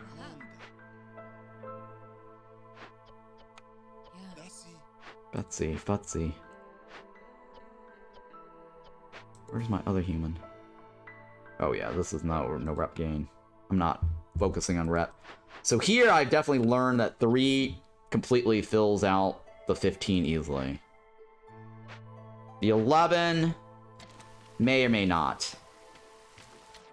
But just to be on the safe side, it doesn't hurt to throw in the extra human, right? It's not a waste, because if they're done, then you can put them somewhere else. So that's not as important to worry about. Yeah, I guess I'll leave it there. It's not that big of a deal. Or sorry. You know what? Do this here because I can get the meat off of that. Oh, hey, I got a trapper's camp. Cool. It's a nice little upgrade there. Jesus, there's no chests on any of these. These are terrible. Alright, so the human... I do have a farm, so I'm going to go ahead and buy this. It's +1 for this year, right? So I'll take it.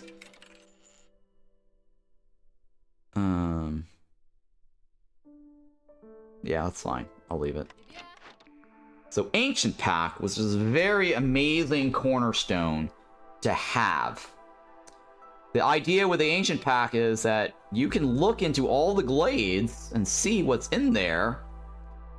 And it will only kill the villager if you go into a large, dangerous, or forbidden. Those are the large glades.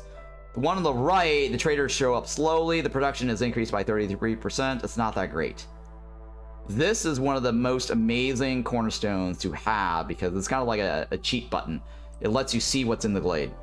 And I'll show you what I mean. So now I actually can peek into these glades, and because Ancient Pact does not kill villagers going to small glades, you get no side effects by going to the small glade here. And now if I'm playing on Watchtower, there's no side effect at all, right? So now I know where the 2 small glades is, because that's what I've been looking for.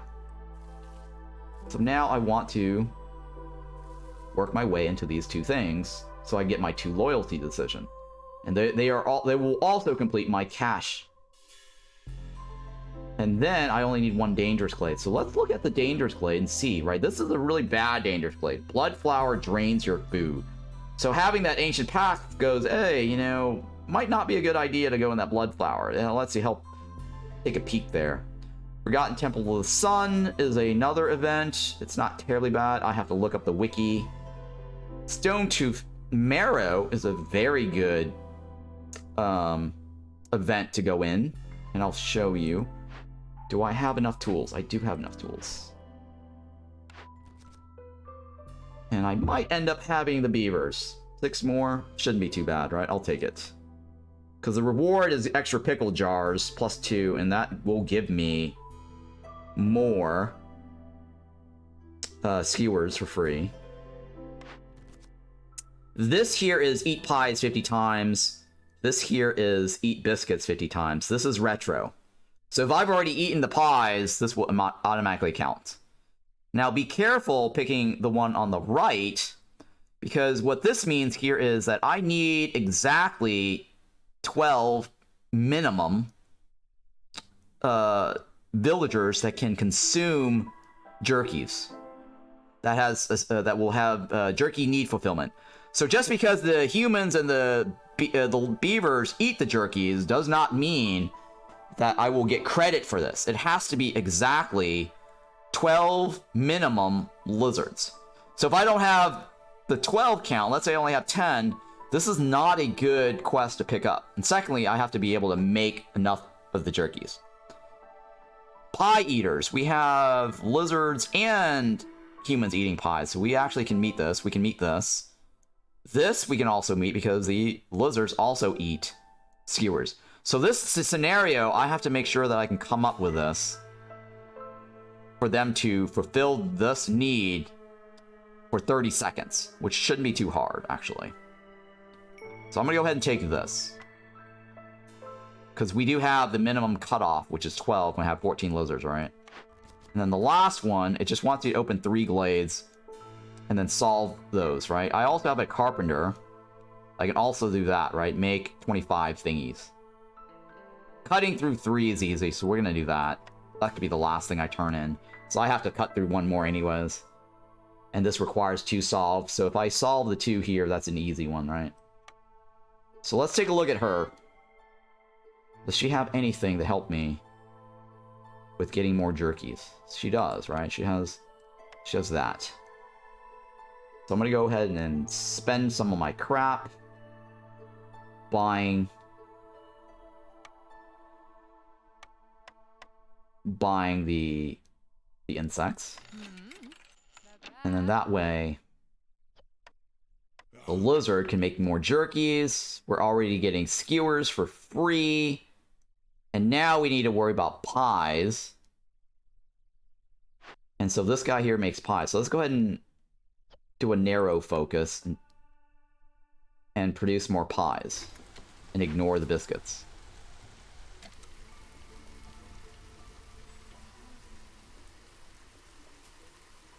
Okay, and so we should be able to knock off this. And maybe we might be able to knock off this too. Depends on the situation.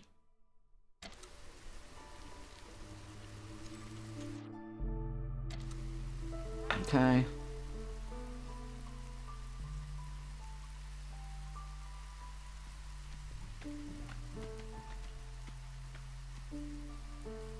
Yeah, these are... I don't know about that one, right? Yeah, Rain Punk.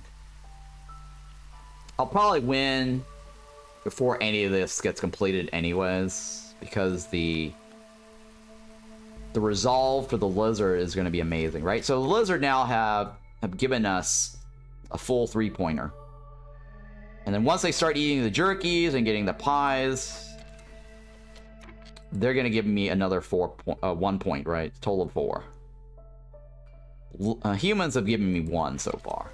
As you can kind of see, the beavers are really terrible. So whenever you watch my VODs and you go, why does Ron keep saying beavers suck, right? They do really suck, guys.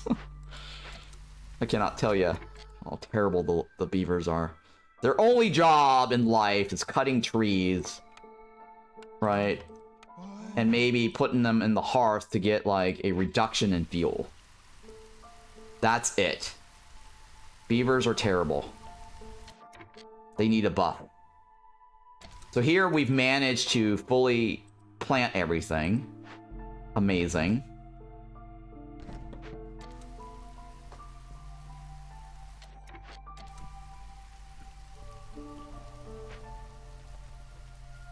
Okay. We're gonna use some insects for that. That's fine too. And then this only cost me 5, so I'll take it. And that is a loyalty decision.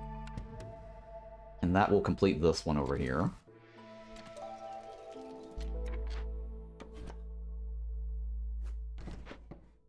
And now my lizard is going to progress towards getting me the next point. And then maybe if we're lucky, we might get the beavers, right?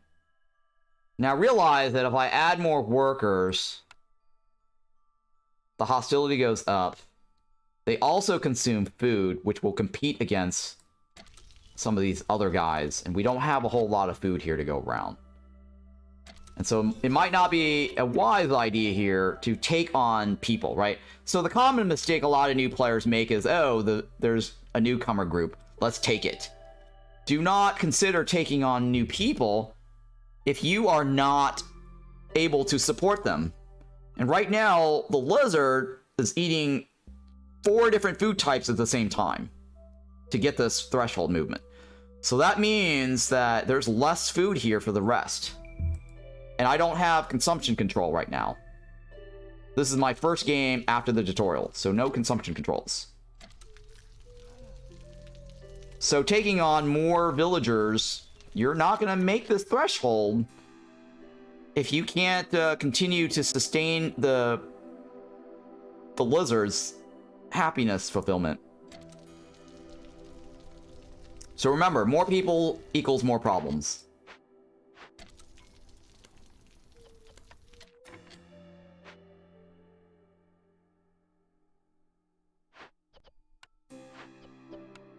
Alright, we're going to try to make more food here.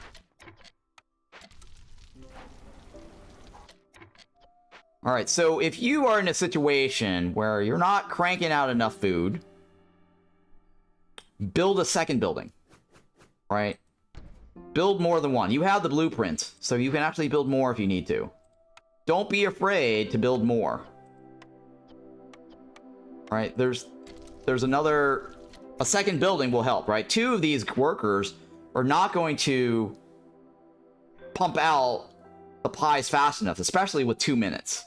And you have like 31 of these guys. You have like 14 of these guys, and they go on break every 2 minutes. Or, sorry, the lizards are going on break every 1 minute and 40 seconds. And so, this is 20. It's not going to cover the lizards. And then on top of that, you also have humans eating pies. So that's why the pies is very low, and we don't have consumption controls, and we can't just say humans stop eating pies. So this is the situation where you go, okay, well, I need to consider making more food production buildings. Let's see here. Let me take these guys off. Put the beavers in there. Add the lizard here.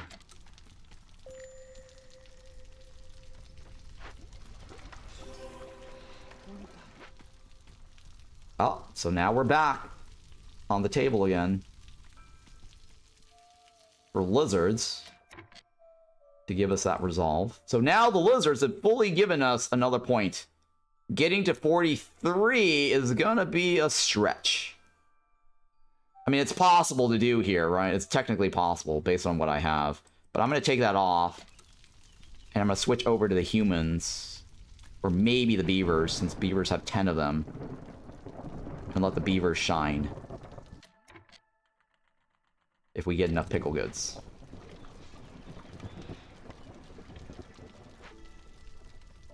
Or humans. Actually, we can probably use humans. Let's go ahead and switch this out.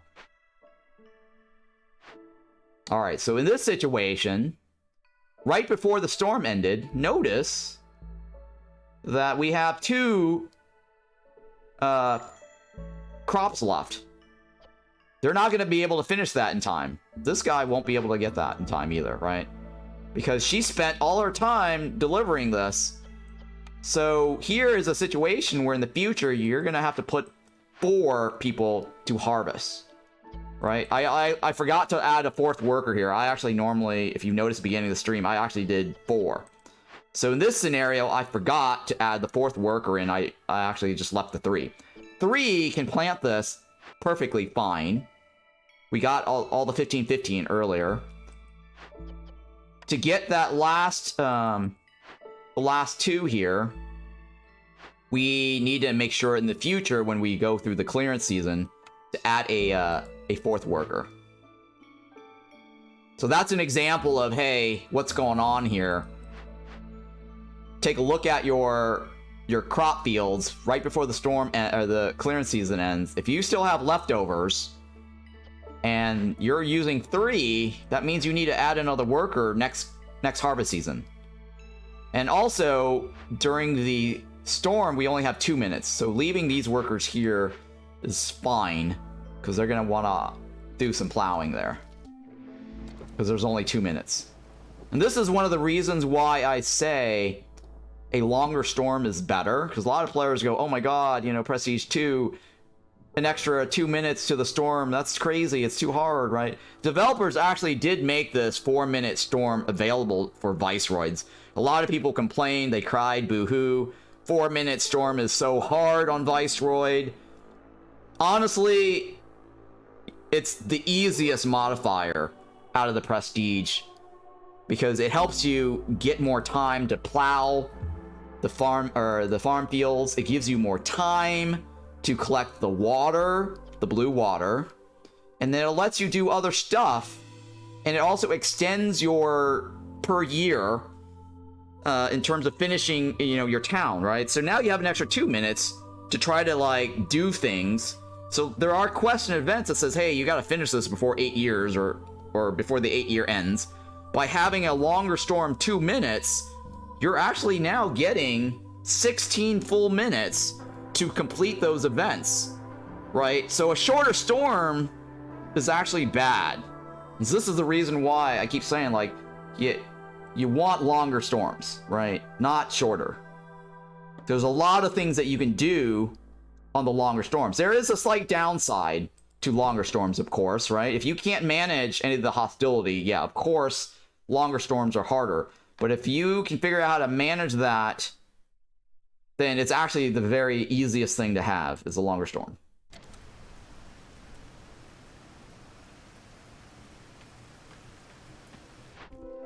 Alright, so we're gonna solve this chess here. It's 5.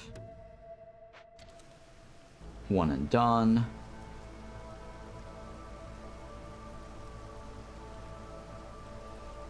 And now we just need jerkies, right? Jerky fulfillment. There you go. So we got to hold for 20 seconds. 10 seconds. 9 seconds, right? So now we are going to complete this easily. Boom. I'm not going to turn this in right away. Actually, I will turn this in right away, because that's not going to affect me. So I did the math, turning this in. We'll drop this by 1 point. I'm only going to get a 15 hostility increase. So turning this in the storm is fine for me. Sometimes you have to look to see if it's going to impact you. And in this case, I'm going to go ahead and take the temple. Yeah, I'm going to go ahead and take the temple. I could take the lizard house, actually. But the temple, I currently have the religious, the incense. So I'm gonna put this down so we can take advantage of the religious building, because we also can make incense with this building here. So that will add more resolve bonuses.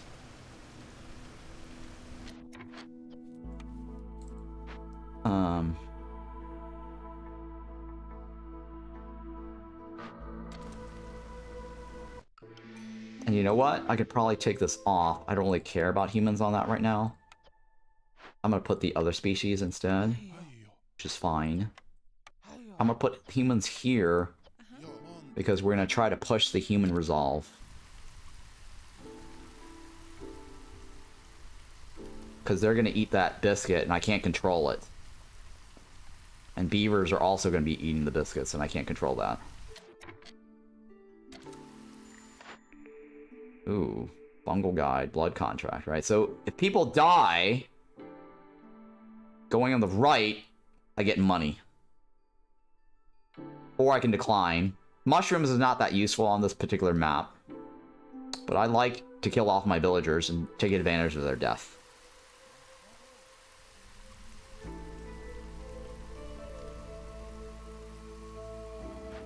And then I can open that, and I can solve that loyalty, and then we're done. These guys are going to be happy. We're done. I could also open this glade. That's the dangerous. And complete that dangerous quest, right? Remember how I told you you can just always do this at the very end if you need the points? Well, here's an example, right? I can just cut through this, and then it's done. I don't need to solve the event. I'm about to win now, right? Because the movement here is going to the left. One of the things you can also do, if you're about to win and you're pretty good on the impatient, you can actually call the trader over if you wanted to, right? Let me take a look at that though. Let me see here. Do I have the deed for impatient? Because there is a deed that says don't go above 6. And there's a deed that says don't go above 4, right? Yeah, so I'll probably complete the don't go above 6.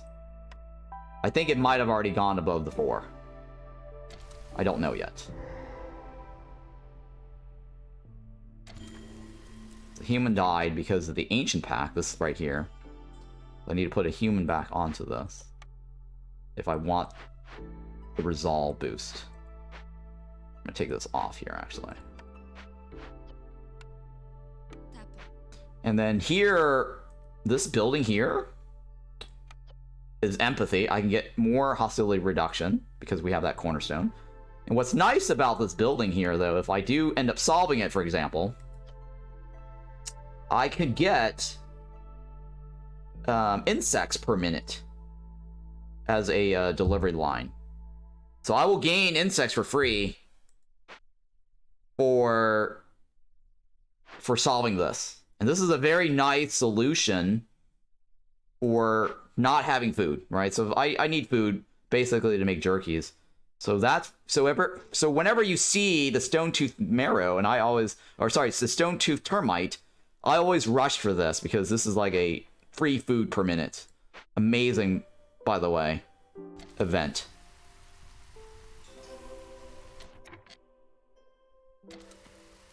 I'm not going to take advantage of this particular map right now because I don't want to make this video longer or this run longer than necessary. But if you were to play on the Watchtower, my advice is to complete this deed. These deeds associated to glade events. Get as many glades open as possible. I'm gonna get this, right? There is a deed, or another one that's called open events, like 25 events, right? Right, there's a 25...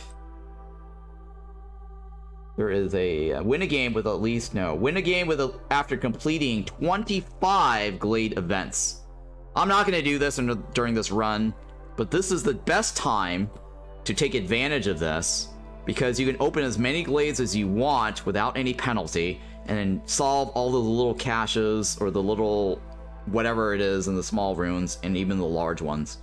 And then there's also another one, which is, I think it's Sen 22 or something, or cache, right? Cache. Let me look that up to explain it to you. But I'm not going to do this. I've done this already many times on my other profiles, even on my reset challenge, where I did a reset challenge, climbing up the prestige level, trying to get as many points as possible, right? Win a game after opening or sending 20 abandoned caches to the Citadel, right? So when you do that, you now will be able to get the leather as an embark point, as an embark bonus to choose from when entering new towns or setting up an embarkment. So that is also something that you can try to do with the Watchtower modifier. So I highly recommend everyone doing that. So for this, I'm not going to do that. I'm just going to go ahead and complete my order. And complete the run. But yeah, when you get Watchtower, you can actually get a ton of orders, or sorry, deeds completed. Just basically stacked all at once. So now I've completed my Pioneer. I got the 51 food stock. I'll click on this. And then I'm going to accept the finish your first game after the tutorial. That's fine, because that will unlock my home. And then we can talk to Aunt Lori. And it's going to be okay now to accept all the experience points, because the game is no longer getting any additional level increase. So go ahead and just collect the rewards for the experience. Right, win a game with Royal Woodlands, so difficulty or high. Yes, that's us. Boom. So now we've reached level 2. And we've got new Citadel upgrades, because we've reached level 3. The Scribe blueprint is available to us. The Cellar is available to us. We can now build stone roads. So the paved roads give you 5% increase. The stone roads give you 15%. I rarely use the stone roads unless I actually have a ton of stones. Like I'm swimming in stones, and I have like the brickyard. The brickyard definitely will help reduce stones consumption, and then that allows you to make stone roads. There are some quests that will give you stones per minute, or it's a time order, open 5 glades, you get the brickyard, and then you also then get a delivery line of stones. So that's when I actually do use stones roads. So now I have a new trader available to me. This is the Beaver trader. This one gives me barrels for every time I make planks. And then this is a cornerstone that gives me additional trade routes, and the traders arrive faster. Cool. I'm gonna go ahead and accept this. Don't let the queen's impatient grow before above 6. We did that. I don't think we got the 4. This one gets us decorations. Cool, I'll take it. More choices. Win a game with 1 dangerous glade still active. So we actually did leave a dangerous glade on the board, which was the Stone-Tooth Termite. I could have opened more glades right before winning, because there is one that says leave 4 available open. And that unlocks like the Hooded Horse Trader. So I forgot to do that, but that's okay. We'll do that next time. Win a game near the Watchtower modifier. We did that, yep. And then level 4 unlocks new Citadel upgrades. We now have the ability to get the guild house, so we can now do the deed associated to having the 30 beavers and the beaver home thing. We need a beaver home, of course, as an essential. Clan hall is available. Distillery now is available. Filling dish is available if you produce drizzle water. It increases the porridge production by 1. Rebellious Spirit, as I mentioned in some of my other streams, this is one of the most powerful cornerstones in the game. And if you get this, it's very useful to take this, because whenever the Queen's Impatience all the way to the right, you actually get resolve points in exchange for that. And so this is a way to snowball all the way up on reputation. And it's even better at the Stormforge level. The Stormforge level is something that you can get from the Forsaken Altar, which is something later down the road. I don't want to explain that right now, but this also gives you the ability to get a Stormforge version once you do tap into the Forsaken Altar. The more advanced version of this is the Stormforge version. It actually gives you 2 resolve for every 2 impatience, right? So it's actually a huge boost. Or I think it's like 2 for 1. I can't even remember, but it's a massive boost. It might just be 1 for 1 or something, which is essentially the same thing as I just said, like 2 for 2. If it's 2 for 1 impatience, that's even better, right? I can't remember what it is, but it's super, super amazing. This is another very good cornerstone to help you reduce hostility. So what this says here is if you get your hub level to 2, that's 14 people required. If you have 2 of those, that's 28. You theoretically can lower your hostility down by -80 by having 2 hearth with level 2 with 28 villagers total. 14 obviously gets you the -40. So this is another way to lower your hostility if you're having trouble playing the game. Safe Haven. It's one of those cornerstones that I always take. It's an absolutely amazing cornerstone. Let's go ahead and continue. I'm going to go ahead and take the decorations. Win a game having gained at least 5 reputation points through resolve. So during that last game, if you notice, I basically earned 5 reputation points from just resolve alone. The lizards gave us 4. The humans might have given us 2. So we'll go ahead and take that. And so I'm done with all my orders. I'm going to go back. And I think Aunt Lori has something to say, right? So we can go to the home. And I have to choose my relationship with Aunt Lori. I'm a nephew. Okay, as soon as you step into your new home, you notice a richly clothed woman standing by the window. She's actually not standing by the window. And so I feel like they need to fix this description, because whenever it says she's standing by the window's right over there, and I don't see anybody standing by the window. Her gaze fixed on the Citadel. I don't know what she's looking at because she's not there. I'm gonna hit continue. Hey, Aunt Lori. I don't even see her on the screen, so what's going on here? She teleports from nowhere, not by the window, right in front of our face. Lori looks around the empty room. Well, isn't this a nice looking home or house? Back in my day, fresh viceroys would sleep on the floor of the Sivar Tavern. How was your training? Training? Alright, sure. I'm still confused. No, I'm not confused. But sure, I'll click on this. I know, dear. There's a lot to take in at once. So many things and so little time. Lori exhales softly. Learning can feel like climbing a mountain. I promised my sister I would look after you, and I plan on keeping that promise. Oh, hey, this is a new little emote. Facial feature. It's got little sparkles. As a member of the Queen's Hands, there is much I can teach you, but knowledge is of no value unless you put it into practice. Well, you know, I am a Queen Hands myself. I'm the #1 Queen Hand. Just FYI.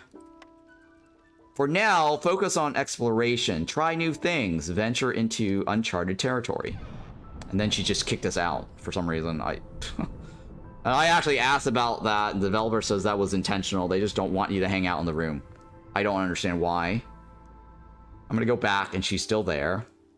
It's good to see you. I didn't actually leave, but for some reason, Lori just kicked me out. And so I can come back and talk to her again. And now you can ask her additional things. Some things I don't understand. I have to go, or I have to go. I'm gonna let you look at that. I don't need to look at the I don't understand part, because I understand and there's nothing I don't understand, right? So I'm gonna leave that there. I'm going to go ahead and click on the buy upgrade. And now you can see that I am at level 5. And I have all these things available to me. I've earned 51 food stock from doing that Pioneer difficulty. So it's nothing, there's nothing wrong with doing Pioneer as your first game, as I've just demonstrated to you, right? And I picked this one here because that gave me 10% more food stocks. So now the next thing you want to do is get the consumption control. Absolutely recommend this. You have to do this, obviously. This is your second one. Even if you skip the tutorial and you get the food stock later, this is important. It lowers the Queen's Impatience by 2%. Extra resources. So every time you do a map, you will gain more of these little resources. So I do not recommend this as the second choice. This is the best thing to do for the second choice. Continue this line and take the food consumption control, because this will help you manage your food. You can starve them. You can actually tell the species which ones to eat, so that way you don't actually waste a ton of food. Like, let's say if you wanted to switch over to the humans to get resolve, during that last game, I don't need resolve anymore from the lizards, but they were still consuming 4 units of food that's complex. And there was 14 of those lizards, and that was awful. And as you notice, I was running out of food towards the end. So having this food consumption control, you can now go into the panel and say, lizards, stop eating all these items. Let humans or beavers or whatever it is that you're trying to target for the push on resolve consume those extra complex food. All right, so let's go ahead and unlock this. That's my third advice for you guys, right? Or that my tip here is take the consumption control. And then now you can look back at these other sides. So these are the 5 lines, 7 lines. There's total 7 lines. 3 on the left, 3 on the right. This is the middle. My advice would probably be taking the trade route, so that will help you, or continue with the Obsidian Archive line to level 4. This will allow you get another blueprint choice, right?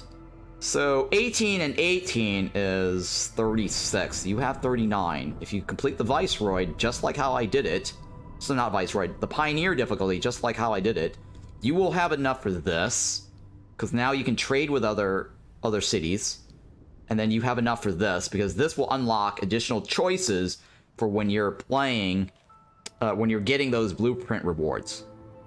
This is not as important. This is a hub upgrade. You get to the level 2. It will increase your speed. It is definitely good to have. You definitely want this. But if I had to pick and choose, because I have limited resources, having extra choices is probably a good idea. Having an extra blueprint choice. This one is extra embark points. This is a +1. So what that means is that when you go and embark on your next town, so let's say we embark on this one. That's my next town, Royal. That's how I do that one, right? That +1 will now increase this number here. So it says upgrades, right? See how where it says upgrades and it's +0? So if you get extra embark points, this will now become 4. And then that will allow you to get more stuff. But right now I only have 3 things to take. So it's not really important to choose this. Or sorry, this right here. This is not going to help me right away because I only have 3 things to take. So do not spend points on this. This is a complete waste. The other perk is that they move faster. So this is not a really good choice. So here, this first line here, I could unlock this and then go here, right? So this could give me choice of bringing clay or stones. This and this could work together. So then that will give me more choices. But then I'm only at 4 points. So this I know for a fact costs 2 to take. So that means you have 2 other things to take. But I don't recommend this as a beginner. Because there are more important things to take. I can't take this until I take this. This is another one, right? This is a choice. You can add more villagers as a choice. And this number here will generally be between 1 to 2 in terms of embark cost. Sometimes it's 2, sometimes it's 1, but it will always give you 3 new villagers to bring on your journey. This one over here I can't take because I don't have any machineries. And this is an essential building. Later on, it is a very good idea to take as many of the essential buildings as possible, and even go here because you want to have starting bricks with all your caravans.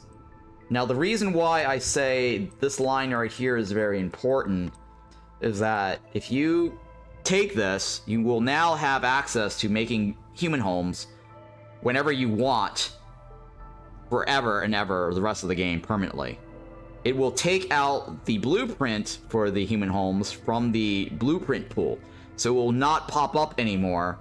So you don't have to like worry about wasting an extra slot having to determine whether you want the human house or not.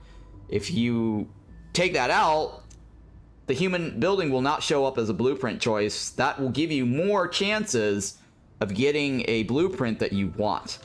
So that's the same thing goes for all these other essential homes, right? So if you get all the essential homes, you basically take out 5 houses, 5 blueprints from the blueprint pool. So now you have an increase in chances of getting something that you want that's favorable. But right now I can't take that, and it's not really a good idea to take it early because there are more important things to take. I would probably value this one here as a choice. And because also mainly it reduces the Queens of Patience. I'm going to unlock this. Now, I'm down to 21, and I mentioned that if you unlock this, you can trade with other villages to make money. I'm reassessing this, and I'm looking at this. I think it's actually better, in my opinion, to get the hub upgrade level 2, because if you notice earlier, I got that deed, or that cornerstone unlock, that says Safe Haven. If you get hub level 2, you can get minus 40 hostility reduction. So by unlocking this, I can get to level 2. I then can get the Safe Haven cornerstone potentially. Level 2 gets me a production speed of 10% increase per hearth, level 2. So if I have 2 hearths at level 2, I can actually get an increase of plus 20%. And that's a huge, huge bonus for getting stuff done faster. So if I had to say between this and this, it's more important to get your hub to level 2, right? 14 people immediately gets you level 2 if you get the comfort level and then the aesthetics level up. So this is a very good choice here. So far, this is a good choice. Immediately take. This one is a good choice. So this is my walkthrough advice. If you get the Pioneer difficulty done, you're done with the first town, and then you've managed to unlock level 5 by doing a couple of deeds. If you went back and watched just watch the VOD and check, oh, you know, how many extra experience points did I earn to get to the level 5? So I had to get to level 5, or sorry, 4, right? Fully get to level 4. To fully get to level 4, I had to complete 1, 2, 3, 4, 5, 6. Just 6 deeds that has experience points rewards. 1, 2, 3, 4, 5, 6. And if you copy me playing this game right out of the gate, right out of the box, as a new player, taking on Watchtower, and all you had to do was do whatever I just did, or more, right? Because remember I told you, you could do more, and I just didn't waste my time doing more. There are more. If you scroll up, if you see Glade, right, you can actually get more experience points. I didn't take fully advantage of the of that Watchtower, right? I could have gotten this here by leaving 4 Dangerous Glade open. I only left 1. That was the Stone Tooth Termite. You could unlock this. This guy is a very awesome trader. If you spent more time in that glade, right, and open more, you could also get experience points with this, right? Win a game with 2 Dangerous Glade events still active, right? So had I left 2 available, and had I left 3 available, I could have earned another 100 point here. So if you don't end up doing some of these other ones that I did, but right before you win on that last map, open 4 glades, right? So you should be able to copy exactly what I just did, and this is not RNG at all. If you just copied whatever I just did, you should be able to get to this exact level, the cutoff here, level 4 earned, and upgrade this maximum, and then take this as your unlock. And there you have it. Pioneer difficulty using the Watchtower and just completing a few easy deeds and watching my video, obviously. If you watch my video right now, my walkthrough, you should be able to get these upgrades by the end of your Pioneer run. Just exactly like this, right? So these are the 4 essential upgrades, besides the first one, because the first one's free, that will help you on your future runs, right? This will give you the option to control food. This gives you extra blueprint choices. So now instead of 3 at the beginning, you're going to get 4. Very important. The Queen's Impatience is reduced now. So you can click on the history, and you can see now the Queen is moving slower to the right by -8%. And since we haven't unlocked Harpies yet, with the humans minus 25 on the hearth and the extra 8% here, you should be able to raise your difficulty level to Veteran or even Viceroy. Right? So I'm gonna do Viceroy after this as my next town, so you can see how it's done. And even if you fail, at least you'll be able to earn points. Alright, so here's the other thing I want to give you as a tip. You could do the marshlands or whatever and do this royal outpost. Yes, there is a deed associated with the royal outpost, and there is a deed associated doing marshlands for the first time. But here's a pro tip. Skip this. Don't bother doing this. You can always do this later. You can always do marshlands later. The reason for that is that if you do this, you're only going to get 51 food stocks. You're not going to get the machineries or the artifacts. So what do you want to do? What do I suggest you do instead, right? Hit this button right here. Remember I told you at the beginning of the run, I did explain to you the whole seal thing. I did explain to you all that stuff in the world map. The pro tip here is hit the end button. Take your win.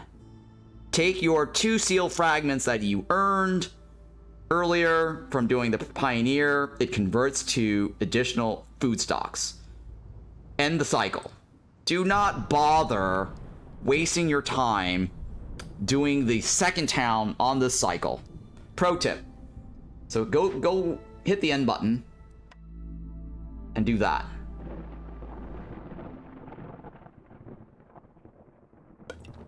Yes, I would say they are close, cause trading can give you good options to choose from when choosing quest. Leveling to level 2 is overall a solid thing. Yes, I agree with that comment, and I'm glad that you agreed with my advice. So now we are in the second map, and not everyone's second map is going to be the same, but the very first map when you first play the game as a brand new user, brand new player who just bought the game or reset your profile, it's going to always be the same. The second map will not always be the same. This one is Land of Greed. It is a negative modifier. It's difficult. The Queen's Impatience grows faster. You do not have to do this. My advice, hit the next button.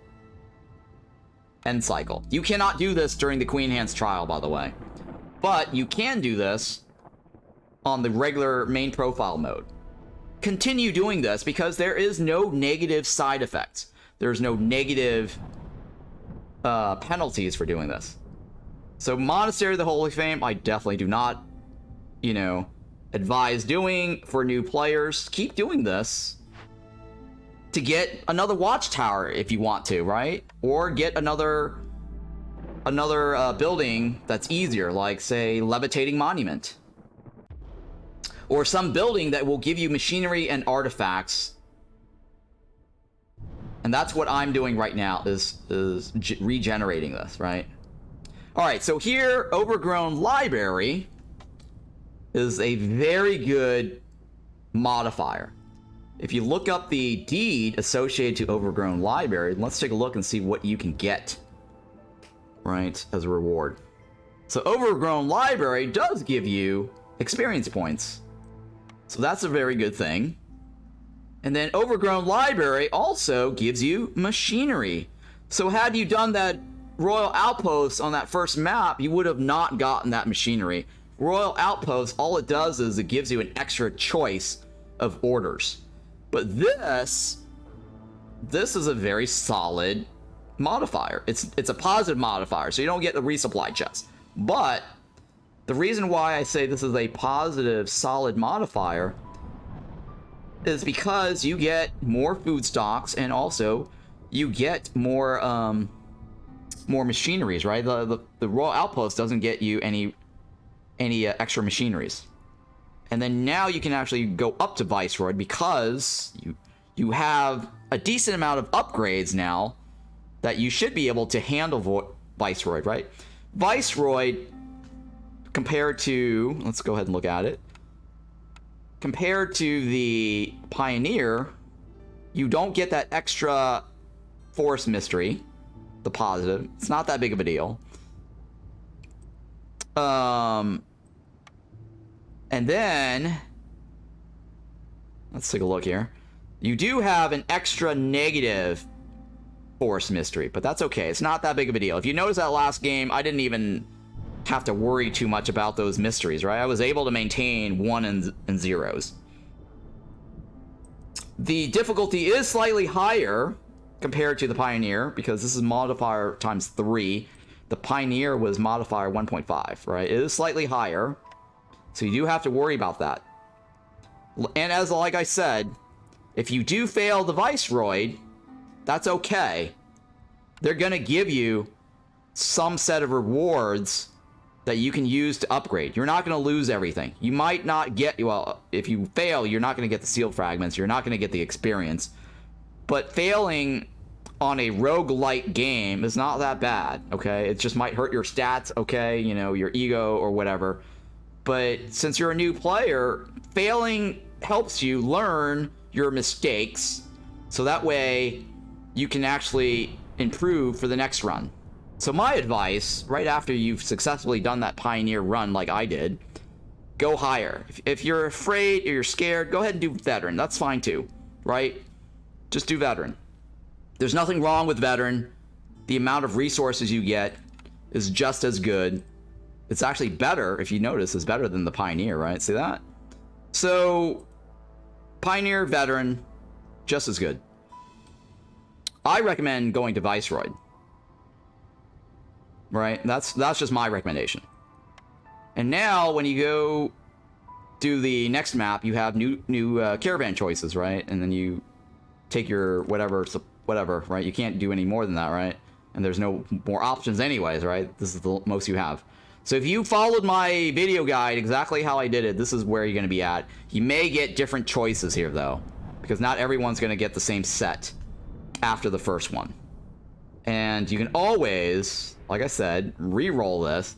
So let's say you don't want Overgrown Library and you just like that Watchtower and it was very comfortable, right?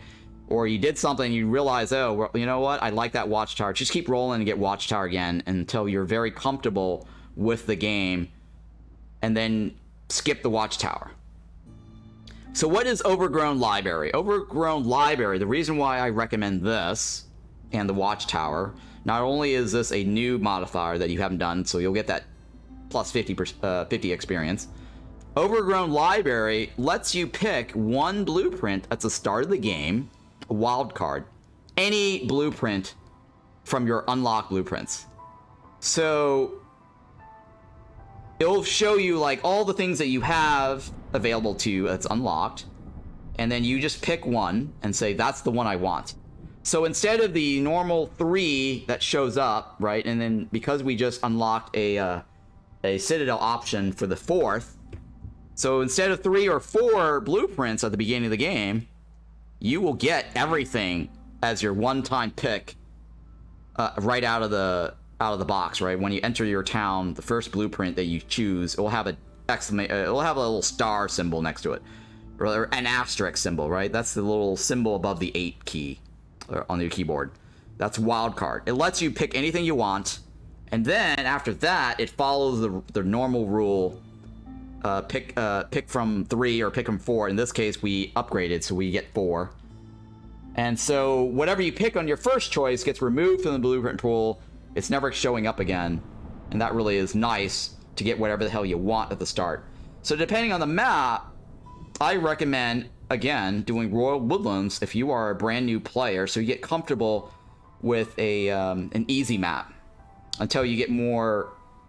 once you get more comfortable with the game, then you switch over to something like, you know, Marshlands and Coral Forest. I think the second easiest map would either be the Coral Forest or the Scarlet Orchard, because the Scarlet Orchard has the dig site and that you can actually solve to get you 2 free points. The Coral Forest, the reason why I say it's also easier, because all the trees have a rainbow variety of different resources.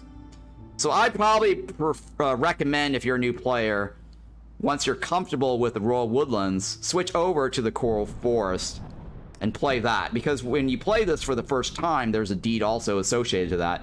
It will give you an extra 50 points, right? So you can get another increase in your Citadel upgrade choices. All right, so for now, I'm going to take a break from this because I've been streaming now for 10 hours and 26 minutes. And so we will resume this at a different time because it's like 2:29 a.m. and I'm tired. So thank you, everybody, for watching my stream today. And if you missed some of the stuff, I will have the VODs for the first half of the stream covering the tutorials, and I will have the VOD for the first town with the Pioneers also available on my YouTube later. Alright guys, see you later. Have a great night, or morning,